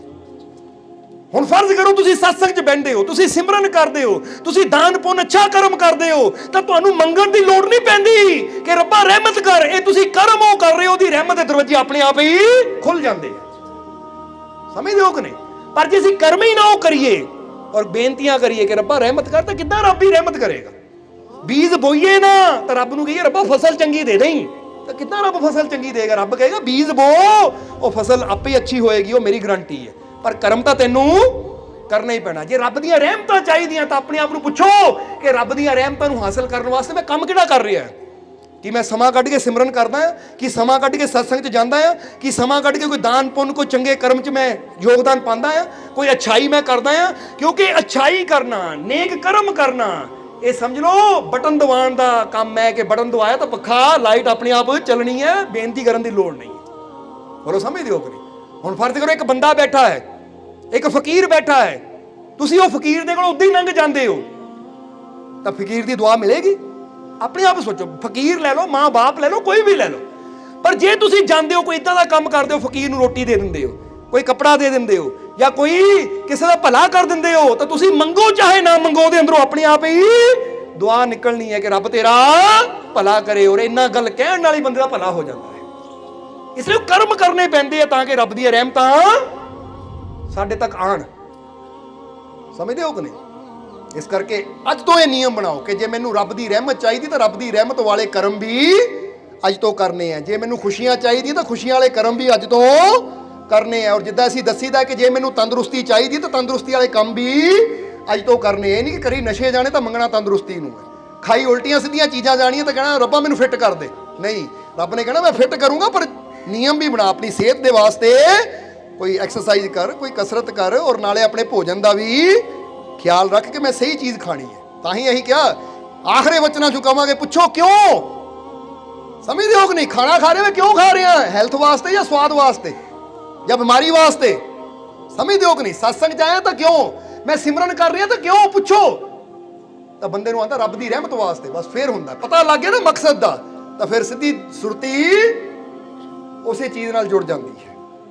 ਹੁਣ ਕਈ ਵਾਰ ਬੰਦਾ ਨਾ ਕਿਉਂ ਬੈਠਾ, ਉਹਨੂੰ ਦਿਖਾਉਣ ਵਾਸਤੇ ਬੈਠਾ ਕਿ ਪਤਾ ਲੱਗੇ ਬੈਠਾ। ਹੁਣ ਤੁਸੀਂ ਬਹਿ ਗਏ ਹੋ ਪਰ ਰੱਬ ਨਾਲ ਕਨੈਕਸ਼ਨ ਨਹੀਂ ਜੁੜੇਗਾ, ਕਿਉਂਕਿ ਤੁਹਾਡੀ ਕਿਉਂ ਦਾ ਜਵਾਬ ਕੀ ਹੈ ਉਹਨੂੰ ਦਿਖਾਉਣ ਵਾਸਤੇ। ਫਿਰ ਤਾਂ ਉਹੀ ਦੇਖੇਗਾ, ਰੱਬ ਨਹੀਂ ਦੇਖੇਗਾ। ਤਾਂ ਜਦੋਂ ਹੋਵੇ ਕੋਈ ਦੇਖੇ ਨਾ ਦੇਖੇ, ਮੈਂ ਬੈਠਾ ਆਪਣੇ ਮਾਲਕ ਦੀ ਖਾਤਰ, ਤਾਂ ਫਿਰ ਰੱਬ ਕਹੇਗਾ ਹੁਣ ਬੇਸ਼ੱਕ ਕਾਲੀ ਗੁਫਾ 'ਚ ਜਾ ਕੇ ਬਹਿ ਜਾ ਜਿੱਥੇ ਕੋਈ ਦੇਖੇ ਨਾ, ਹੁਣ ਮੈਂ ਉੱਥੇ ਵੀ ਦੇਖੂੰ ਤੈਨੂੰ, ਕਿਉਂਕਿ ਤੇਰੀ ਨੀਅਤ ਹੈ ਕਿ ਮੈਂ ਆਪਣੇ ਯਾਰ ਦੀ ਖਾਤਰ ਬੈਠਾ ਹਾਂ। ਸੋ ਤੁਸੀਂ ਕਿਹਦੀ ਖਾਤਰ ਬੈਠੇ ਹੋ? ਸਮਝਦੇ ਹੋ ਕਿ ਨਹੀਂ? ਮਾਲਕ ਦੀ ਖਾਤਰ ਬੈਠੇ ਹੋ ਨਾ, ਤਾਂ ਜਾਓ ਫਿਰ ਹਾਜ਼ਰੀ ਕਬੂਲ ਹੋਵੇ, ਲੱਗ ਗਈ ਹਾਜ਼ਰੀ ਫਿਰ। ਕਿਉਂਕਿ ਜਿੱਦਾਂ ਦਾ ਕਿਉਂ ਦਾ ਜਵਾਬ ਹੋਣਾ ਨਾ, ਇਸ ਲਈ ਹੁਣ ਸੋਚਿਆ ਕਿ ਪੁੱਛ ਲਿਆ ਕਰਨਾ ਕਿਉਂ ਆਏ ਹੋ, ਕਾਹਤੇ ਆਏ ਹੋ। ਕਿਉਂ ਦਾ ਜਵਾਬ ਹੁਣ ਤੁਸੀਂ ਦੇਣਾ ਹੈ, ਕਿਉਂਕਿ ਜਿੱਦਾਂ ਦਾ ਤੁਹਾਡਾ ਕਿਉਂ ਦਾ ਜਵਾਬ ਹੋਣਾ, ਫਲ ਵੀ ਉੱਦਾਂ ਦਾ ਮਿਲ ਜਾਣਾ ਹੈ। ਸਮਝਦੇ ਹੋ ਕਿ ਨਹੀਂ? ਇਸ ਕਰਕੇ ਹੁਣ ਸਤਸੰਗ ਤੋਂ ਬਾਅਦ ਲੰਗਰ ਵੀ ਚੱਲਣਾ ਨਾ, ਤਾਂ ਇਹ ਨਹੀਂ ਸੋਚ ਕੇ ਖਾਣਾ ਖਾ ਰਹੇ ਆ। ਕਿਉਂ ਖਾਣਾ ਖਾਣਾ? ਉਹ ਕਿਉਂ ਖਾਣਾ? ਕਿਉਂਕਿ ਮੇਰੇ ਮਾਲਕ ਦਾ ਪ੍ਰਸ਼ਾਦ ਹੈ, ਇਹ ਖਾਣ ਨਾਲ ਹੀ ਮੇਰੇ ਦੁੱਖ ਦੂਰ ਹੋ ਜਾਣੇ। ਜਦੋਂ ਇਸ ਭਾਵਨਾ ਨਾਲ ਖਾਵਾਂਗੇ ਤਾਂ ਵਾਕਈ ਇੱਕ ਇੱਕ ਬੁਰਕੀ ਤੁਹਾਡੇ ਦੁੱਖਾਂ ਨੂੰ ਦੂਰ ਕਰ ਦੇਗੀ। ਬੋਲੋ ਸਮਝਦੇ ਹੋ ਕਿ ਨਹੀਂ? ਜਿੱਦਾਂ ਇੱਕ ਸੱਚੀ ਘਟਨਾ ਦੱਸਣ ਲੱਗੇ, ਟਾਈਮ ਤਾਂ ਵੈਸੇ ਦੱਸਣ ਨੂੰ ਤਾਂ ਬਹੁਤ ਕੁਛ ਹੈ। ਔਰ ਇੱਕ ਨਾ ਇਨਸਾਨ ਐਡਮਿਟ ਸੀ ਹਸਪੀਟਲ ਤੇ, ਜਲੰਧਰ ਦੀ ਗੱਲ ਹੀ ਹੈ। ਕੋਈ ਜੋਲ ਹਸਪੀਟਲ ਇੱਥੇ ਪੈਂਦਾ ਆ ਤੁਹਾਡੇ ਨਾ ਜਲੰਧਰ ਰੋਡ, ਆਪਣੇ ਰਮਾ ਮੰਡੀ ਦੇ ਲਾਗੇ ਛਾਗੇ ਪੈਂਦਾ ਕਿਤੇ। ਉੱਥੇ ਉਹ ਜੀਵ ਦੱਸਦੇ ਹੈ ਕਿ ਸਾਡੇ ਨਾ ਮੈਂਬਰ ਨੂੰ, ਫੈਮਿਲੀ ਮੈਂਬਰ ਨੂੰ ਸ਼ੂਗਰ ਸੀ, 500 ਤੋਂ ਉੱਪਰ ਸ਼ੂਗਰ ਸੀ, ਤਾਂ ਉਹ ਹਸਪੀਟਲ 'ਚ ਐਡਮਿਟ ਕੀਤਾ ਸੀ ਡਾਕਟਰਾਂ ਨੇ, ਕਿਉਂਕਿ ਸਿਆਣਾ ਸੀ। ਹੁਣ ਜ਼ਰਾ ਗੌਰ ਕਰਨਾ, ਸ਼ੂਗਰ ਦੇ ਮਰੀਜ਼ ਨੂੰ ਮਿੱਠਾ ਦੇਣਾ ਬਿਲਕੁਲ ਬੰਦ ਹੁੰਦਾ ਹੈ। ਉਹ ਜੀਵ ਨਾ ਦਰਬਾਰ ਤੋਂ ਵੀਰਵਾਰ ਨੂੰ ਗਏ, ਨਿਆਜ਼ ਦਾ ਪ੍ਰਸ਼ਾਦ ਸੀ ਉਹਨਾਂ ਦੇ ਕੋਲ, ਮਾਲਕਾਂ ਦੀ ਨਿਆਜ਼ ਦਾ ਪ੍ਰਸ਼ਾਦ ਲੈ ਕੇ ਜਦੋਂ ਗਏ ਉਹਨੂੰ ਮਿਲਣ ਗਏ, ਤਾਂ ਕਹਿੰਦੇ ਹੈ ਕਿ ਉਸ ਵੇਲੇ ਉਹਨੂੰ ਰੱਖਿਆ ਡਾਕਟਰਾਂ ਨੇ, ਟ੍ਰੀਟਮੈਂਟ ਕਰ ਰਹੇ ਆ, ਉਹਦਾ ਕਮਜ਼ੋਰੀ ਬੜੀ ਆ ਗਈ, ਵੀਕਨੈਸ ਬੜੀ ਆ ਗਈ। ਤਾਂ ਜਦੋਂ ਮਿਲਣ ਗਏ ਤਾਂ ਉਹ ਜਿਹੜਾ ਜੀਵ ਸੀ ਲੇਟਿਆ ਹੋਇਆ, ਉਹਨੂੰ ਉਹ ਵੀ ਮਾਲਕਾਂ ਨੂੰ ਪਿਆਰ ਕਰਨ ਵਾਲਾ ਸੀ। ਉਹਨੇ ਪੁੱਛਿਆ ਕਿੱਥੋਂ ਆਏ ਹੋ? ਕਹਿੰਦੇ ਦਰਬਾਰ ਤੋਂ ਆਏ ਆ ਸਤਸੰਗ ਸੁਣ ਕੇ। ਤਾਂ ਪ੍ਰਸ਼ਾਦ ਹੈਗਾ? ਉਹ ਕਹਿੰਦੇ ਹੈ, ਪਰ ਨਿਆਜ਼ ਹੈ, ਨਿਆਜ਼ ਤਾਂ ਮਿੱਠਾ ਹੁੰਦਾ ਹੈ। ਉਹ ਕਹਿੰਦਾ ਨਹੀਂ ਨਹੀਂ, ਇਹ ਨਿਆਜ਼ ਮੈਨੂੰ ਦਿਓ, ਇਹ ਤਾਂ ਮਾਲਕ ਦੀ ਰਹਿਮਤ ਹੈ, ਇਹਨੂੰ ਖਾ ਕੇ ਮੈਂ ਠੀਕ ਹੋ ਜਾਣਾ ਹੈ। ਹੁਣ ਵਾਕਈ ਉਹ ਦੱਸਦੇ ਹੈ ਕਿ ਉਹਨੇ ਉਹ ਨਿਆਜ਼ ਦਾ ਪ੍ਰਸ਼ਾਦ ਨਾ ਲੈ ਕੇ ਖਾਧਾ, ਹਾਲਾਂਕਿ ਉਹ 'ਚ ਮਿੱਠਾ ਸੀ, ਪਰ ਉਹਨੇ ਮਿੱਠਾ ਸਮਝ ਕੇ ਨਹੀਂ ਖਾਧਾ। ਉਹਨੇ ਕੀ ਖਾਧਾ? ਰਹਿਮਤ ਸਮਝ ਕੇ ਖਾਧਾ। ਜਦੋਂ ਖਾਧਾ ਤਾਂ ਸ਼ਾਮ ਤੱਕ ਹੀ ਉਹਦੀ ਸ਼ੂਗਰ ਕਹਿੰਦੇ ਨਾਰਮਲ ਹੋ ਗਈ। ਕਦੀ ਜੀਵਨਾ ਮਿਲਾ ਵੀ ਦੇਵਾਂਗੇ ਤੁਹਾਨੂੰ, ਸਮਝਦੇ ਹੋ ਕਿ ਨਹੀਂ? ਹੁਣ ਇਦਾਂ ਦੀਆਂ ਕੁਝ ਚੀਜ਼ਾਂ ਹੁੰਦੀਆਂ, ਘਟਨਾਵਾਂ ਹੁੰਦੀਆਂ ਹੈ ਕਿ ਜਿਹੜੀਆਂ ਦੱਸਦੀਆਂ ਹੈ ਕਿ ਭਾਈ ਜੇ ਤੂੰ ਇਹਨੂੰ ਮਿੱਠਾ ਸਮਝੇਗਾ ਜਾਂ ਆਹ ਚੀਜ਼ ਸਮਝੇਗਾ ਤਾਂ ਉੱਦਾਂ ਦਾ ਪ੍ਰਭਾਵ ਹੋਣਾ, ਤਾਂ ਜੇ ਰਹਿਮਤ ਸਮਝੇਗਾ ਤਾਂ ਫਿਰ ਕਿਉਂ ਖਾਣਾ ਲੰਗਰ? ਕਿਉਂਕਿ ਮਾਲਿਕ ਦਾ ਪ੍ਰਸ਼ਾਦ ਹੈ, ਉਹਦੀ ਰਹਿਮਤ ਹੈ, ਇਹਨੂੰ ਖਾ ਕੇ ਮੇਰੇ ਸਾਰੇ ਦੁੱਖ ਦੂਰ ਹੋ ਜਾਣੇ। ਹੁਣ ਕੋਈ ਇਨਸਾਨ ਜਲ ਪੀਂਦਾ ਹੈ, ਬੋਲੋ ਸਮਝਦੇ ਹੋ ਕਿ ਨਹੀਂ? ਜਿੱਦਾਂ ਇੱਥੇ ਵੀ ਅਸੀਂ ਦੱਸਿਆ ਕਿ ਸ਼ਾਹਕੋਟ ਵੱਲੋਂ ਜੀਵ ਆਉਂਦੇ ਹੈ, ਭਲਾਣੇ ਵੀ ਉਹਨਾਂ ਨੇ ਆਪਣੀ ਘਟਨਾ ਦੱਸੀ ਸੀ ਕਿ ਉਹਨਾਂ ਦੇ ਪਤੀ ਥਾਣੇਦਾਰ ਹੈ। ਕਿੱਥੇ ਇਸ ਵੇਲੇ ਬੈਠੇ? ਕਿੱਥੇ ਉਹ? ਜਰਾ ਖੜ ਜਾਣ ਉੱਠ ਕੇ, ਇੱਥੇ ਹੈਗੇ ਬੈਠੇ? ਹੁਣ ਵੀ ਦੱਸ ਦਈਏ ਇੱਕ ਵਾਰ ਘਟਨਾ, ਕਿਉਂਕਿ ਰਹਿਮਤਾਂ ਕੀ ਕੰਮ ਕਰਦੀਆਂ। ਆ ਦੇਖੋ, ਬਹਿ ਜਾਓ। ਕਹਿੰਦੇ ਇਹਨਾਂ ਦੇ ਪਤੀ ਨੂੰ ਨਾ ਹਾਰਟ ਦਾ ਅਟੈਕ ਜਿਹਾ ਹੋ ਗਿਆ, ਤਾਂ ਡਾਕਟਰਾਂ ਨੇ ਕਿਹਾ ਕਿ ਗੱਲ ਮੁਸ਼ਕਿਲ ਹੀ ਹੈ। ਤਾਂ ਇਹਨਾਂ ਨੇ ਉੱਥੇ ਨਿਆਜ਼ ਦੀ ਬੇਨਤੀ ਕੀਤੀ, ਔਰ ਨਿਆਜ਼ ਦੀ ਜਦੋਂ ਬੇਨਤੀ ਕੀਤੀ ਤਾਂ ਦੱਸਦੇ ਕਿ 10 ਮਿੰਟ ਦੇ ਅੰਦਰ ਹੀ ਉਹ ਪੂਰੀ ਤਰ੍ਹਾਂ ਠੀਕ ਹੋ ਗਏ। ਮਾਲਕ ਦੀ ਰਹਿਮਤ ਹੋ ਗਈ। ਸੋ ਦੱਸਣਾ ਕੀ ਚਾਹੁੰਦੇ ਹਾਂ ਅਸੀਂ ਕਿ ਜਦੋਂ ਵਿਸ਼ਵਾਸ ਨਾਲ ਇਨਸਾਨ ਆਪਣੇ ਮਾਲਿਕ ਨੂੰ ਯਾਦ ਕਰਦਾ ਹੈ ਤਾਂ ਨਾਮੁਮਕਿਨ ਵੀ ਮੁਮਕਿਨ ਹੋ ਜਾਂਦਾ ਹੈ। ਪਰ ਇਹ ਭਾਵਨਾ ਹੋਣੀ ਚਾਹੀਦੀ ਕਿ ਮੈਂ, ਅਗਰ ਇਹ ਫਰਜ਼ ਕਰੋ ਬੰਦਾ ਸੋਚਦਾ ਪਾਣੀ ਦਾ ਗਲਾਸ ਹੈ, ਤਾਂ ਫਿਰ ਉਹਦਾ ਅਸਰ ਉਦਾਂ ਦਾ ਹੋਣਾ। ਤਾਂ ਜੇ ਮਾਲਿਕ ਦੀ ਰਹਿਮਤ ਦਾ ਜਲ ਹੈ ਤਾਂ ਫਿਰ ਉਹਦਾ ਅਸਰ ਕੁਛ ਹੋਰ ਹੋਣਾ ਹੈ। ਬੋਲੋ ਹੁੰਦਾ ਕਿ ਨਹੀਂ? ਨਹੀਂ ਤਾਂ ਤੁਸੀਂ ਅੱਜ ਅਜਮਾ ਕੇ ਦੇਖ ਲਿਓ, ਪਤਾ ਕੀ ਕਰਨਾ? ਇੱਕ ਪਾਣੀ ਦਾ ਗਲਾਸ ਕਿਸੇ ਨੂੰ ਦੇ ਦਿਓ, ਪਹਿਲਾਂ ਦੇਤਾ ਪੀਣ ਨੂੰ, ਬਾਅਦ ਚ ਉੱਚੀ ਉੱਚੀ ਹੱਸ ਪਿਓ, ਪਰ ਉਹਨੂੰ ਦੇਣਾ ਕਿ ਜਿਹਨੂੰ ਲੱਗਦਾ ਕਿ ਉਹਨੂੰ ਹੋਣਾ ਚਾਹੀਦਾ ਮੇਰੇ ਨਾਲ ਅੱਗੇ ਵੀ ਮਜ਼ਾਕ ਕਰ ਲੈਂਦਾ ਹੈ। ਪੁੱਛਿਆ ਕਿਉਂ ਹੱਸਦੇ ਹੋ? ਉਹ ਤੈਨੂੰ ਪਤਾ ਨਹੀਂ ਇਹ ਚ ਭਾਜੀ ਇਹ ਚ ਕੋਕਰੋਚ ਪਿਆ ਸੀ ਤਾਂ ਤੈਨੂੰ ਪਿਲਾਤਾ ਮੈਂ। ਤਾਂ ਹੁਣ ਜ਼ਰਾ ਸੋਚੋ ਤਾਂ ਕੀ ਬਣੇਗਾ? ਨਾਲ ਹੀ ਉਲਟੀਆਂ ਕਰਨੀਆਂ ਸ਼ੁਰੂ ਕਰ ਦੇਗਾ, ਕਰੇਗਾ ਕਿ ਨਹੀਂ? ਹਾਲਾਂਕਿ ਪਾਣੀ 'ਚ ਕੁਛ ਨਹੀਂ ਹੈ, ਪਰ ਉਹਦੀ ਸੋਚ ਆ ਗਈ ਕਿ ਪਾਣੀ ਕੋਕਰੋਚ ਵਾਲਾ ਹੈ, ਉਹਦੀ ਭਾਵਨਾ ਉਦਾਂ ਦੀ ਹੋਈ ਤਾਂ ਬਿਮਾਰ ਹੋ ਜਾਏਗਾ। ਇਸੇ ਤਰ੍ਹਾਂ ਜਦੋਂ ਅਸੀਂ ਭਾਵਨਾ ਰੱਖਦੇ ਕਿ ਆਹ ਚੀਜ਼ ਸਧਾਰਨ ਹੈ ਤਾਂ ਉਹਦਾ ਅਸਰ ਉਹ ਹੁੰਦਾ। ਤਾਂ ਜਦੋਂ ਭਾਵਨਾ ਰੱਖਦੇ ਇਹਦੇ ਨਾਲ ਮੇਰੇ ਮਾਲਿਕ ਦੀ ਰਹਿਮਤ ਜੁੜੀ ਹੈ ਤਾਂ ਫਿਰ ਨਾ ਮੁਮਕਿਨ ਵੀ ਮੁਮਕਿਨ ਹੋ ਜਾਂਦਾ ਹੈ, ਕਿਉਂਕਿ ਜੈਸੀ ਸਾਡੀ ਭਾਵਨਾ ਹੁੰਦੀ ਹੈ ਵੈਸਾ ਪ੍ਰਭਾਵ ਸਾਡੇ ਤੇ ਪੈਣਾ ਸ਼ੁਰੂ ਹੋ ਜਾਂਦਾ ਹੈ। ਬੋਲੋ ਸਮਝਦੇ ਹੋ ਕਿ ਨਹੀਂ? ਆਖਰੀ ਸਵਾਲ ਜਵਾਬ ਦਵਾਂਗੇ। ਜੇ ਬੰਦਾ ਦੁੱਖ ਦੀ ਗੱਲ ਯਾਦ ਕਰੇ, ਜ਼ਿਆਦਾ ਦੁੱਖ ਦੀ ਗੱਲ ਯਾਦ ਕਰੇ ਤਾਂ ਅੱਖਾਂ 'ਚ ਕੀ ਆਉਂਦਾ ਹੈ? ਪਾਣੀ ਆਇਆ, ਆਂਸੂ ਆ ਜਾਂਦੇ ਕਿ ਨਹੀਂ? ਜੇ ਬੰਦਾ ਖੁਸ਼ੀ ਦੀ ਗੱਲ ਯਾਦ ਕਰੇ ਫਿਰ ਚਿਹਰੇ ਤੇ ਕੀ ਆਉਂਦਾ ਹੈ? ਬੈਠੇ ਬੈਠੇ ਕਈ ਵਾਰ ਕਹਿੰਦੇ ਨੇ ਉਹ ਬੈਠਾ ਬੈਠਾ ਹੱਸੀ ਜਾਂਦਾ, ਕੀ ਗੱਲ? ਉਹ ਨਹੀਂ ਯਾਰ ਕੋਈ ਗੱਲ ਯਾਦ ਆ ਗਈ ਸੀ। ਹੁੰਦਾ ਨਾ ਤੁਹਾਡੇ ਨਾਲ ਹੋਇਆ ਕਦੀ ਤਾਂ? ਤੁਸੀਂ ਬੈਠੇ ਬੈਠੇ ਕੋਈ ਗੱਲ ਯਾਦ ਆਈ, ਹੱਸ ਪਏ, ਤਾਂ ਕਿਸੇ ਨੇ ਓਏ ਹੱਸ ਕਿਉਂ ਰਿਹਾ? ਉਹ ਨਹੀਂ ਯਾਰ ਪਿੱਛੇ ਨਾ ਕੋਈ ਗੱਲ ਯਾਦ ਆ ਗਈ ਤਾਂ ਹੱਸ ਰਿਹਾ। ਇਦਾਂ ਹੋ ਜਾਂਦਾ ਹੈ। ਖੁਸ਼ੀ ਦੀ ਗੱਲ ਯਾਦ ਕੀਤੀ ਜਾਵੇ ਚਿਹਰੇ ਤੇ ਸਮਾਈਲ ਆ ਜਾਂਦੀ ਹੈ, ਦੁੱਖ ਦੀ ਗੱਲ ਯਾਦ ਕੀਤੀ ਜਾਵੇ ਤਾਂ ਅੱਖਾਂ 'ਚ ਪਾਣੀ ਆ ਜਾਂਦਾ ਹੈ। ਤਾਂ ਜੇ ਭੁੱਖ ਲੱਗੀ ਹੋਵੇ, ਕਿਸੇ ਸਵਾਦਿਸ਼ਟ ਚੀਜ਼ ਦੀ ਯਾਦ ਕੀਤੀ ਜਾਵੇ ਤਾਂ ਫਿਰ ਕੀ ਆਉਂਦਾ ਹੈ? ਆਉਂਦਾ ਕਿ ਨਹੀਂ ਮੂੰਹ 'ਚ ਪਾਣੀ? ਉਹ ਯਾਰ ਉਹ ਫਲਾਨੀਆਂ ਗੱਲ ਯਾਰ ਮੂੰਹ 'ਚ ਪਾਣੀ ਆ ਗਿਆ, ਉਹ ਹੈ ਭੁੱਖ ਬੜੀ ਲੱਗੀ, ਉਹ ਚੀਜ਼ ਨੂੰ ਯਾਦ। ਹੁਣ ਜ਼ਰਾ ਸੋਚਣ ਵਾਲੀ ਗੱਲ ਹੈ ਕਿ ਖਾਣੇ ਨੂੰ ਯਾਦ ਕੀਤੇ ਤੇ ਮੂੰਹ 'ਚ ਪਾਣੀ ਆ ਸਕਦਾ ਹੈ, ਦੁੱਖ ਦੀ ਗੱਲ ਨੂੰ ਯਾਦ ਕੀਤੇ ਤੇ ਅੱਖਾਂ 'ਚ ਪਾਣੀ ਆ ਸਕਦਾ ਹੈ, ਖੁਸ਼ੀ ਦੀ ਗੱਲ ਯਾਦ ਕੀਤੇ ਤੇ ਚਿਹਰੇ ਤੇ ਮੁਸਕਰਾਹਟ ਆ ਸਕਦੀ ਹੈ, ਤਾਂ ਆਪਣੇ ਮਾਲਿਕ ਨੂੰ ਯਾਦ ਕੀਤੇ ਤੇ ਸਾਡੇ ਜੀਵਨ 'ਚ ਉਹਦੀ ਰਹਿਮਤ ਕਿਉਂ ਨਹੀਂ ਆ ਸਕਦੀ? ਸਫਲਤਾ ਕਿਉਂ ਨਹੀਂ ਆ ਸਕਦੀ? ਕਾਮਯਾਬੀ ਕਿਉਂ ਨਹੀਂ ਆ ਸਕਦੀ? ਕਿਉਂਕਿ ਗੱਲ ਤਾਂ ਹੈ ਕਿ ਜਿਹੜੀ ਚੀਜ਼ ਨਾਲ ਯਾਦ ਜੋੜ ਦੇਣੀ ਹੈ ਸਾਡੇ ਜੀਵਨ 'ਚ ਉਹੀ ਅਸਰ ਹੋਣਾ ਹੈ। ਦੁੱਖ ਨੂੰ ਯਾਦ ਕਰਾਂਗੇ ਦੁਖੀ ਹੋ ਜਾਵਾਂਗੇ, ਖੁਸ਼ੀ ਨੂੰ ਯਾਦ ਕਰਾਂਗੇ ਖੁਸ਼ ਹੋ ਜਾਵਾਂਗੇ, ਭੋਜਨ ਨੂੰ ਯਾਦ ਕਰਾਂਗੇ ਤਾਂ ਉਦਾਂ ਦੀ ਭਾਵਨਾ ਉੱਠੇਗੀ, ਤਾਂ ਆਪਣੇ ਮਾਲਿਕ ਨੂੰ ਯਾਦ ਕਰਾਂਗੇ ਤਾਂ ਫਿਰ ਰਹਿਮਤਾਂ ਨਾਲ ਭਰਪੂਰ ਹੋ ਜਾਵਾਂਗੇ। ਇਸ ਲਈ ਤੁਸੀਂ ਵੀ ਆਪਣੀ ਯਾਦ ਨੂੰ ਆਪਣੇ ਮਾਲਿਕ ਨਾਲ ਜੋੜ ਦਿਓ, ਇਹ ਪ੍ਰੇਮ ਨੂੰ ਉੱਧਰ ਜੋੜ ਦਿਓ ਤਾਂ ਕਿ ਤੁਹਾਡੇ ਅੰਦਰੋਂ ਜਲਨ, ਤੁਹਾਡੇ ਅੰਦਰੋਂ ਤੜਫ ਔਰ ਤੁਹਾਡੇ ਅੰਦਰੋਂ ਇਹ ਪਾਗਲਪਨ ਜਿਹੜਾ ਹੈ ਨਾ ਇਹ ਖਤਮ ਹੋਵੇ, ਤਾਂ ਤੁਸੀਂ ਵੀ ਆਪਣੇ ਇਹ ਪ੍ਰੇਮ ਨੂੰ ਆਨੰਦਮय ਬਣਾ ਸਕੋ, ਪ੍ਰਭੂਮय ਬਣਾ ਸਕੋ, ਆਪਣੇ ਜੀਵਨ ਨੂੰ ਸਫਲ ਬਣਾ ਸਕੋ। ਸਮਝ ਆ ਗਈ ਕਿ ਨਹੀਂ? ਇਸ ਲਈ ਰਹਿਮਤਾਂ ਚਾਹੀਦੀਆਂ ਹੈ, ਆਪਣੇ ਮਾਲਿਕ ਨੂੰ ਯਾਦ ਕਰਨਾ ਹੈ। ਜੇ ਦੁੱਖ ਚਾਹੀਦੇ ਫਿਰ ਤਾਂ ਕਰੀਓ ਦੁੱਖਾਂ ਦੀ ਗੱਲ ਨੂੰ ਯਾਦ। ਸੋਚੋਗੇ ਮੇਰਾ ਉਹ ਨੁਕਸਾਨ ਹੋ ਗਿਆ ਸੀ, ਅੱਜ ਰੋਈ ਜਾਓ ਸੋਚ ਸੋਚ ਕੇ, ਪਰ ਉਹਦੇ ਨਾਲ ਘਾਟਾ ਪੂਰਾ ਹੋ ਜਾਣਾ ਹੈ? ਨਹੀਂ। ਹੁਣ ਲੋੜ ਹੈ, ਜੇ ਜੀਵਨ 'ਚ ਪਰੇਸ਼ਾਨੀਆਂ ਹੈ, ਤਕਲੀਫਾਂ ਹੈ, ਤਾਂ ਲੋੜ ਹੈ ਆਪਣੇ ਮਾਲਿਕ ਨੂੰ ਯਾਦ ਕਰਨ ਦੀ, ਆਪਣੇ ਮਾਲਿਕ ਵੱਲ ਧਿਆਨ ਜੋੜਨ ਦੀ, ਕਿਉਂਕਿ ਉੱਧਰ ਧਿਆਨ ਜੁੜੇਗਾ ਤਾਂ ਫੇਰ ਹੀ ਜੀਵਨ 'ਚ ਉਹਦੀਆਂ ਰਹਿਮਤਾਂ ਆਉਣਗੀਆਂ, ਕਿਉਂਕਿ ਜਿੱਧਰ ਸੁਰਤੀ ਜੁੜੇਗੀ ਉੱਦਾਂ ਦਾ ਪ੍ਰਭਾਵ ਸਾਡੇ ਜੀਵਨ ਤੇ ਪਏਗਾ। ਇਸ ਲਈ ਆਪਣੇ ਮਾਲਿਕ ਨਾਲ ਸੁਰਤੀ ਜੋੜੋ ਤਾਂ ਕਿ ਤੁਹਾਡਾ ਜੀਵਨ ਖੁਸ਼ੀਆਂ ਨਾਲ ਭਰਪੂਰ ਹੋਵੇ, ਕਾਮਯਾਬੀ ਸਫਲਤਾ ਨਾਲ ਭਰਪੂਰ ਹੋਵੇ। ਇਸ ਲਈ ਕਹਿ ਦਿਓ ਫਿਰ ਕਿ ਮੈਨੂੰ ਆਪਣੇ ਮਾਲਿਕ ਤੇ ਪੂਰਾ, ਮੈਨੂੰ ਆਪਣੇ ਮਾਲਿਕ ਤੇ ਪੂਰਾ, ਮੈਨੂੰ ਆਪਣੇ ਮਾਲਿਕ ਤੇ ਪੂਰਾ, ਮੇਰੀ ਝੋਲੀ ਖੁਸ਼ੀਆਂ ਨਾਲ, ਮੇਰੀ ਝੋਲੀ ਖੁਸ਼ੀਆਂ ਨਾਲ, ਮੇਰੀ ਝੋਲੀ ਖੁਸ਼ੀਆਂ ਨਾਲ, ਮੇਰੇ ਸਾਰੇ ਦੁੱਖ ਦੂਰ, ਮੇਰੇ ਸਾਰੇ ਦੁੱਖ ਦੂਰ, ਮੇਰੇ ਸਾਰੇ ਦੁੱਖ ਦੂਰ, ਮੇਰੀ ਝੋਲੀ ਰਹਿਮਤਾਂ ਨਾਲ, ਮੇਰੀ ਝੋਲੀ ਰਹਿਮਤਾਂ ਨਾਲ, ਮੇਰੀ ਝੋਲੀ ਰਹਿਮਤਾਂ ਨਾਲ, ਮੇਰਾ ਮਾਲਿਕ ਮੇਰੇ, ਮੇਰਾ ਮਾਲਿਕ ਮੇਰੇ, ਮੇਰਾ ਮਾਲਿਕ ਮੇਰੇ। ਬਸ ਇਦਾਂ ਧਿਆਨ ਉੱਧਰ ਰੱਖੋ ਤਾਂ ਹਰ ਕਦਮ ਤੇ ਮਾਲਿਕ ਨਾਲ ਹੈ। ਝੋਲੀ ਖੁਸ਼ੀਆਂ ਨਾਲ, ਰਹਿਮਤਾਂ ਨਾਲ, ਬਰਕਤਾਂ ਨਾਲ, ਫਿਰ ਸਮਝ ਲਓ ਭਰ ਗਈ, ਕਿਉਂਕਿ ਸੁਰਤੀ ਉੱਧਰ ਜੁੜ ਗਈ ਤਾਂ ਅਸਰ ਵੀ ਉਦਾਂ ਦਾ ਹੋ ਗਿਆ। ਸਮਝਦੇ ਹੋ ਕਿ ਨਹੀਂ? ਇਸ ਲਈ ਅੱਜ ਤੋਂ ਧਿਆਨ ਮਾਲਿਕ ਵੱਲ ਰੱਖੋ ਤਾਂ ਆਉਣ ਵਾਲਾ ਸਮਾਂ ਤੁਹਾਡੇ ਸਭ ਦੇ ਵਾਸਤੇ ਖੁਸ਼ੀਆਂ ਭਰਿਆ ਆਏਗਾ। ਔਰ ਹੁਣ ਅਸੀਂ ਇਹਨਾਂ ਵਚਨਾਂ ਦੇ ਨਾਲ ਹੀ ਇਹ ਸਤਸੰਗ ਦੀ ਸਮਾਪਤੀ ਕਰਾਂਗੇ। ਪਰ ਸਤਸੰਗ ਸਮਾਪਤ ਕਰਨ ਤੋਂ ਪਹਿਲਾਂ, ਕਿਉਂਕਿ ਜੀਵਾ ਨੇ ਖਾਸ ਬੇਨਤੀ ਸਾਡੇ ਕੋਲ ਕੀਤੀ ਸੀ ਕਿ 21 ਤਰੀਕ ਨੂੰ ਖੁਸਰੋਪੁਰ ਸਤਸੰਗ ਹੈ, ਜਲੰਧਰ ਕੈਂਟ ਤੁਹਾਡੇ ਬਿਲਕੁਲ ਨੇੜੇ ਹੈ, ਉੱਥੇ ਵੀ ਐਤਵਾਰ ਸੰਡੇ ਦਾ ਦਿਨ ਹੈ। ਜਿੱਦਾਂ ਅੱਜ ਸਤਸੰਗ 'ਚ ਪਹੁੰਚੇ ਹੋ, ਇੱਦਾਂ ਹੀ ਪੁੱਛਣਾ ਕਿਉਂ ਆਣਾ, ਉੱਥੇ ਸੋਲਿਡ ਅੱਗੇ ਹੋਣਾ ਚਾਹੀਦਾ। ਮਾਲਕੋ ਰਹਿਮਤਾਂ ਹਾਸਲ ਕਰਨੀਆਂ, ਖੁਸ਼ੀਆਂ ਹਾਸਲ ਕਰਨੀਆਂ, ਕੁਛ ਜੀਵਨ 'ਚ ਐਸਾ ਕਰਨਾ ਆ ਕਿ ਮੈਂ ਵੀ ਕਹਾਂ ਕਿ ਮੈਂ ਆਪਣੇ ਮਾਲਕ ਦੀ ਖਾਤਰ ਕਰ ਰਿਹਾ। ਜਦੋਂ ਉਹਦੀ ਖਾਤਰ ਕਰਾਂਗੇ ਤਾਂ ਉਹਦੀ ਰਹਿਮਤ ਵੀ, ਕਿਉਂਕਿ ਜਿਹਦੀ ਖਾਤਰ ਅਸੀਂ ਕਰਦੇ ਨਾ ਫਿਰ ਉਹਦੀ ਖੁਸ਼ੀ ਮਿਲਦੀ ਹੈ। ਜੇ ਭੈਣ ਦੀ ਖਾਤਰ ਕਰਾਂਗੇ, ਭੈਣ ਦਾ ਕਹਿਣਾ ਬਹੁਤ ਖੁਸ਼ ਹੈ, ਮੇਰੀ ਖਾਤਰ ਮੇਰੇ ਭਰਾ ਨੇ ਕੀਤਾ। ਮਾਂ ਬਾਪ ਦੀ ਖਾਤਰ ਕਰਾਂਗੇ, ਉਹਨਾਂ ਨੇ ਕਹਿਣਾ ਮੇਰੀ ਖਾਤਰ ਮੇਰੇ ਬੱਚਿਆਂ ਨੇ ਕੀਤਾ। ਤਾਂ ਜਦੋਂ ਆਪਣੇ ਮਾਲਕ ਦੀ ਖਾਤਰ ਕਰਾਂਗੇ ਤਾਂ ਫਿਰ ਉਹਨਾਂ ਕਹਿਣਾ ਮੇਰੀ ਖਾਤਰ ਕੀਤਾ ਤਾਂ ਮੈਂ ਬਹੁਤ ਖੁਸ਼ ਹਾਂ। ਤਾਂ ਜੇ ਉਹ ਖੁਸ਼ ਹੈ ਤਾਂ ਫਿਰ ਇਨਸਾਨ ਨੂੰ ਤਾਂ ਕਮੀ ਕੋਈ ਨਹੀਂ। ਇਸ ਲਈ ਉਹਦੀ ਖੁਸ਼ੀ ਦੀ ਖਾਤਰ ਵੀ ਕੁਝ ਕਰਨਾ ਹੈ ਅਸੀਂ, ਸਮਝਦੇ ਹੋ ਕਿ ਨਹੀਂ? ਫਿਰ ਇਹ ਤੁਹਾਡੇ ਜੀਵਨ 'ਚ ਖੁਸ਼ੀਆਂ ਆਉਣਗੀਆਂ। ਇਸ ਲਈ 21 ਤਰੀਕ ਖੁਸਰੋਪੁਰ ਜਲੰਧਰ ਕੈਂਟ ਬਿਲਕੁਲ ਤੁਹਾਡੇ ਨੇੜੇ ਹੈ। ਔਰ ਫਿਰ ਉਸ ਤੋਂ ਬਾਅਦ ਆ ਗਈ 28 ਤਰੀਕ ਸ਼ੇਰਪੁਰ ਸ਼ੇਖੇ, ਇਹ ਵੀ ਤੁਹਾਡੇ ਬਿਲਕੁਲ ਲੰਮਾ ਪਿੰਡ ਦੇ ਬਿਲਕੁਲ ਨਾਲ ਹੀ ਹੈ।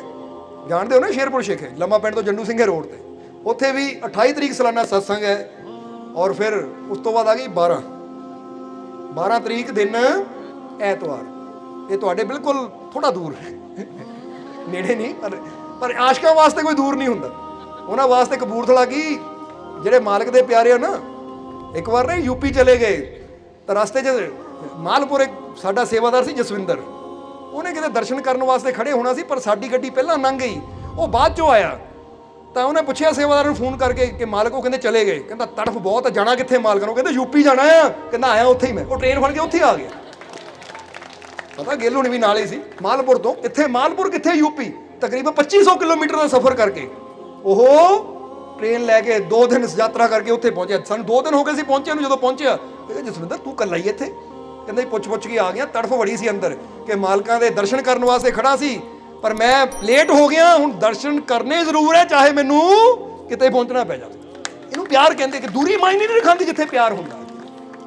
ਸਮਝਦੇ ਹੋ ਕਿ ਨਹੀਂ? ਇਸ ਕਰਕੇ 12 ਤਰੀਕ ਕਪੂਰਥਲੇ, ਪਰ 5 ਤਰੀਕ ਵੀ ਬਹੁਤ ਖਾਸ ਪ੍ਰੋਗਰਾਮ ਹੈ ਪੰਡੋਗੇ, ਉਹ ਹਿਮਾਚਲ 'ਚ ਪੈਂਦਾ ਹੈ। ਕਿਉਂਕਿ ਜਿਸ ਵੇਲੇ ਅਸੀਂ ਹੁਸ਼ਿਆਰਪੁਰ ਤੋਂ ਊਨੇ ਵੱਲ ਜਾਂਦੇ ਹਾਂ ਨਾ, ਤਾਂ ਰਸਤੇ 'ਚ ਜਿੱਥੇ ਬੈਰੀਅਰ ਆਉਂਦਾ ਹੈ ਉਹਦੇ ਨਾਲ ਹੀ ਹੈ ਬਿਲਕੁਲ, ਬਹੁਤ ਬੜਾ ਸਤਸੰਗ ਉੱਥੇ ਹੁੰਦਾ ਹੈ। ਉੱਥੇ ਵੀ ਬਹੁਤ ਮਾਲਕ ਦੀ ਰਹਿਮਤ ਹੁੰਦੀ ਹੈ, ਬੜਾ ਰੌਣਕ ਮੇਲਾ ਲੱਗਦਾ ਹੈ। ਤਾਂ ਤੁਸੀਂ ਵੀ ਇਹਨਾਂ ਰੌਣਕਾਂ ਨੂੰ ਵਧਾਉਣ ਵਾਸਤੇ ਕੋਸ਼ਿਸ਼ ਕਰਨੀ ਹੈ।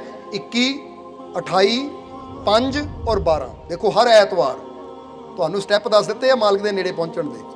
ਹੁਣ ਜਿੰਨੇ ਇਹ ਪੌੜੀ ਚੜ੍ਹਦੇ ਜਾਓ ਤਾਂ ਕਹਿੰਦੇ ਨਾ, ਜੈ ਪੌੜੀ ਚੜ੍ਹਦਾ ਜਾ ਤਾਂ ਜੈ ਮਾਲਕਾਂ ਦੀ, ਤਾਂ ਰਹਿਮਤ ਨਾਲ ਝੋਲੀ ਅਸੀਂ ਭਰਨੀਆਂ, ਝੋਲੀਆਂ ਪੌੜੀਆਂ ਚੜ੍ਹਨੀਆਂ ਹੈ। ਇਹ ਹਰ ਐਤਵਾਰ ਦੀ ਪੌੜੀ ਚੜ੍ਹਨੀ ਹੈ, ਮਾਲਕਾਂ ਦੀ ਜੈ ਕਰਨੀ ਹੈ ਔਰ ਰਹਿਮਤ ਨਾਲ ਝੋਲੀ। ਯਾਰੋ ਫਿਰ ਚਲੋ, ਬਹੁਤ ਅੱਛੀ ਗੱਲ ਹੈ। ਇੱਕ ਵਾਰ ਸਮਾਈਲ ਕਰਕੇ ਦਿਖਾਓ, ਹੱਸ ਕੇ ਦਿਖਾਓ, ਖੁਸ਼ ਹੋ ਨਾ? ਬਸ ਇੱਦਾਂ ਜਿੱਦਾਂ ਇਸ ਵੇਲੇ ਤੁਹਾਡੇ ਚਿਹਰੇ ਤੇ ਸਮਾਈਲ ਹੈ। ਅਸੀਂ ਦਿਲੋਂ ਮਾਲਕ ਦੇ ਚਰਨਾਂ 'ਚ ਬੇਨਤੀ ਕਰਦੇ ਕਿ ਮਾਲਕ ਇੱਦਾਂ ਹੀ ਤੁਹਾਡੇ ਜੀਵਨ 'ਚ ਸਦਾ ਇਹ ਖੁਸ਼ੀ, ਸਦਾ ਇਹ ਸਮਾਈਲ, ਸਦਾ ਤੁਹਾਡੇ ਦਿਲਾਂ ਨੂੰ ਖੁਸ਼ੀ ਨਾਲ ਭਰਪੂਰ ਰੱਖੇ। ਤੁਹਾਡੇ ਜੀਵਨ 'ਚ ਪਿਆਰ ਵਿਸ਼ਵਾਸ ਵੱਧਦਾ ਚਲਾ ਜਾਵੇ, ਖੁਸ਼ੀਆਂ ਵੱਧਦੀਆਂ ਚਲੀਆਂ ਜਾਣ।